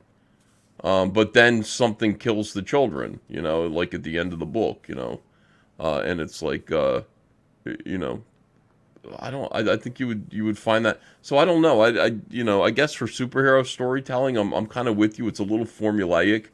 You look at like Bill Bixby, his Incredible Hulk show way back when, like in the 70s. Those were completely formulaic pieces, but they were people pleasers where you knew that the Hulk was going to be the Hulk once at the beginning and once at the end. But in between those two things, there was a long stretch where Bill Bixby was being bullied and getting his ass kicked by some hillbillies. And it had to build to the point where it's like, please become the Hulk and beat these guys' asses. Yeah. Yeah, but all the good, most popular stuff is formulaic. Almost everything is formulaic. I was even talking on that stream about music. It's verse, chorus, maybe bridge, then verse, chorus, or straight to chorus. I mean, those are formulas. Hero journey formulas. So, they shouldn't be discounted. I mean, they work for a reason. That's why everybody tunes into the radio. They're all listening to the same shit, same garbage over and over again. It's how it's being repackaged and how the artist is delivering it to you. That's all it is. So is story structure permanent and affixed? Like, people will tell you, Lit Dev, I'm supposed to be reading this book, Save the Cat, to teach me story structure a little bit better. Very good, very good. It is like, that's just the way it is. Like, all stories are Save the Cat, right? I mean, if you break them down, pretty much everything follows the same structure.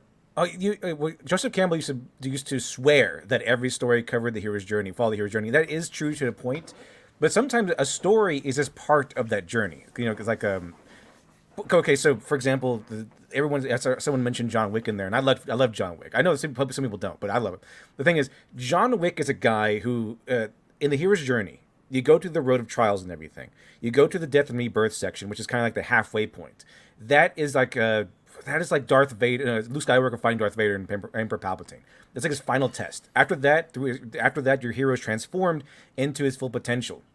The reason why he continues after that is the return home, and he becomes a mentor to the next generation. Now, let's take the hero at the end of Return of the Jedi, Luke Skywalker. That's kind of where John Wick is at the beginning. So they do, for the most part. It's just that there's different styles of stories that you want to go through. Like if you're writing a romance, it might be a little bit different. But you tend to use the same structures and tools. You still, like, whether it's romance or action or whatever, you still want to have the same, okay, we got to raise the stakes, got to raise the tension. We got to have these things there to catch your attention. Now, with action, it's easy to see because, we're fighting now. But if you're doing like a romance or a drama, it might require a little bit different way of doing things. But like if you're having two guys argue or having two guys even like just talk, it can still be tension filled based on what's come before, what the relationship between those two guys. I haven't read Walking Dead, but I presume that's what you mean. Like that's kind of what you can have these two guys talking, and it catches your attention because you're so intrigued about what they're going to say, what's going to be revealed. I've not read Walking Dead, but I do read. One of my favorite series is the Jack Reacher series by Lee Child, and Jack Reacher series is noted by a bunch of action and brutality in there, but most of it, if you read the book, is just him being a detective, finding out what's going on, the twists and turns. So, and then all of a sudden, after a chapter or so of looking through things, suddenly he finds a guy naked, crucified on a wall, and his balls down his throat. Like it goes from detective to boom, here's something big, to accentuate or punctuate what you've been going through so far. Yeah, that makes sense to me. If you're trying to build a climax, like in a story out of dialogue, drama, romance, whatever, it's more important it's shot like in an interesting way. Like it's still like if something's shot like shit, it's shot like shit. It doesn't really matter whether it's action or dialogue. It looks like shit, it's shit. It doesn't matter. To go on what I mentioned before, remember that elevator scene in Return of the Jedi, where it's just Darth Vader and Luke Skywalker, kind of just they're just on an elevator and they're just talking. Luke Skywalker wants to redeem Darth Vader, and Darth Vader wants to turn Luke to the dark side because you can tell they both care about each other to some degree, but it's just an elevator scene, and you can kind of feel the tension there because of the revelations. But now we know Darth Vader is his father. Now we know Luke is being commanded by his masters to kill Darth Vader, but he doesn't want to. So no fighting, but there is a lot of tension there. And what tension is it kind of a counterpoint. It's kind of a counterpoint, like if we were talking about songs and everything, or a counter melody. I think it was called. My favorite go-to image for that is kind of like a birthday party. A happy birthday party, and then like death descending nearby. You know, you see the Grim Reaper nearby. Like, what's going to happen? You don't know what's going to happen, but you know something is about to. I love it. I could talk. I want to just hang out and talk about story structure all night, but John and Shane are like, "Fuck story." No, I'm not fuck story. My point is, you can have the same script. You hand it to this shit artist. You hand it to this good artist. It comes out better. It doesn't. I'm not talking about story structure. I'm talking about dead air. Bad crops, bad expressions, bad drawings. I don't care what's written. I maybe won't even read it because it looks like shit. Yeah, I agree with that, Shane. Like an artist needs to. That's what you mean by like visual storytelling. You know, you got to be sharp as a tack. Everything's got to look great. But we're awesome. We don't have to worry about that. That's something that needs to be worried about around here. I want to thank everybody for being here on the show. John, are you tired? Not necessarily. What'd you do all day? Did you do Godlike today? I slept most of the day. It was great. Really? Oh, nice. Yeah. I'm going to go back to work. I'm going to draw a little Rainbow the Brute. All right, hold on a second. Let me read these super chats. Patrick T is spurging out at me as usual, so I got to read all his super chats, his insults. Let me see. Patrick T says, Ethan, I read all your books. Your stories aren't entertaining. Okay.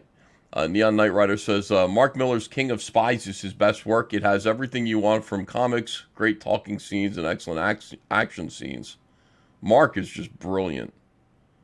Mark is like the best writer working today, I think. Mark Millar? I just got his Nemesis 2. I'm very intrigued. I like his stuff. I think I've liked everything he's ever written so far. Mark makes a point to go after really good artists for a reason, because Mark knows he needs that, because he understands the craft, because he understands like if this stuff doesn't look good, nobody's gonna appreciate his writing. All right, let me see. Remember, the guy could only change the story and not the art of Isam, so judge the change based on that, says Paul Ogg, based on what I was reading. Shifty says, my favorite stories are slow burns with fast-paced action here and there. Patrick T says, you aren't in charge of Eric's business. You made him discuss your criticism. Okay. NXRD says, Shane and John are wrong. That was really compelling. You could feel the build-up to a possible powder keg.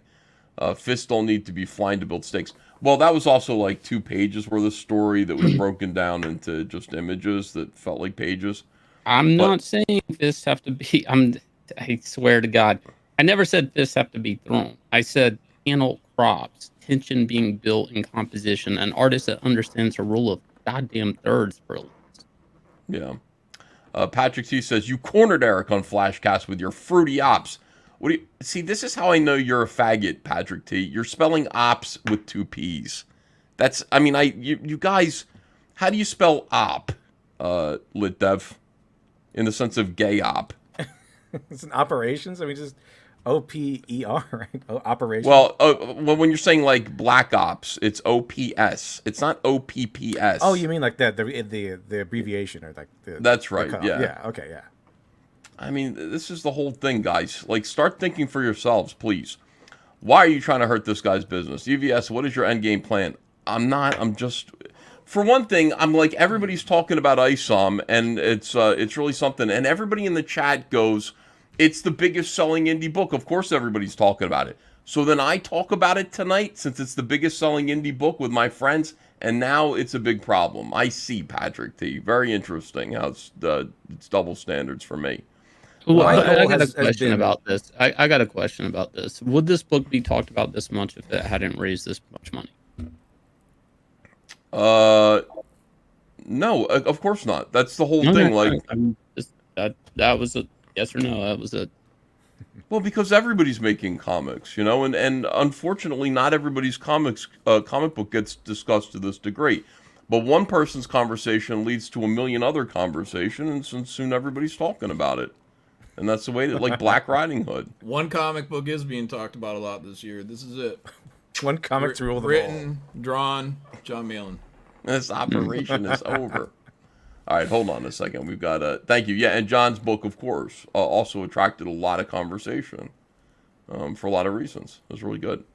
NRXD says, I'm sorry, guys. EVS Cyberfrog 2 Wreck Planet trailer by Ascension Cinema is still the best comic trailer to date. Yeah, that seemed like a movie trailer. I couldn't believe it.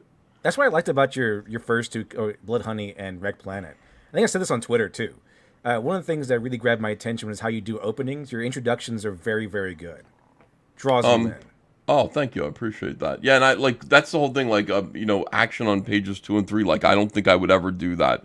Like, we'd still be kind of reestablishing where we are in pages 2 and 3. I think I'm learning how to write. I'm not. You know, I'm still feeling around a little bit. You know. Well, they pull you in, and we can talk about this. I guess when we talk later, exactly why I think they're good on a structural level. But on the thing about talking about Air July is Isam. I mean, my goal has been and always will be to help the quality of the story. Now, I'm not perfect by any means, but I have made all these mistakes before, so I know how it goes. I have seen. I went through the whole thing about I got my degree in this stuff, and I went through the whole gauntlet. Okay, and I've been purchasing independent media for about 10, 12 years.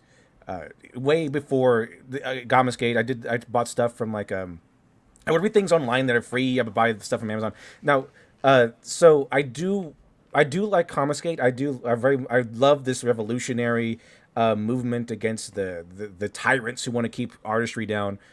One thing I do know is that there's a lot of first time writers out there making comics, and they read like first time writers. Again, I'm not perfect. All right, I crave critique as well, so I can improve as well. But it's just I critique Cyberfrog, I critique Isam because I want everyone to get better. That's my goal. I want everyone to get better. I want to point out these things, and if people see those critiques and they want to do their own comic, that they can say, oh, okay, so this is what I should pay attention to. That's how I learned. Other people pointing out things in my writing that I should pay attention to, and it revealed like the building blocks for me.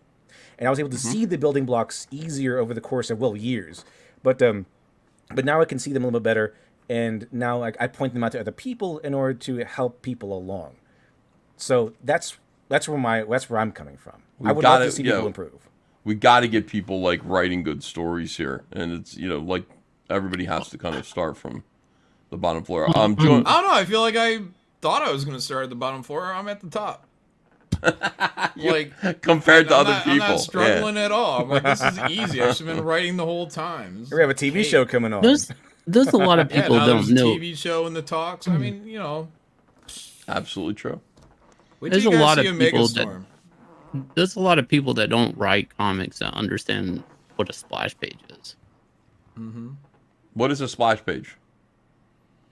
A designated space for a big event, usually, or a big establishment shop of some sort that's interesting to look at. Yeah, it could be a bunch of different things. One thing it probably shouldn't be is boring or pointless. It should be, instinctively, when a splash page is appropriate, like when you're supposed to put it there. Could be a character reveal. You know what I mean? Like, oh, somebody's coming through the smoke, 4 panels of somebody approaching, and then splash page, turn the page, and we see it's the Joker, Like, that's a splash page. But also it could be the final moment where, Batman dressed all in armor beats the shit out of Superman and puts him down for good, breaks his jaw. That's a splash page. Somebody in the chat has the best one word sum for that's significant. A splash page that isn't significant is a failure. Yeah, exactly. It has to have some kind of significance. 100% true. Let me see. Joan Wong says, hello, EVS. Hello, Shane. Talking about lettering music in comics, I attempted to do that in the book I drew. A copy is on its way to EVS's post office box in a couple of weeks. We'll be very honored if you would read it. Thank you. Oh, I will. Thank you. Plush says Isam has wounds on his suit and is torn on the cover. NRXD says Isam's dark past revealed is an idea. Plush says I call Isam #1 a solid TV pilot. I dig it. 6.5 out of 10. Comics and Adderall with John Malin says, wow, I like this Shine guy right here on the cover. Let me see. 4 dudes pick your Kiss personas. I don't even know enough about Kiss. You know. What about Gorillas instead? I know those guys. I'd want to be the demon, Gene Simmons. Yeah. Yeah. I guess I want to be Ace Frehley because I don't know any of the other names. Right? Paul Stanley. Star Child. Star Child is Ace Frehley, right? No, that's Paul. Peter Chris, what's up? Peter Chris is like the cat. Oh, well, that we know who that is then. That's Shane, and that would make that would leave our friend Litdev to be Paul Stanley. That's fine. All right. Yeah. He doesn't have an ear. What? He doesn't have an ear. Yeah, he's been hiding it his whole life. That's why he has long hair. Covers up his lack of ear. He's born with no ear. That's weird, man. Mm-hmm. Wait, which guy? Paul Stanley, lead singer. Does Eric July live underneath EVS's bed, says Patrick T. Valley Law says, does John have cornrows? All right, let me see. John won the week already, says Shantan Jetty Art. Great job, Fatty, says Patrick T. Thank you. Welcome to John Malin's The Report of the Week, says Dexy's Kessel Runners. Yeah. Let me see here. Patrick T again. Why are you dinging Eric July's streetcar, EVS? Getting kicked out of his live stream is low T gay. Boy, Patrick, you're something else. Chris Topher says, Rumble dual stream isn't hard because Anna does it. EVS can only roll downhill at 10 miles an hour, says Patrick T. Anna's virginity story has just been blown away, says Russell Hall. And Morgan Freeman only narrated those girls' rapes, says Christopher. Let me see. All right. I think that's about it. Let me just refresh because I think I saw another $20 super chat come in that I got to read. Jason Smoot says, thank you all for the stream. Who's going to run an after stream show? No, I'm going to do some work. I'm going to do some drawing. Yeah, we got to get back to work, guys. All right, I want to thank everybody for being here. Thank you, Shane and John. Shane, are you going to draw? What are you going to do? Yeah, I'm drawing. I'm wrapping up some pages. Groovy. And Litdev, thanks for joining us tonight. I appreciate your expertise and your wisdom. No problem. Thanks for the invite. Coolio. All right, guys, have a great night. We'll see you again tomorrow with another video. Take care.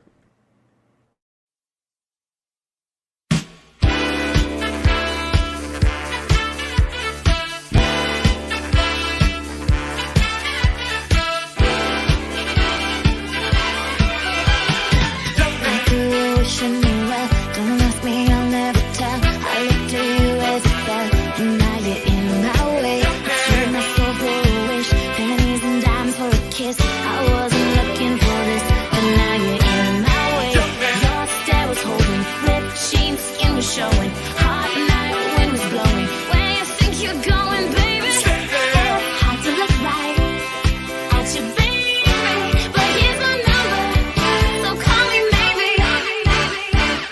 Where you think you're going, baby? This is crazy. Call me maybe. You can hang up all the boys.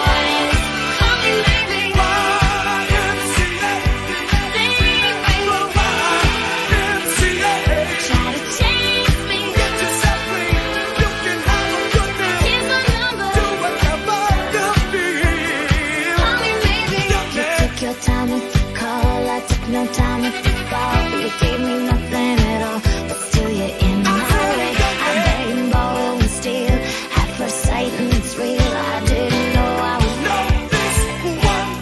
your stare was holding, ripped jeans, skin was showing, hot night, wind was blowing. Where you think you're going, baby?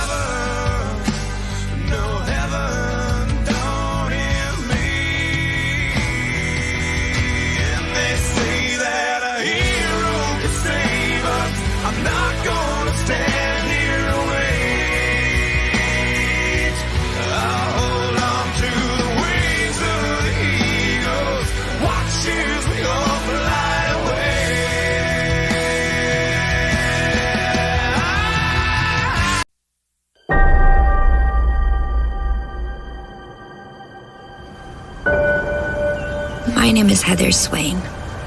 Philadelphia has always been my home. Life was good until it happened. I'm friends with a cybernetic enhanced human-like frog created to save Earth. Nobody appreciated or understood him, but I did.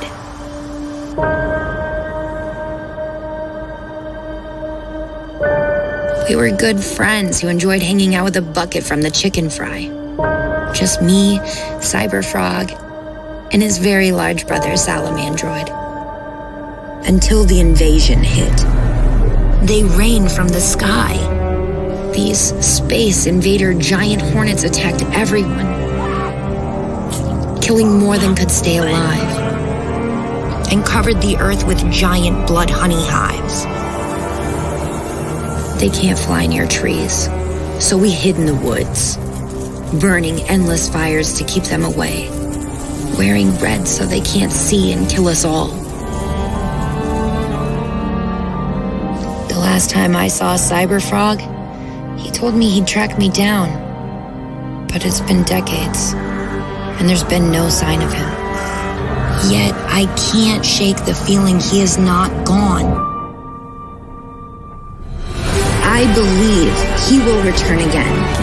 We need Cyber Frog and his brother Salamandroid to return and fight off these invaders, to take back our wrecked planet so we can live without fear. If you see my friend Cyber Frog, tell him I need him.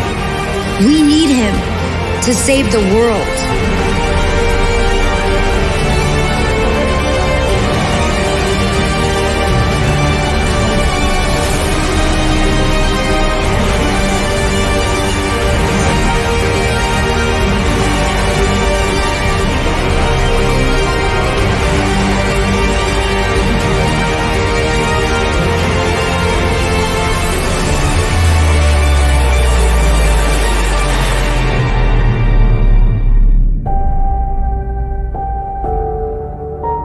This is Cyber Frog Wrecked Planet. Join the fight.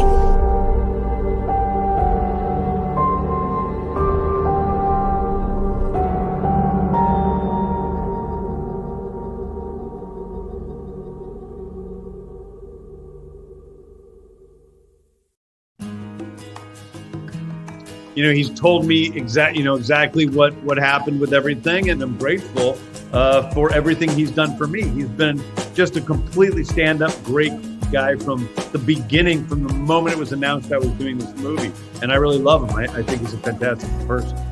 We all owe a huge debt of gratitude. You know, he really seemed to fit the bill in like this perfect kind of confidence, lovable arrogance, ability, you know, Right. like real ability.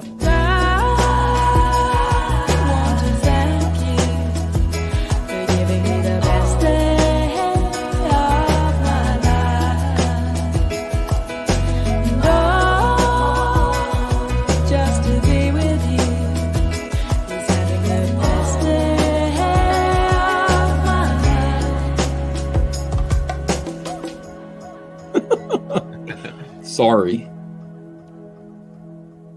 Thank you.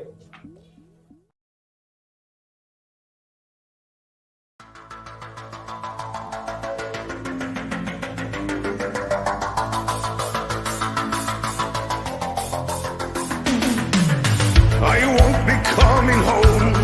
I won't be going anywhere. I will guard this post forever. Here on the Alpine slope, where I did my final stand, I shall remain among the ice and snow that binds me to this mountain. A force of nature too strong, sent from above, where spirits lead the way, the winds will never fade. White Friday, I'll take the stairway to heaven. I'm sky high when I die, I'll be immortal forever. I won't return to that mountain. I am the soldier of heaven. I'm back. I wasn't done streaming. Everybody just looked dead. I was like, all right, let's just end this and send these guys to bed. Hello, all of you. Welcome. 644 people stuck around. Hold on, I got a little piece of string here. Let me get that. Ew. Nice to see you all. Let me see here. Ovaltine Patrol. Liar, says Fatty. No. I'm back, guys. I wasn't ready. I didn't finish reading all the super chats, I don't think. Victor says, I'm not feeling this, Sabaton. Nah, it's good. All right, hold on. I like my new intro. I really do. I mean, I could either go rock or I could go hip hop. Either one, like, works, but either one gets me pumped up and ready to talk nonsense. Jimmy Cobb says, Sabaton is growing on me. Yeah, I like it a lot. It's all historical, like, kind of metal, which is pretty cool. Now it's time to promote Cash Grab, says Cryptic Comics. What was that? It was a little string. When I'm finished with one of my baseball caps, I have so many baseball caps, I take them off and I just throw them on the floor. So it looks like there was a little piece of, like, fuzz or something on there. Let's see. How long before not Patrick T shows up? Well, I mean, Patrick T has to go. I'm sorry. Listen, the guy gets drunk and he's really disruptive. And when I see his messages, I'm like, I don't like you, dude. You're kind of a dick. Victor says, EVS brings me to life. God bless him. And here we go. Jason Smoot, $40. Wow, you MFer. Hell yes. Yeah, we got some more stuff to talk about. The Gumby intro is really good. Yeah. Victor is a notch below Patrick Neal. Who's Patrick Neal? All right, let me see. I go Ethel Murrow, man, EVS. You know you want to. I'm not that kind of a dude. Not really into the show tunes. In fact, I really think Zach was always into show tunes. Not me. I think it was him all the time. Because I was like, Ethel Merman, like, where do you get that reference from? You know, I think I said I liked Doris Day once. And that legend grew up. Like, I was watching a Doris Day movie. Like Pillow Talk or something like that. And that's when I was, like, suddenly aware. Like, something happened. Something clicked in my brain where I was just like, oh my God, like, all these people are really old and they're going to die soon.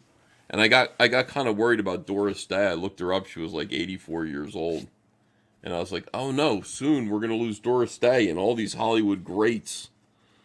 All the people who worked with Alfred Hitchcock, all these amazing actors and actresses. And I started collecting autographs. I mean, that doesn't mean I like show tunes, though. I never liked show tunes. It's not my thing. I'm more into, like, Orson Welles and stuff. Next time, play Kanye the Magic Dragon. I do get in trouble for playing that every single time. I get a little message from YouTube. Spawny says Patrick T is actively asking for a ban. I don't do that very often, but I'm just like, he's bringing me down, dude. It's like, I can't, I don't. Spell Shock says you look a little shiny. I do. Do I look shiny? All right, let me see. Here's Queen Bee. All right, that's for somebody else. Just reading your messages. Sir Retsnam, which is monster backwards. Monstrous. Wow, that's cool. That should be like a comic book. I found an EVS AI voice generator. Now I can get him to say anything. Bwahaha. I think Sheila Aliens made that. And I don't think it sounds very much like me. Maybe she's improved it, but it sounded kind of flat. Like, my voice is a little bit more interesting and colorful than Sheila was able to make it sound. It just didn't quite, I didn't go, yeah, that's me. There's something weird about me. Like, I have the weirdest face. Like, I definitely have some distinctive features, and yet I've never really seen anyone draw me well, get my likeness down. Nobody's ever really gotten my likeness correct. Smiller tried it. I was like, nice try. Back into the bullpen with you. Other people have as well, and it's always like, well, it looks a certain way, and that's fine. But I haven't really recognized myself. Sarangus Fungus says, you aren't even 50 yet, dude. Why watch that nonsense? Old movies, because I like them. There's something about old Hollywood that I admire. There's something about the birth of Hollywood and what Hollywood used to be compared to what it is now. I mean, nowadays, like I would say, why watch any of the movies that Hollywood is putting out now? They're garbage. They're just shit. There's no heart in there. Nobody's trying to do anything amazing. Don't forget, like, I am still an artist. I'm actually an artist, and so I admire art. And when I see, like, great old films where the director is actually, like, filmmaking is still, like, in its teens, and people are making amazing films, I'm interested in that. I like it. Road to Morocco is good. Yeah. Well, everyone's dead now. Don't write her a letter, Ethan. You'll kill her. She died already. Doris Day died, like, a couple years ago. 3 or 4 years ago. But I did write to her. She did autograph a couple of the DVDs, that I sent over there. Ara says, at least he was paying. I know, but that's the whole thing. Like, I don't like it. Jason Smooth, thanks for $10. So shiny. Is my face shiny? Do I look moist? That Satan cartoon was a splitting image of you, says Fatty. It was pretty funny. If you want to get Ethan's likeness, draw 1990 Randy Quaid. There was a moment where Randy Quaid looked exactly like me. I agree. Old Man Yelling at Cloud says, "Hail, Ethan. Would you be able to make another hat just like the original Flex Fit black and yellow one? Those are the most comfortable ones you have made. I know they're a bit more expensive. What are the hats? Is this no? This is adjustable. Maybe. I mean, the problem with doing Flex Fit is that, you have to do 2 sizes. You have to do small and medium, and then you have to do large and extra large. 2 different sizes. And I always get stuck with half of them. Maybe I'll do it. Let me sell through all these hats. We got a lot of hats right now. We got a lot of hats available on eBay. EVS wishes he was an old fuck, says Christopher Archella. Me and Billy Tucci talk about this all the time, where it's like, if we could have our ideal lifetime, my ideal lifespan would be me born in 1920. And I would be a teenager during the Great Depression, and then I'd be 20 years old, 21 years old, going to World War II, going to fight. Billy would too. Billy's like, that would be me too. Come home from the war victorious. I would not be killed in the war. I would not. I'd come home, and I'd get married, and I'd live through the 1950s. In my 30s, you know what I mean? I would go to Dallas and witness the JFK assassination when I was 43. And I would just live like in this great time period of the United States when the United States was great.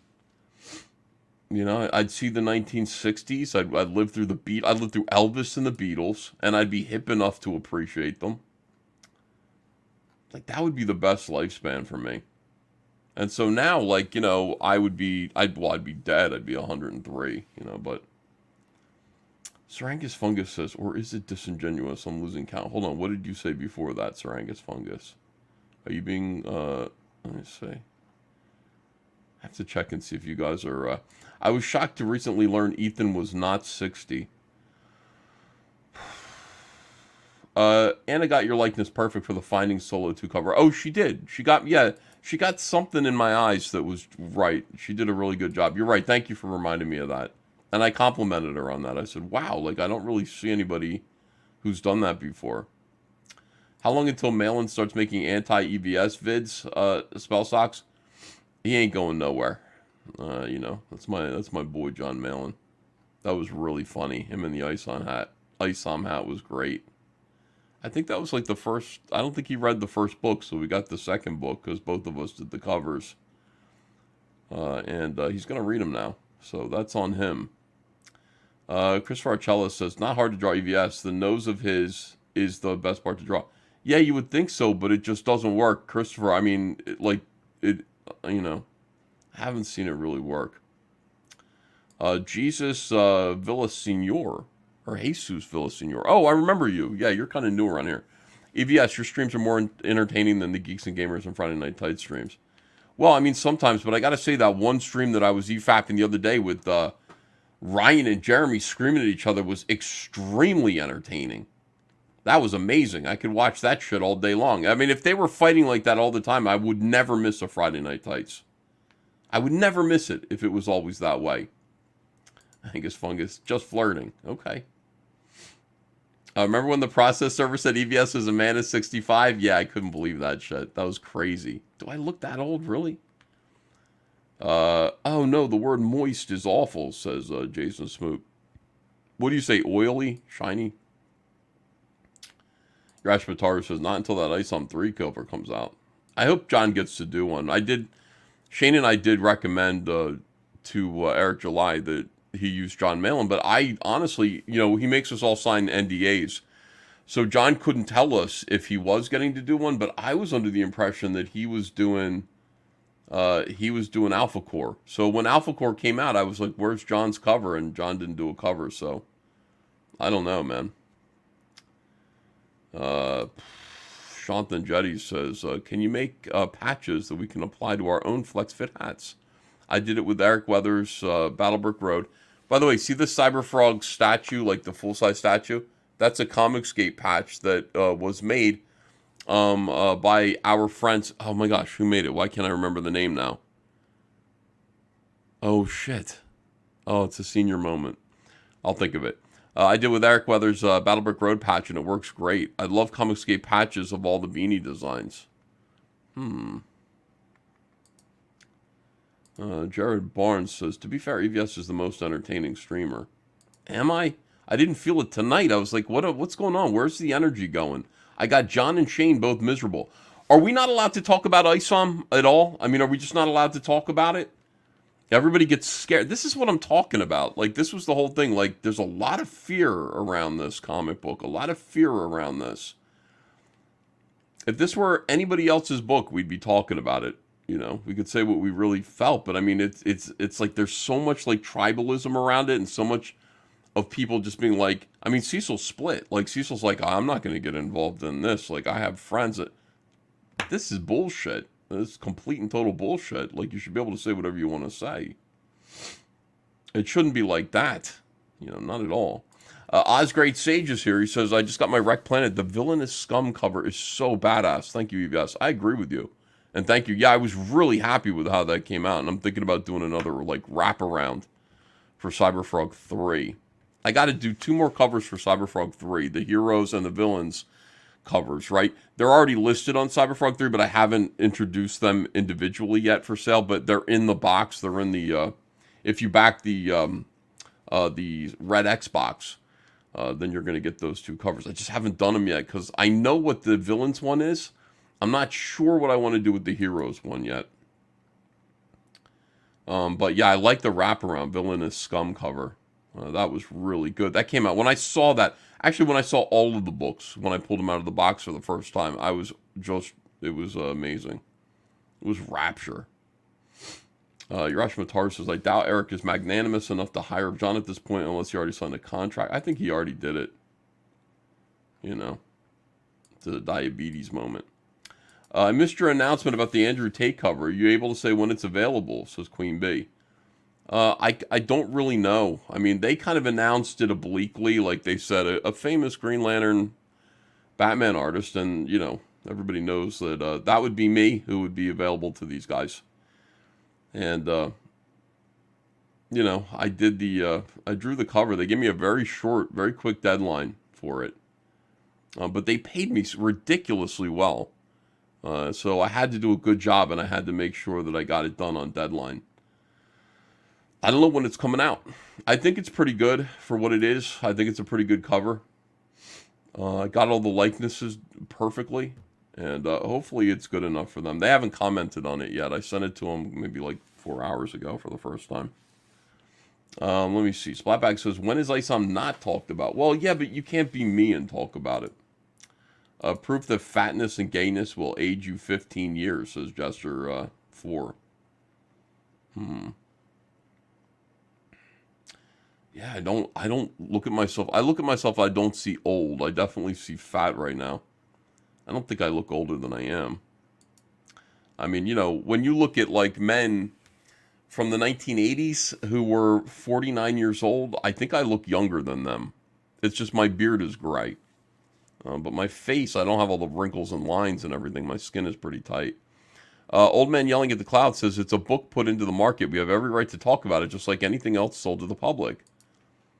Yeah, but when I talk about it and I say I might be critical of it, people go, why are you trying to kill his business? I can't have that shit around, guys.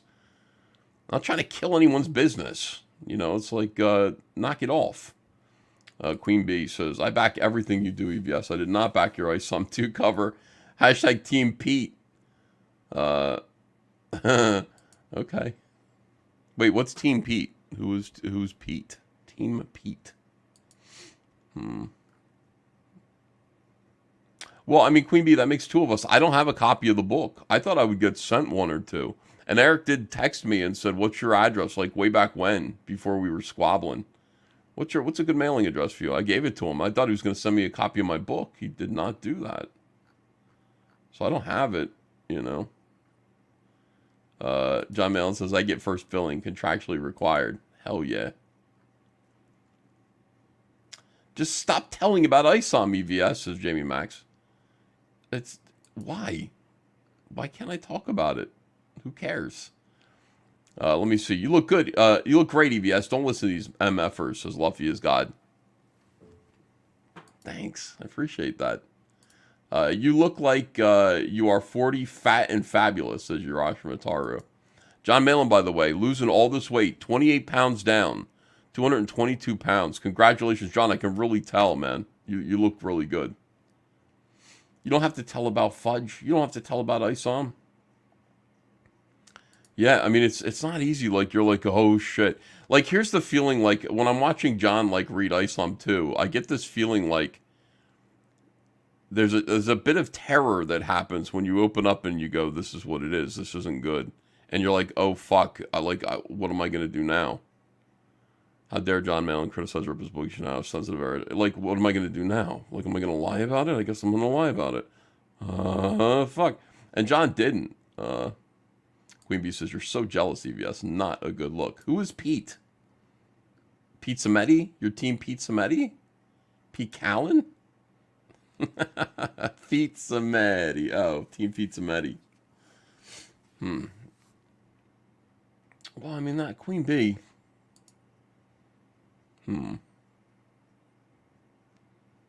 Pete Sametti. I'm Team Pete too, though. I like him. My goal weight is 130 pounds. Yeah. It's a lot of weird stuff. EBS Madrama. What's better, EVS talking about Barbie or Isam? Both of them are absolutely devastating, but it's not going to stop because, listen, you know, I go live and people say stuff and I respond to it. That's just how it is.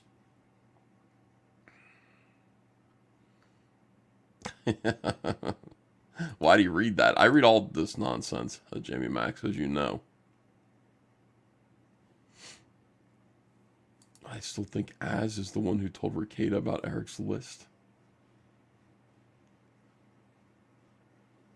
It's a weird thing to even know about. It's a weird thing to know and talk about a list. Well, I gotta work. I gotta do some drawings. I gotta do some Rainbow the Brute. I have to draw the punchline scene tonight. The finale. Splash page. It is a splash page, but there's a reveal. And I think it's pretty funny. And nobody's going to see it coming. People are going to be surprised, but I think it's going to kind of make people happy. Like the punchline of Rainbow the Brute. Like the... No, it's not even that. It's not. It's like... what would it be like? It's a good ending that's going to remind people of the past, which is what I want to do. Give people a nice, happy feeling about, you know, early times. Now, let me see. Remember when Tim and Doug presented you with a list, E? So spell socks. Yeah, I do remember that. It's really gay. I'm not surprised that Pete Sametti is on his detractors list. Why? What did Pete do? By the way, this is the thing that I'm saying. Like, I got most angry at Patrick T. Queen Bee, I got angry at Patrick T because he spelled op with 2 P's. And I went, okay, I can't take any more of, like, people are acting like cult members. Like, Eric July called it gay ops, and he spelled it OPPS inexplicably, which is, like, really kind of, like, annoying because it's OPS. Ops is spelled OPS. If you know what ops is short for, you know that it's short for operations, like black ops, black operations. Gay ops is just the same thing. It's gay operations. So it's gay ops. And everybody knows that. That is like something everybody knows. But it's a mistake that Eric made, right? And so when I see other people repeating that mistake, I'm like, it's like you're a fucking, you are programmed. Something happened to you. You need to be deprogrammed. When I see people using the word detractors unironically, I'm like, can you call them haters again? What happened to haters? Hold on, let me find a bunch of synonyms. Detractors, synonyms. Look at this. There are quite a few. There are quite a few words that you could use instead of detractors. All right, you could say critic, disparager, denigrator, which is interesting because it's got the second syllable is kind of rough. Deprecator, belittler, attacker, censurer, fault finder, carper, backbiter, ankle biter was a good one for a while. Caviller, reveler, vilifier, slanderer, libeler, and there are plenty more. All right, so tons of them. But everybody's using the same word, which to me is like weird. It's fucking weird. Jason Smoot says, I paid for the Rainbow the Brute and the Scarecrow. I know that shit is good. Rainbow the Brute is awesome. Detractors. Spelling Nazis, says Swain Wade. It's not about the spelling. It's about the fact that, like, people aren't using their brains. Like, that's all it is. It's that people aren't using their brains here. You're just repeating. You're repeating things that are wrong. You're repeating errors. You don't have to. Just because Eric July spelled it wrong doesn't mean you have to, too. You know better than that, right? You know that it's OPS. It's ops, OPS. And so when I saw Patrick T spell it OPPS, I said, you got to go. I can't fucking take it. And I called him the F slur. OPP is other people's pussy. That's right. Oh, God. Dark Twisted Faggotry says, you either die of PT or live long enough to be a PTP.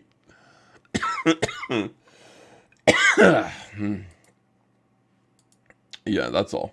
Just like, you don't have to say detractor. It's a weird thing to say, my detractors. It's an ironic thing. I think I started using that word a while ago, and then Eric picked it up, and then a bunch of other people are using it now, too. And it's just like, haters is so much better. It's just so much less pretentious. People who take away from my greatness, my detractors. Haters is fine, guys. It really is. Critics also works. Critics is actually humble because it's just like it's affording them some. Deprecator is good. Belittler, says Max Fish. Yeah, bunch of different words, and so you see people using words like that, and you just go, they might as well be using like the language of Scientology. You know, it's one thing to sort of everybody, let's all go in one direction, but it's another thing to all be using the same words and terms when the human language is wide and varied. Like the English language, you could use all kinds of different words. Queen Bee says, they had a falling out before Isam #1 came out about gatekeeping. Oh, that's right. I did not like how EJ was dismissive of Pete's experience. Rude. Oh, I remember that. And you know what? I was kind of like, hey, Pete, settle down. Like, I was like, you know, I didn't know all this stuff was going to go down. Like, he was just like, what do you mean gatekeep the fuck out of your comment? What are you talking about?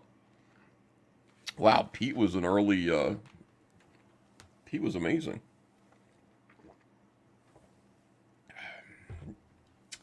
Wilberforce Wooster says, now you sound like Smiller.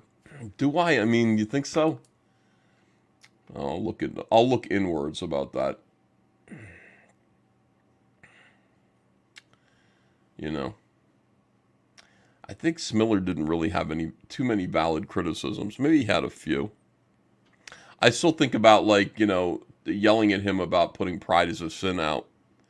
But it was like a different time. Like nowadays, you know, when I think about Smiller and Pride is a Sin, which he did on June 1st, you know, he did it like when Comicsgate was really young.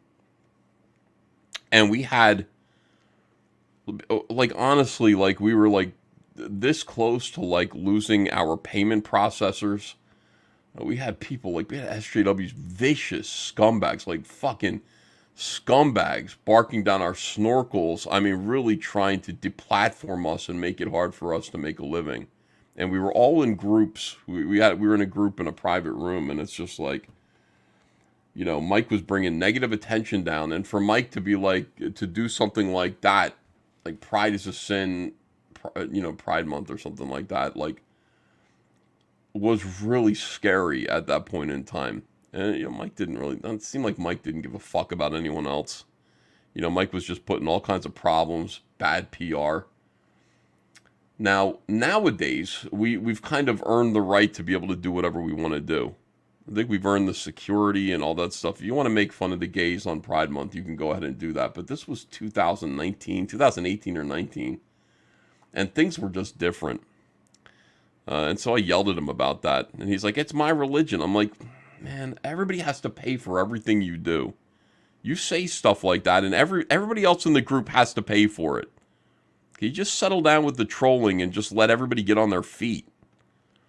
And so that's the whole thing. Now, I still think about that, and I'm like, I wish I hadn't have done it that way, but Smiller is an asshole. Not sure.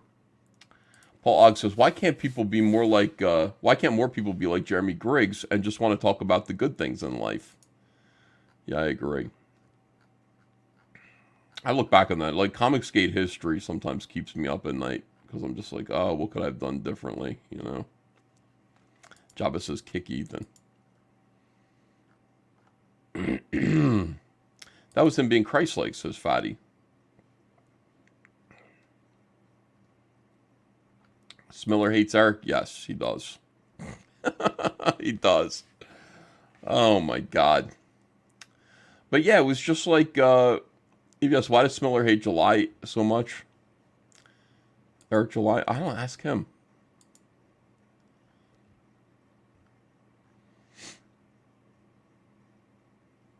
Time to get rid of the engram, see? What's an engram? What do I need to get rid of? I'm done with all these disparaging deprecators. Most people on the internet spell loser wrong. It's become looser. Yeah, that's true as well. People just repeat mistakes like over and over again. It drives me nuts.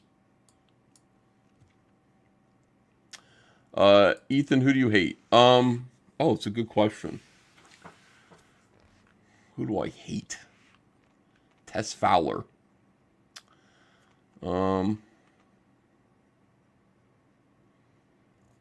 I don't hate Renfamous. I used to hate Tim Doyle, but I read, he wrote this like super pathetic Facebook post where he was talking about how his wife is leaving him and he's going to lose his business. And this was like last year, and he was considering suicide. And I just went, okay, all right. Like I let my bad, and then like he continues, like his whole timeline is full of this like bile against Republicans all the time, and I just went, you're mentally ill. Like you've been mentally ill this whole time. Like, you know, I understand. And I feel like God has punished you. If you're gonna lose everything like that, I feel like God is punishing you for karma. It's out of my hands. I should just let it go. So I stopped having bad feelings about Tim Doyle. Mark Brooks. No, I don't hate Mark Brooks. He's another one that I'm like, I've known Mark Brooks for a long time. There's something wrong with him. Like, you know, if there's like, Tess Fowler is just a vicious, horrible bitch. And everything bad that happens to her, she deserves it in spades. Like, I think she's homeless now, whatever. Good. You know, I don't care. Everything bad that happens to her, she takes pleasure in ruining people. And I just, you know, there aren't too many people that I really actively, there are people who I dislike and I stay away from, but people that I hate, I don't even hate Smiller. I don't hate Doug TenNapel.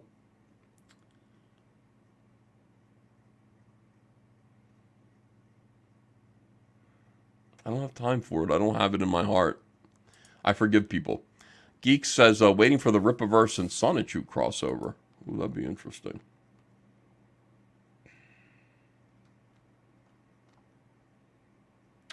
AVS equals hater.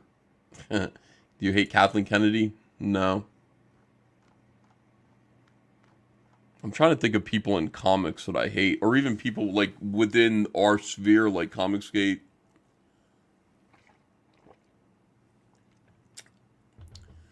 I mean, Preston Poulter comes pretty close. But I don't feel hatred for him. He's like ill. Vicky and Dean, you know, ill. War Campaign, disappointed that they're ill too. They're fucked up. I don't know. Who should I hate? You look like a young, hung, black Ralph Fiennes, says Victor. Yeah, that's right. Thank you very much. Black, though? Black?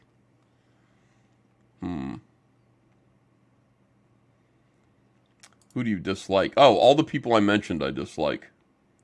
Heather Antos I dislike. I don't hate her, though.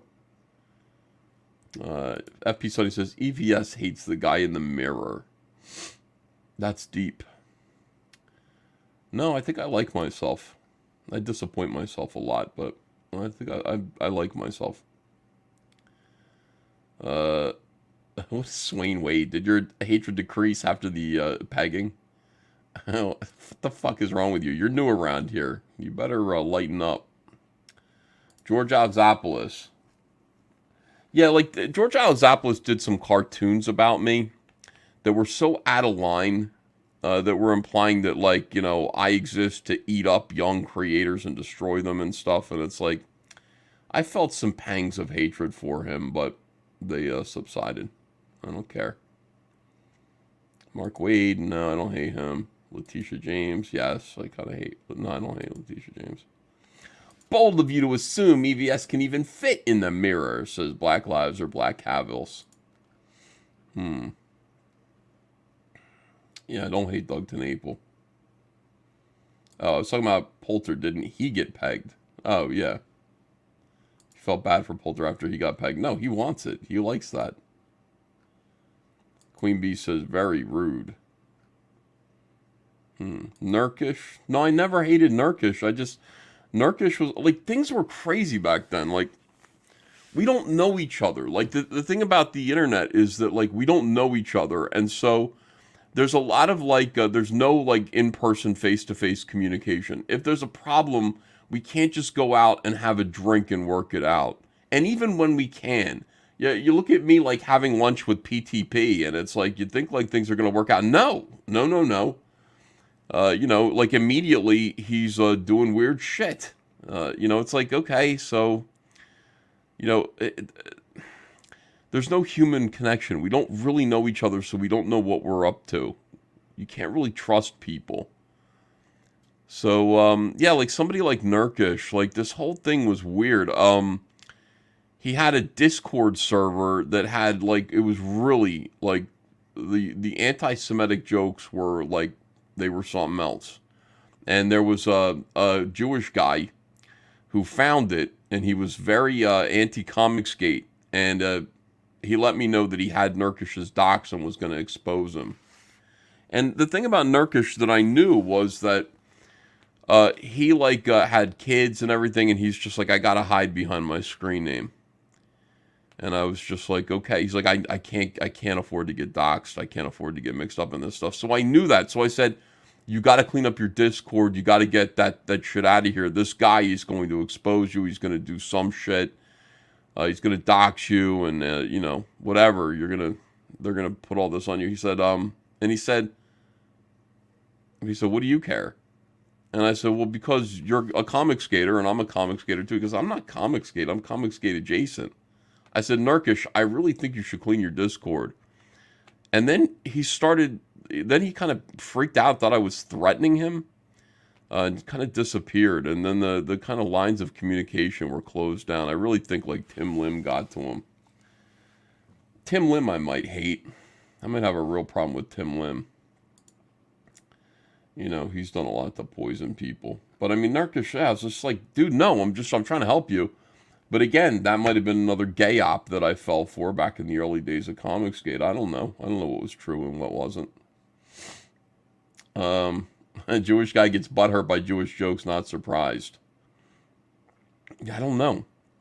There was a lot of just crazy, there were a lot of crazy things that were going on. And I was really scared for everybody. I was scared for us. I was scared for everybody who was with us. Don't hate Rich Johnson. Hellboy Hendricks says, are you sad, Ethan? Yeah, I think when I look back, sometimes I get sad.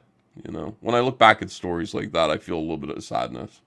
Am I sad in general? No. But some of this stuff was really painful to go through. Jimmy Max says, you fell for a lot of gay ops with 2 P's. Yeah. Sucked, man. But look, we got through it. And the thing is, I think a lot of people...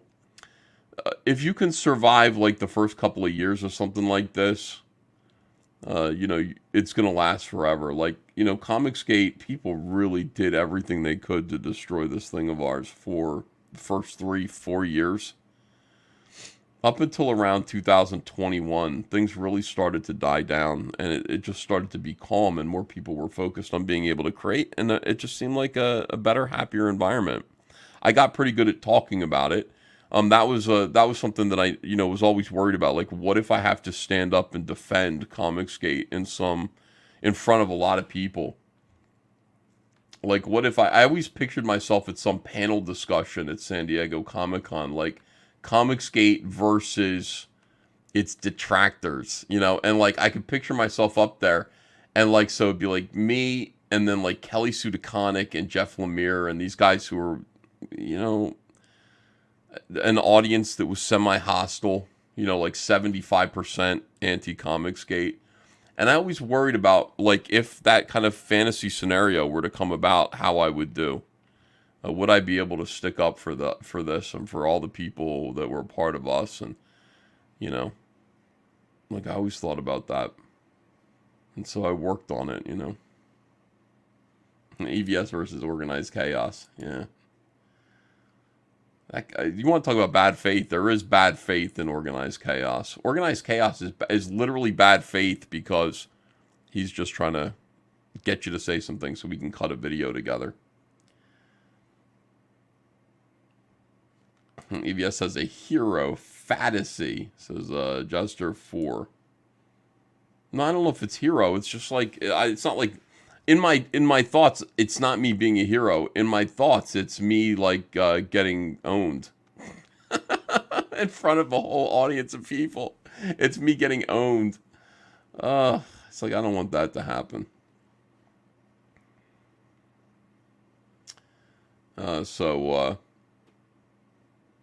Yeah. That's all the stuff I used to think about back then. I used to think about that stuff all the time. Puma Fist died of AIDS. Oh no. Yeah, just because you didn't like a Trump comic. Yeah, I thought the Trump comics that Tim Lim was making were really fucking stupid and embarrassing. But what happened with Tim, in my opinion, is Tim did a book. He did like a children's book called Thump, the first 100 instead of 100 days. And it was cute. You know, it was a good way to sort of soften Trump's image. I complimented him on it. He sent me an autographed copy. And I was like, good for you. And he was getting his picture taken with like some of Trump's people that he met, you know, for it. He got a nice, he got a few head pats for that. So I think like he was pretty sure that like he was going to come out and be the, you know, what became Comicsgate. That was going to be him. You know, and he was just doing everything. He was doing these Trump comics, trying to relive that thing. Like, it's like Trump, Here's another manga, but it's with Trump, and like eating up those memes. And he had Chuck Dixon writing for him, and I just kind of was like, this is like what is the state of conservative comics in 2017, 2018? I don't know. It's like the Incredible Trump, and it's another Tim Lim comic with a guy becoming a green Donald Trump. Like, it's like, all right, the joke's like, yeah, all right, that's enough already. It's so gay, dude. I'm like, these comics are not gonna last. Like, you're making trash, dude. You're just making trash, and it could be fun. People, maybe it's funny. Maybe these are funny, but like, they're going to be trash in 4 years or 8 years. So, Smiller tried that too, says Fugman. Yeah, I know. Beautiful Dark Twisted Faggotry says, your drama forming has been acknowledged and will be countered accordingly. The gay ops is laughable among my detractors.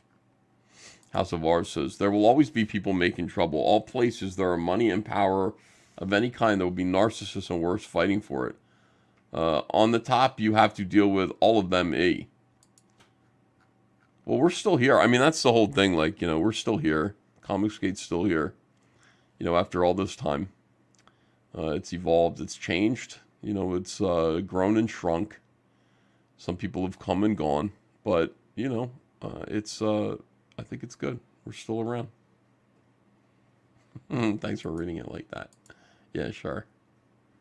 Methwin and Fudgewin. Oh, God. That stuff made me laugh. When War Campaign was funny, They just got really, like, dark. I don't know. They started to bully the wrong people. But, man, Methwin and Fudgewin. Edwin is around, and he's on Twitter, and he's kind of saying some fun stuff. Like, he's sort of participating in some of the things that I post. It's weird. It's like some of these people are coming back, It's like we got Liam Gray on the streams. Like, that's pretty extraordinary. Liam Gray on the streams is amazing. Can you imagine if Edwin Boyette was back on? Can you imagine if we got Elliot, back on? Who else do we miss? Who else was good? Some of these guys. Edwin was a nice guy, says Cryptic Comics. Edwin got kicked out of CG and the Hawaiian Republican Party. He had some real tragedies in his life that I think changed his perspective a little bit.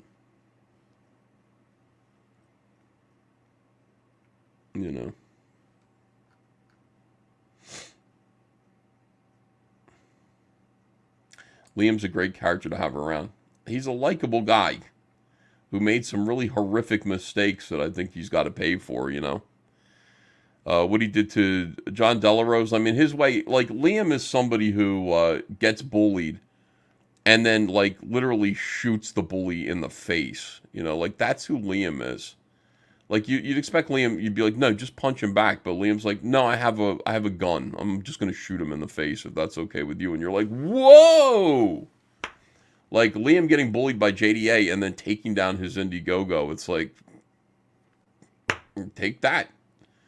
Liam getting bullied by a few other people and then, like, taking down their entire YouTube channels. I mean, don't fuck with Liam, I guess. That's the whole thing. Like, don't fuck with Liam because that's what he's going to do. But at the same time, Liam is so funny. Like, his antics are so amusing. He can also be infuriating. He's got a real big sense of self. He's a fabricator. He invents things that just never happened that aren't true. But boy, is he entertaining. I kind of like... I can't have him on all the time, but, I'd like to invite him on every now and then. I actually do enjoy talking to him. That's the whole thing. He's a complete psycho with delusions, says House of R. Not complete, but sort of, like, every now and then, yeah. I think it might be, like, maybe chemical. Like, well, my dad had that, too. It's like up one day, down the next, and it's just manic depression or something. Christopher Archella says, what happened to Carlo Rowe and Kyung Lee? Haven't seen them in ages. No falling out with any of those guys. Carlo Rowe apparently just put out his book, but I don't know if he hasn't really been around. I don't think he's in any of the back rooms. Kyung is in the back room still, and he every now and then will chime in, but yeah, I don't know what he's doing. I don't know if he's still making comics. Some of these guys may have just decided that making comics isn't really for them. And Kyung did really good. Like, he put out a bunch of comics on time. They look great. But yeah, I don't see his comics anywhere, and I don't really see Kyung too often either. What happened to Mitch Breitweiser? That was a whole other thing. Man, Mitch Breitweiser, that situation was frustrating as fuck, because I love Mitch Breitweiser.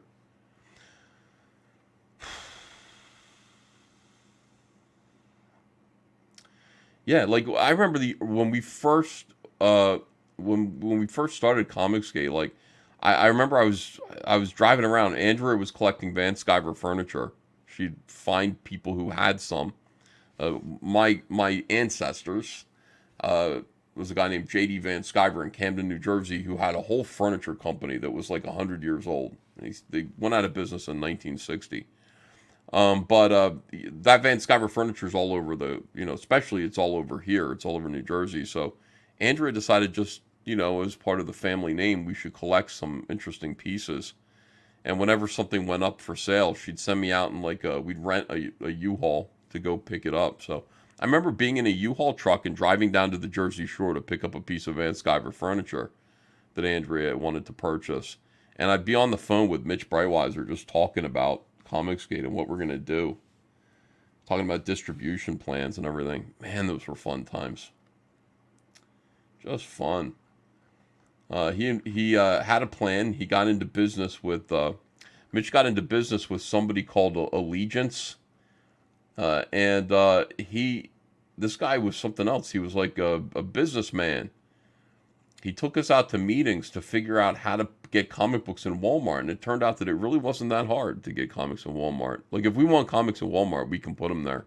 That's just, you just sign up with a magazine distributor.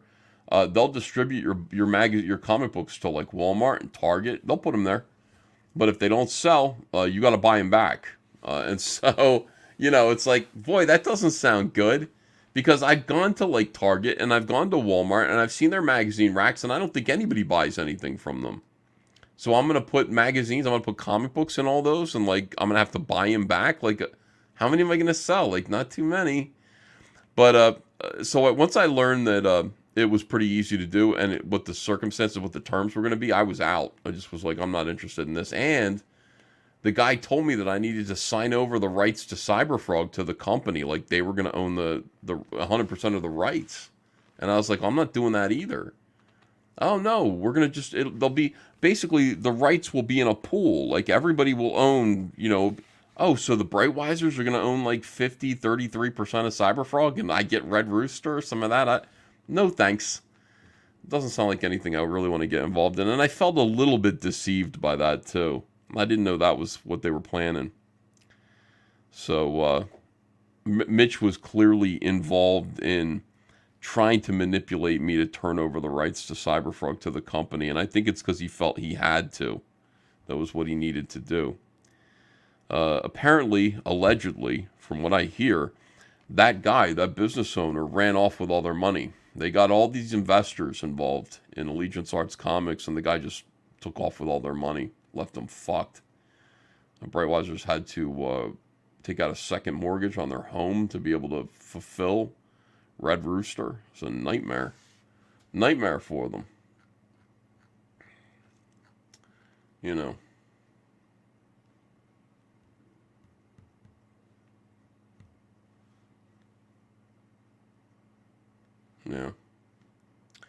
But I mean, they did something that was just unfixable. Like, by saying we're going to put our books in Walmart, and we're, okay, so the backers give you $200,000 because they wanted the first edition of Red Rooster is a great book, no doubt about that. But Walmart customers could have bought the book first, like before the backers. They're putting them out as pamphlets, and then what the backers were going to get once all the pamphlets were out was a collected edition that was essentially a reprint, a second printing of all these. I mean, that's not going to work. That's not going to go over well. So, I mean, it was just seen as like an unforgivable sin. I mean, over time, I think, over time, I think some people would have forgiven him for that and maybe brought him back in because the books were good, but, yeah, it was just awful. Just everything was like stress all the time. My beard was naturally colored. Comicsgate made my beard turn white. It really did. Comicsgate was stress, nonstop stress, worried about people, but being like beaten up by people, like worried about the Brightwatchers and being like, yeah, I want you guys to win, and then the Brightwatchers try to take Cyberfrog from me. Like, what? And then they do this with Walmart, and I can't defend them at all. Like, I can't. Like, you guys fucked up, and I can't bring you back to the audience now. I can't bring you back to the customer base. I know the stress. I know what they were going through. I understand, like, they got stolen from. I get it, but it's like, damn, everything sucked. Everything was like a pain.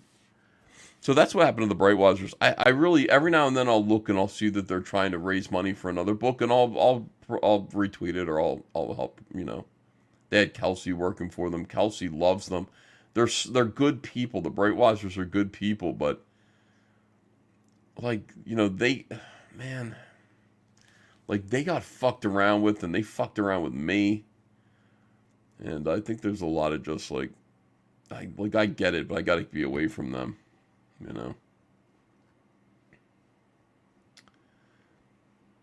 Ryan Tyler was there. Ryan Tyler Palmer says they're dumbasses. All they had to do was good work and deliver it. 2 steps and they tripped and fell. Yeah, like really, it was like, okay, this is it. We take the backers' money, we make the books, we keep what's left over, we do it again. That's a living. And like they're like, no, it's got to be bigger than that. It's like, doesn't have to be bigger than that. Really doesn't. Just take the backers' money, make the books, ship the books, keep what's left over, sell leftover copies, and then do it again. Nope. Orphan Twin says, I'm new here, just saying what's up. About to order the whole lot minus one $10 item. Wow. Thank you very much, and thank you for a $10 super chat. Welcome. Thank you very much for your support. Appreciate you, and glad to see some new people. Lots of new people. Lots of new super chatters. They tried to steal Cyberfrog. No mercy. I don't think that's what they thought they were doing. I look back at it. I think they were just like, no, it's all got to belong to the same company. Like, we have to have everything together. And like looking back, like, what was I expecting? To get to keep Cyberfrog when I'm part of the company? Like, that's just not how it works. But again, I didn't see it that way. I saw it like, yeah, like, I'll still raise money for the book, and we'll put the book in. Am I going to be part of Allegiance Arts? I don't know, but we'll put the book in Walmart.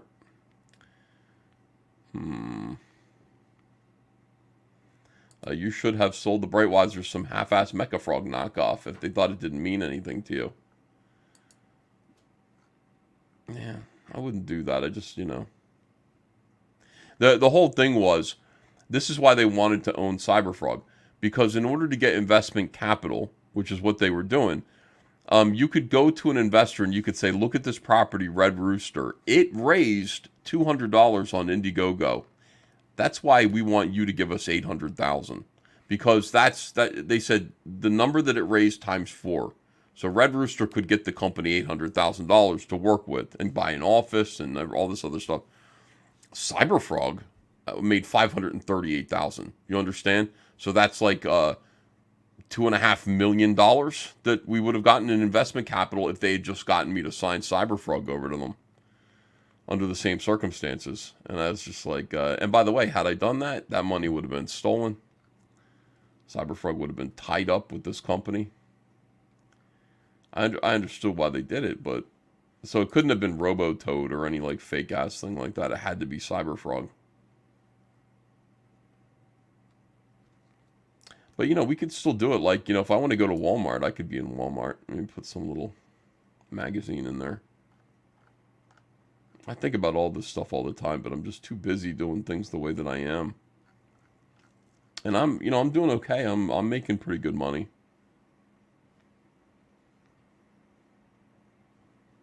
So no Red Rooster 2 anytime soon.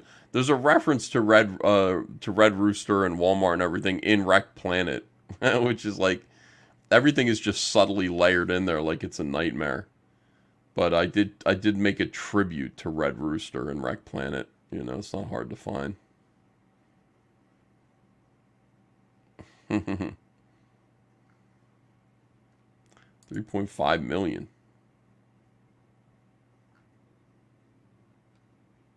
Making less than Apple. What? Here's Queen Bee. Lol. How many Cyberpunk issues until collected edition? 4. We're gonna do. I'll get all the way to 4. Green Supremacy. Green Supremacy also ends with a. It ends the first story, but it does end on a cliffhanger too. So a little one. Bearwolf 13 who says, "I've been following Comicsgate since your boy." I know. I recognize you. I'm always happy to see you around. Sarangus Fungus says, "Can you Patrick T me or wrench me? I will gamble or duel." How do you feel, Sarangus Fungus? Are you mad at me? What did I do? Yes, I can't stop looking. I was doing stuff. About what? I was never canceled. My beard was whiter than yours when I'm younger. I must have been the drugs. Or the 3 car accidents, which none were my fault aside from being there. Wow, that sucks. 3 car accidents. Are you paying that guy for Croak and Seethe? I'm not going to do... It's too silly. I can't do that. I do it a lot, but... Sarangus Fungus says, "I like you." Okay, that's good to know. Is Alpha Core tracking where you expected? Yep. Each book is doing half of the last. And that will continue. And, you know, the reality is that, like,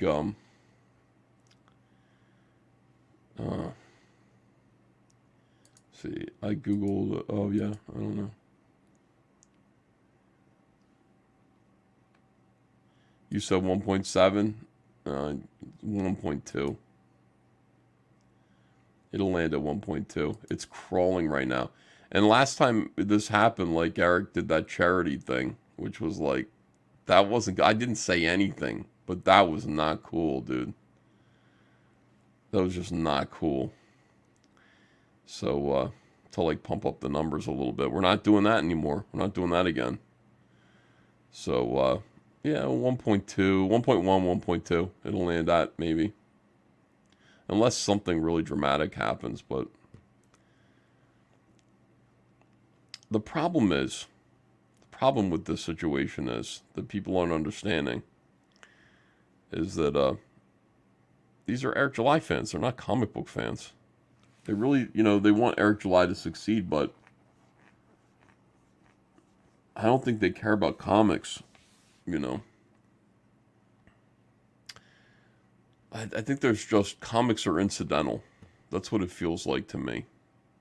It feels like the comic books themselves, and this has kind of been like a slow realization to me. I was excited initially about all this, but like the comic books themselves, like, are just a product. It's not like this is art. It's not like these are people who can't wait to get the next installment. Like, this is like, okay, so we're supporting our guy, you know.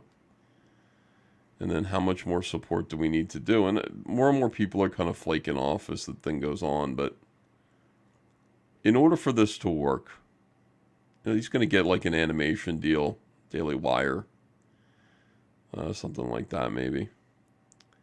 But in order for this to really work long term, like, he's got to go where comic book fans are. You know? You got to get people to... When I say... You know, when Dick Masterson says, "What's your favorite part of the book?" I know that sounds like it's an attack. But it isn't an attack. It's a really kind thing, because it's like, we got to get people reading the comics. And that's what I've been saying, like, lately. Just like, oh my God, yeah, like, everybody needs to read the comics and possibly get addicted to the stories. Don't get addicted to, this is how much money we're making. We're owning the left. You know, hooray. You know, don't get addicted to that. Get addicted to the stories that are in there. Have, like the stories.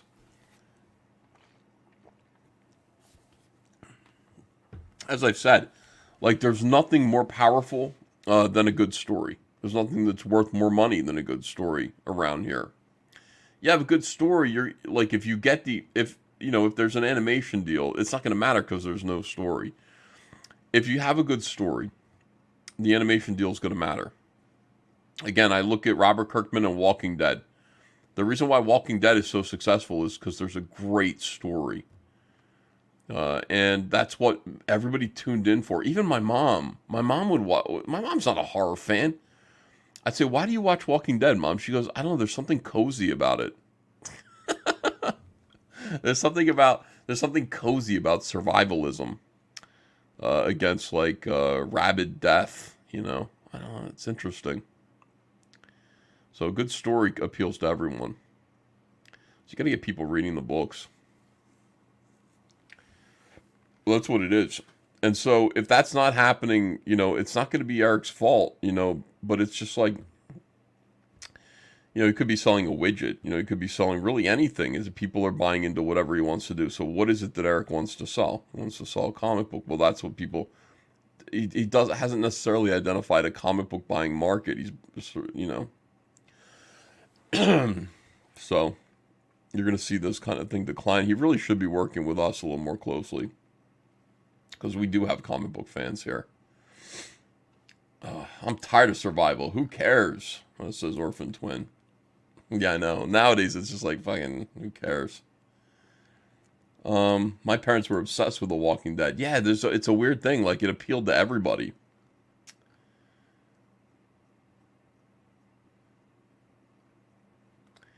So, this is the thing. It's more like he's selling merch. Yeah, like, I mean, you know what? SJW should say that about me, but it's like, no, my stories are really, like, pretty good, and I put a lot of thought into it, and people are collecting Cyberfrog stuff because they like Cyberfrog stuff.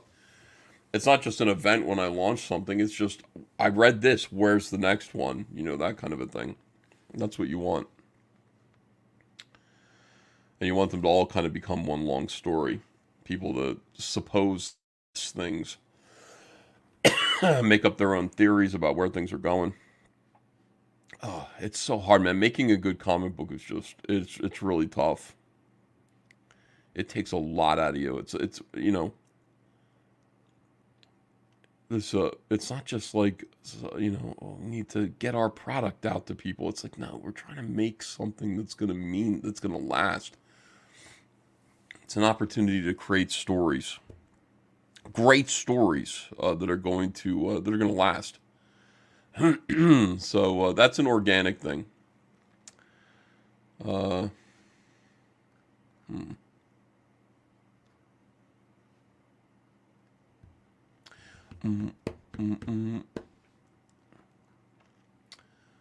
199 bro. What does that mean? I love survival stories and games the most. I do too. That's my number one fantasy. I think most guys have that fantasy. Blur says, kick Ethan. That's my show. You can't kick me.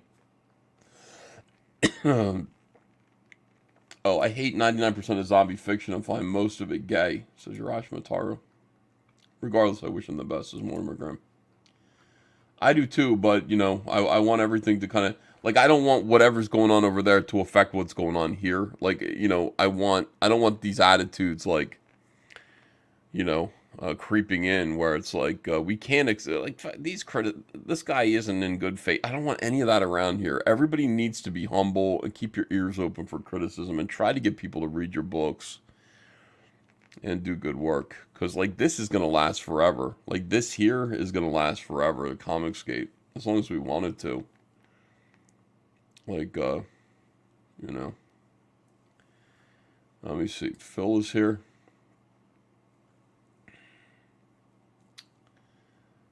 Part of his success is getting some of his non-comic fans to buy his book. Yeah, of course.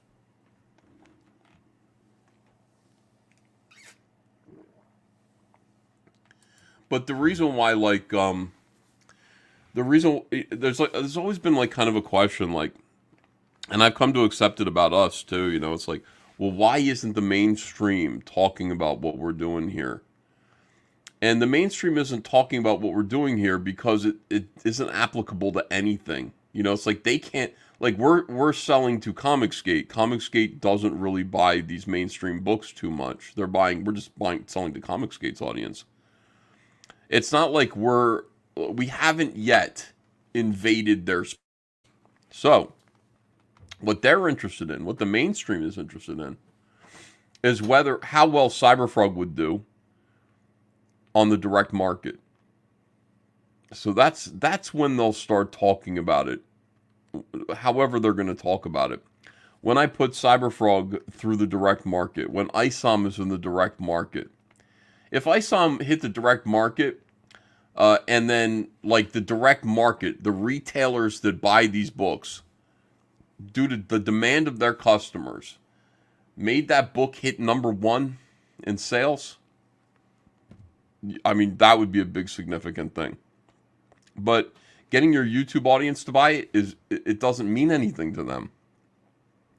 So like if we want that kind of attention, if we want that kind of those plaudits, if we want like them to recognize how great we are, we do have to go into the direct market. If that's important to us, we have to go into the direct market. And I've been thinking about it a little bit because maybe it is kind of important to me. Maybe I do want to try that. Maybe I want to see how many copies of Cyberfrog I could sell to retailers.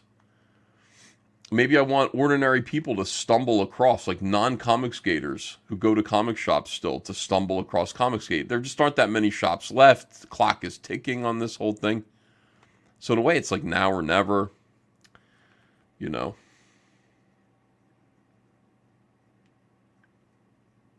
So that's what it is. Like the reason why they're not reacting is because who cares? Like they see it that way. They go, well, exactly what you said. Like you're selling merch to your fans. You're not. These aren't comics per se. It's not like they are comics. They look like comics, but you know, you're not competing with Batman. You're not on the same playing field. You know, it's like there's the NFL and they're playing inside the stadium and hey, good for you. In the parking lot, you know, you just ran 40 yards for a touchdown, but so, you know, that's in the parking lot with your friends. Like what's going on inside the stadium? I can't afford $35 comics, says Liar Liar Pants on Fire.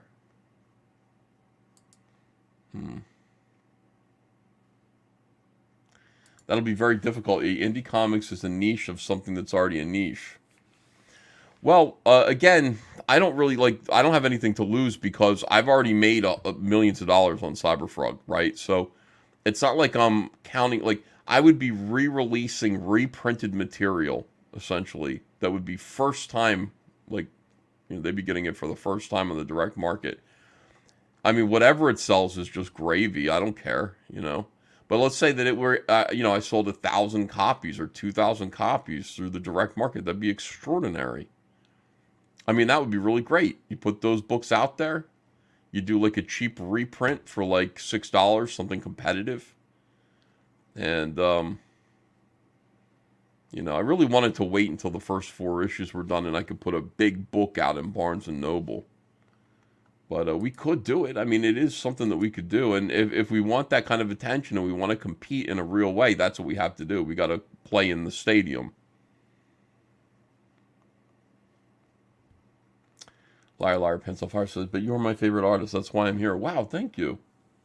You're welcome to be here. I appreciate you. Travis Perrick says, philander the mainstream. $2. OS Boomer, join, thank you. Queen Bee says, really, 1,000 to 2,000 in the direct market? Queen Bee, I have no idea. I don't know. I don't really know. I don't know what kind of resistance I'd be up against. Like, you have to understand, like, we'd be facing headwinds of SJWism. People saying, that's Comicsgate. I'm not buying that. So, I mean, what's left over there? So we're independent. And then there's only a certain number of retailers who are going to invest in independence. And then also we're political. What does that leave for us? You know, what does that leave? But I mean, look, if I could get 2,000 copies out there into the direct market where, you know, fans go, like comic book fans go, I think that's a win. I think that's a big W.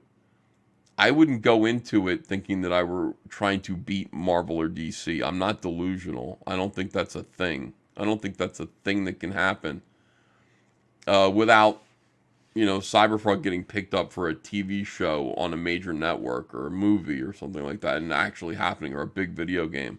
I just don't think it could happen like that. But it would be fun, right, Andy Gogo? Swain Wade, again, says, I first heard about E from someone reviewing Blackest Night. Oh, yeah.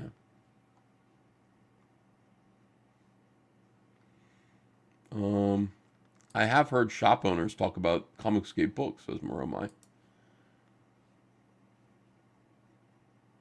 Torpedo Comics would probably stock Cyberfrog. The owner is anti-woke. Yeah, I would want people, I would go out with like Cyberfrog 1, Rainbow the Brute, Fearsome, and I'd ask Matt if he wants to put Snowman in there. And then I would just say, it's all caps comics, everyone. Like, we're not launching a bunch of books that we just created just to be a company. All those books happened organically. They were ideas that happened at various times. Very much like Stan Lee's Marvel Comics. It's like, we didn't just go, okay, here are all the books at once, push them out there. It's just, hey, I have an idea, and then you make a comic book. Mark Walter says, retailers aren't going to buy $25, $35 indies, though. They have to buy at a price where they can know that they'll sell and make a profit. Yeah, Mark, that's kind of what we're saying here. Like, I'm not trying to sell, a first-run Cyberfrog over there, like Chromium. I would reprint Cyberfrog, like a piece of Cyberfrog, like maybe like a 35-page, 36-page installment of Cyberfrog, and I'd do it on cheaper paper, and I would put a $6, $7 price tag on it. And then, yes, again, there's no money in this. They would take their share. I mean, I would get maybe a third of that, That's what I would get to keep. I'd probably lose money on this.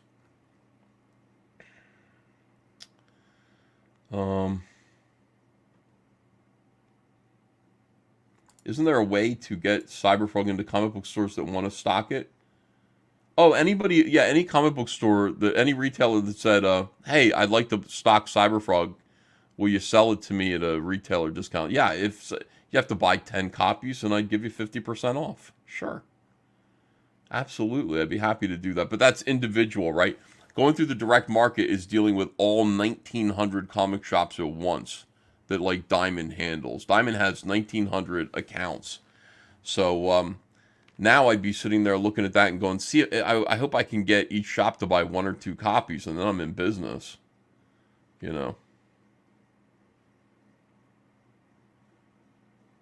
Emery Calumet. So it seems like this is more of a FUD and drama channel now. Trying to hitch a hot new fight during a slowdown, but the fish won't get back on the hook. Nobody wants to kiss the ring or wrestle for the belt. Perception is perception, my friend. There's nothing I can do about that. But yeah, this is a drama channel. Absolutely. Most comic shop owners are SJWs and they hate Ethan. See, that's what I would expect. FUD equals fear, uncertainty, and doubt. Oh, that's a new one. I didn't know that.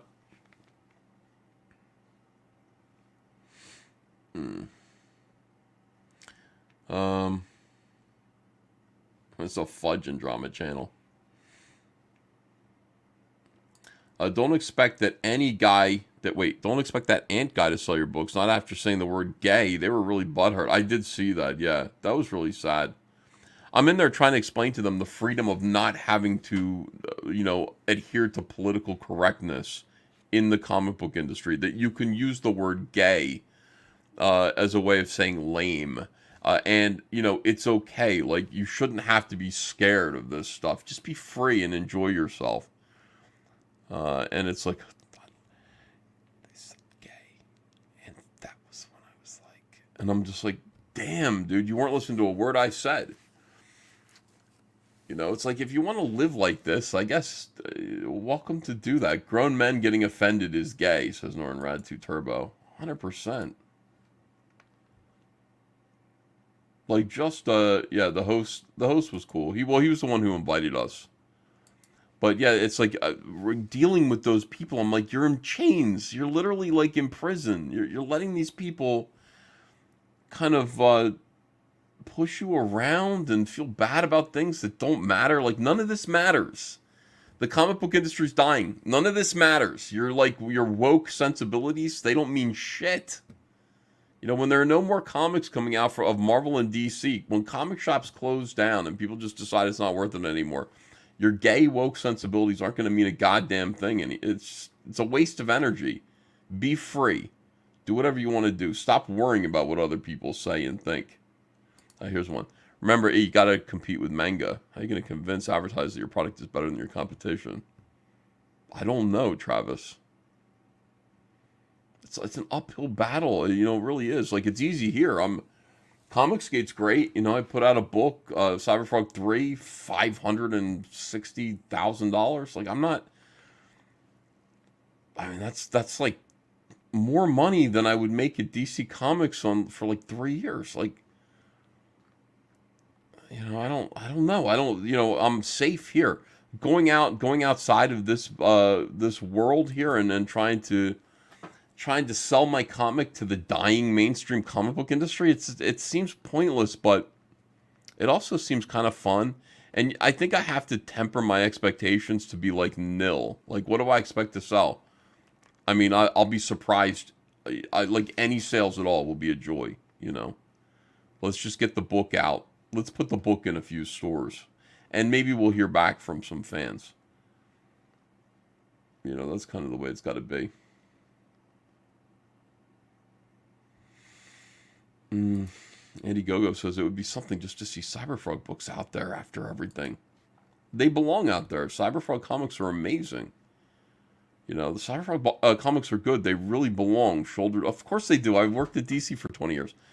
All these books belong shoulder to shoulder with everything else that the mainstream's putting out. They're just as good, if not better. And they should be there. OS Boomer, I'd love to see you, Mange, and Malin talking comics. It's way more interesting than drama EVS. The drama is interesting, too, when it's about comics. All right, let me see. I got to give... oh, wow. All right, I got to give Kyle Ritter some reference here. It looks like Kyle's going to color the Andrew Tate cover.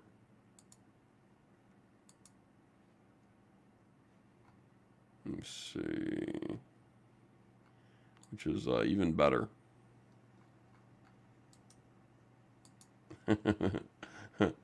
I don't care, man. I like, you know, these people. I'll do. I'm gonna do whatever I want to do. I'm just here to have fun with comics.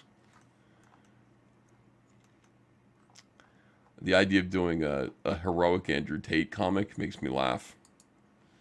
All right, let me see. Reply. I hope you can get this done quick. Here's the piece I referenced. And the rest. Hold on. Alright, I'll get that stuff to him later. Wow, we're selling a lot of comics tonight. Thanks, everyone. Appreciate it. A lot of comics. Just take a look. From the Dark Harvest campaign. Everybody's over there backing it. You guys are the best. Thank you.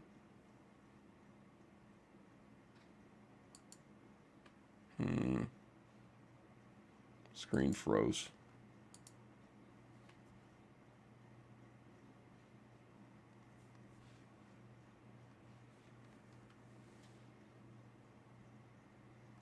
All right, can you see me? My screen froze for a little while.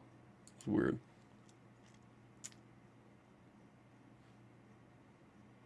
I think my computer's slow in the middle of the night. Wow, thanks very much, everyone. I appreciate it. A lot of backers.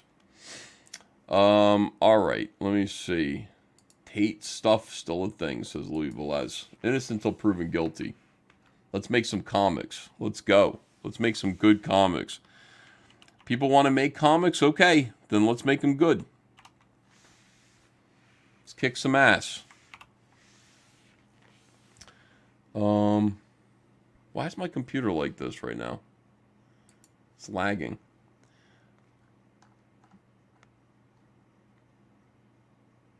Okay, Philip Owen says, that's not true. Comic shop owners want to pay their bills. I like the Rainbow the Brute hat, but the shirt was too loud. If you kept it simple like the hat, just have the character, I'd buy it for sure. I'm not going to make any Rainbow the Brute merch, I don't think. I'm making the action figure. Dale coloring the 3 covers? If so, Kyle can focus on Cyberfrog 3? No, Kyle's doing everything right now, as it turns out. If you push Kyle, he can get stuff done. Just have to push him. First Bullet says, how's the Brute sculpt looking up to your standards yet? It looked okay the last time I saw it. I have not seen any updates on it for a while. The sculptor was kind of sick. He's got the same thing everybody else has got. I'm looking forward to seeing more. What is this? My name is pronounces yes, Louis Velez. Just so you know. Okay, thank you.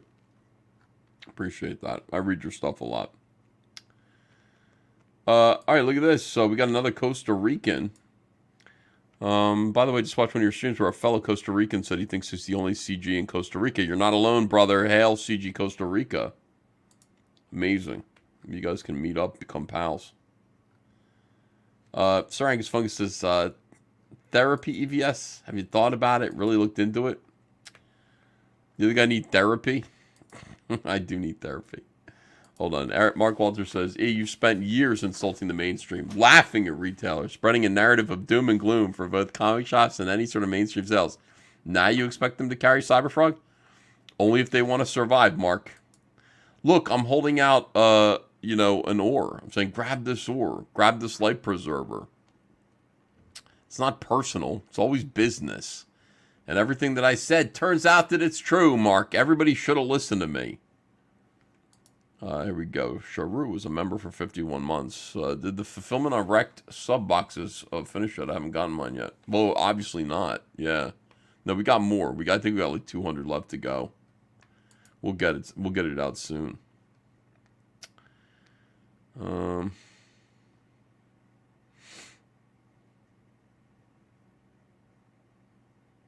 Cyberfrog would sell well in Japan. Ooh, let's put it in Japan. Let's go. Yeah, Mark, I don't think anybody cares, dude. I really don't. Let me read this again. Insulting the mainstream. It sucks. I think retailers agree with me. Laughing at retailers, I did no such thing. I've never laughed at a retailer. Ever. Spreading a narrative of doom and gloom for both comic shops and any sort of mainstream sales. It's not a narrative. It's true. Everyone's experiencing this, Mark. Are you not noticing? Are you not seeing this? You're not recognizing? Did you read Phil Boyle's article? He's predicting that it's all going to close up in a year. 2 years, did he say? I don't know what he said. I think he said a year. Don't lie and say I'm laughing at retailers. I laughed at Tess Fowler. I never laughed at a retailer. I laughed at all the people saying, comics broke me. I laughed at pencils down. That's why people are mad at me. Because I said, another pro acting like a clown, pencils down. What comes around goes around, pencils down. I laugh at my peers having difficulty. Because the ones that were complaining are the ones who helped cancel me. So, of course I'm going to laugh at them. But, I've always said retailers are the victims here. So don't try to change the narrative, Mark, to make, no, that's not how... The retailers are the victims of your friends and their bullshit. They really are. They're sitting there trying to sell what the mainstream is putting out, and the mainstream is just full of pieces of shit that are fucking laughing about the comics that they're making. It's just garbage comics. Retailers have to sell it. Like, these comic pros don't come into contact with retailers unless they're invited for a store signing and treated like royalty. They don't know. They don't care about their problems. You got comic book store retailers going, Richmond, north of Richmond. You know, those are the comic pros, the rich men north of Richmond to the comic book retailers. You know, no, they're flippant. They don't have, their attitudes are, I'm doing whatever I want to do with the comic books that I'm creating that I did not create the characters for. And I don't care that somebody has to try to sell this stuff. I don't care. Throw another variant cover on it and do another variant cover scam. It's their problem. It's the retailer's problem. It's the problem with the mainstream. Is that everything kind of goes, shit rolls downhill to the retailer. And you tell me I'm laughing at the retailer? I feel bad for the retailer. Because of your friends. Richmond, north of Richmond. Man, you tripping, says Hellboy Hendricks. Yeah. Horrendous.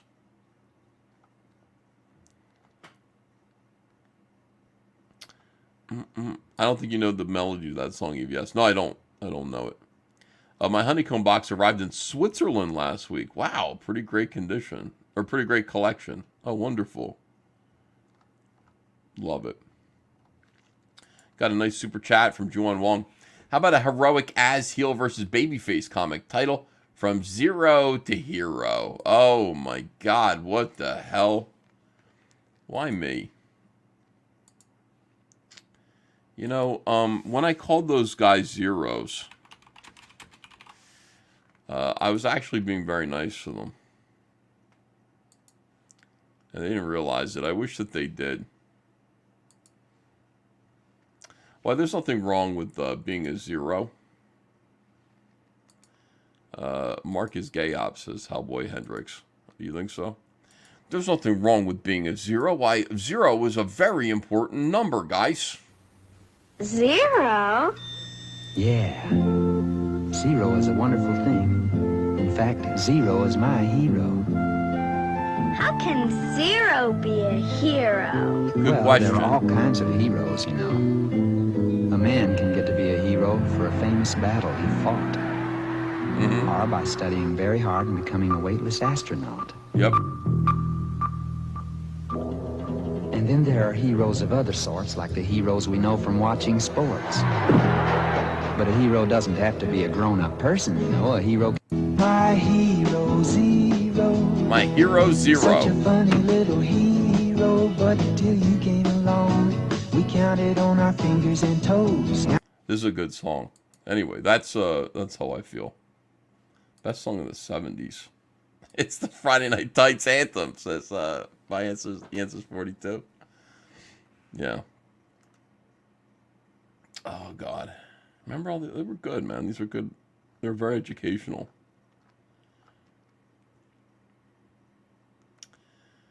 Let me see. Green Skull says my IDW work girlfriend is getting fired and she's pregnant with my wife's boyfriend child. Oh no, you're kidding me. It's not good news. Fix this, EVA. Fix this now. Anyway, I gotta finish reading this. From here to zero, genuinely make him look good. It can be an olive branch or ultimate cheek turn. Would be funny if it has a better story than Isam. I have zero time. Yeah, I can't do that. I don't care. I don't care about these guys. I find them amusing sometimes, but yeah, I don't care if we're friends or not. What is this here? Sorry, I don't agree lockstep with everything said here. Must be hard to hear a different opinion. Oh, Mark, you have no idea, dude. Try telling these people that Barbie wasn't a dog shit movie. See how that goes for you. Ryan Tyler Palmer says, this is true. Bastardization of tradition and legacy of the industry. Hacks and posers. I'm doing real shit in my work and sleep great at night while doing it. How does Mark sleep? Most have a better story than Isam. What? Why are you attacking Isam?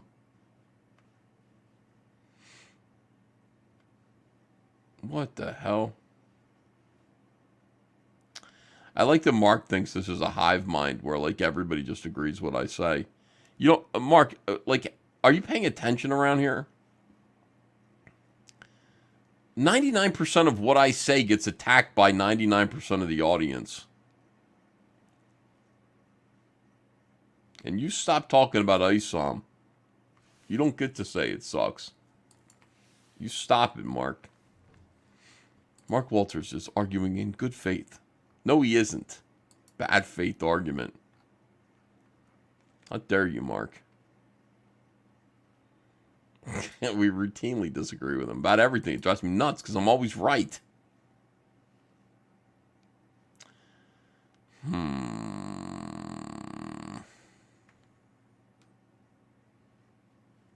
Yeah, you can't sit there and tell my audience that to stop being a hive mind.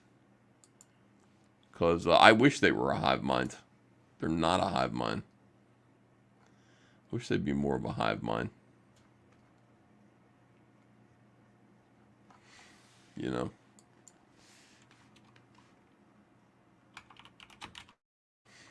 But they won't do it. They won't do what I say. All right, let me see here. Let's watch a few videos.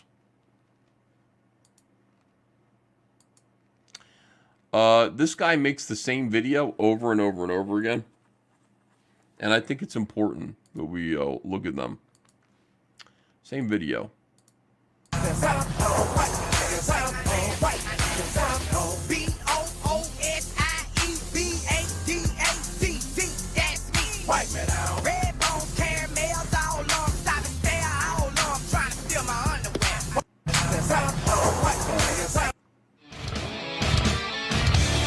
No, not that.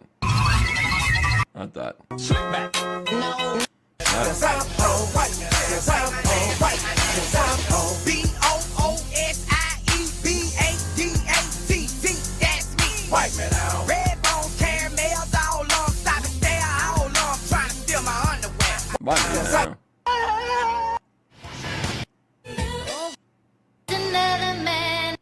What are you doing?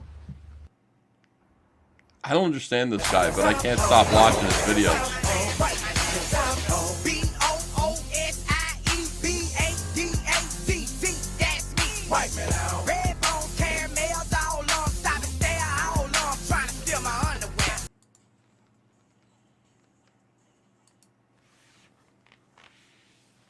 I've watched all of them. Mike Joseph says I'd rather not watch this. You don't like that? B-O-O-S-E. Wait, B-O-O-S-I-E. B-A-D-A-S. Who knows? Boozy badass. CWA92 says, Ethan, try the dance. I'm great at it. I'm great at the dance. Blue Waffle says, I liked it. Makes me uncomfortable, Ethan. Well, how do you think it makes Mark feel? Mark is a cracker from Texas. He doesn't like this. He doesn't like this kind of culture. I don't know why he doesn't like rap music like I do. I like it. I dig rap music. Here's my new intro, which you can't deny is the best new intro. Nose all running, fast no bunny. Take it to the crib, make a drink coming. I'm from the hood, I ain't never did this, but now I can say that I done it. Cocaine blame, that's my dog. I called them up to house this slut. We gon' fuck her in the back of the bus and fill her nose up full of that dust. 3-6 Mafia, while on tour, whooping these niggas and fucking these whores. In the bathroom about 2 whole hours, getting real high, passed out on the floor. Fuck that shit, niggas on the frame. Take a 1-and-1, back in the game, back on the street, back on the strip, looking for a freak to run a train. What your boy doing with that weed? Where your boy going with that shit? Begging like a little kid. Get a little homie a little bit. Ain't no smoke, yeah I smoke. She fan on that endo-dope. If I try better, we make cheddar. All the haters get the road. Half on the sack, on some blow. Half on the sack, half on the sack, on some blow. Half on the sack, half on the sack, on some blow. Half on the sack, half on the sack, on some bring that drum. Half on the sack. You guys like that one? Is that good? Missing the Shane trainee. Do that op nonsense. What is No, I'm not doing that. Yeah. Fun fact, this is Ethan singing this. Oh, I wish it was. 36 Mafia, wild on tour. Fucking these enters and effing these whores. It's really good rhyming. Swain Wade says, Shane doing blackface needs to be his new intro. Oh, that's messed up.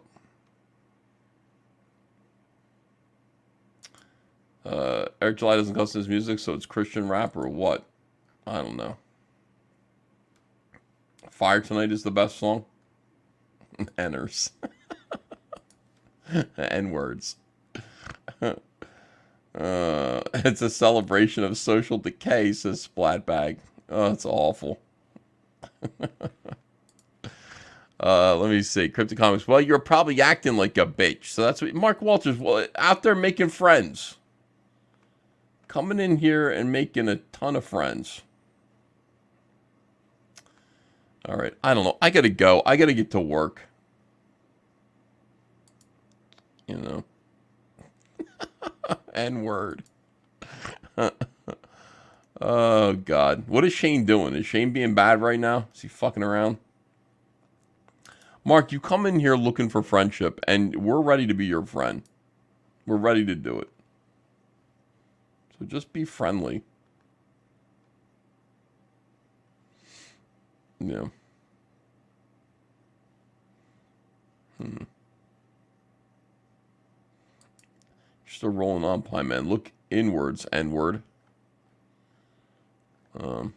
That's poetic. All right, seriously, no, I gotta go. I could just hang out here and read your chats and waste time all night, but I gotta go draw. Thank you so much, everybody. Thanks for the super chats. Thanks for hanging out. I will see you again tomorrow for Comicsgate Kings. Be here for Comicsgate Kings. Adios. You know, he's told me exactly what happened with everything, and I'm grateful for everything he's done for me. He's been just a completely stand-up, great guy from the beginning, from the moment it was announced I was doing this movie, and I really love him. I think he's a fantastic person.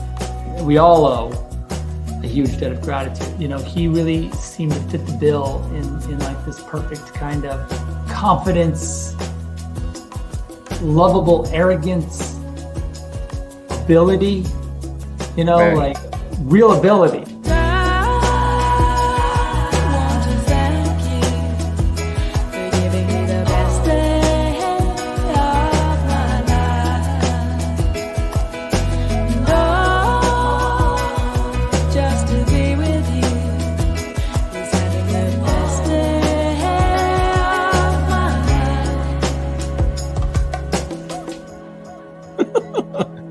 Sorry. Thank you.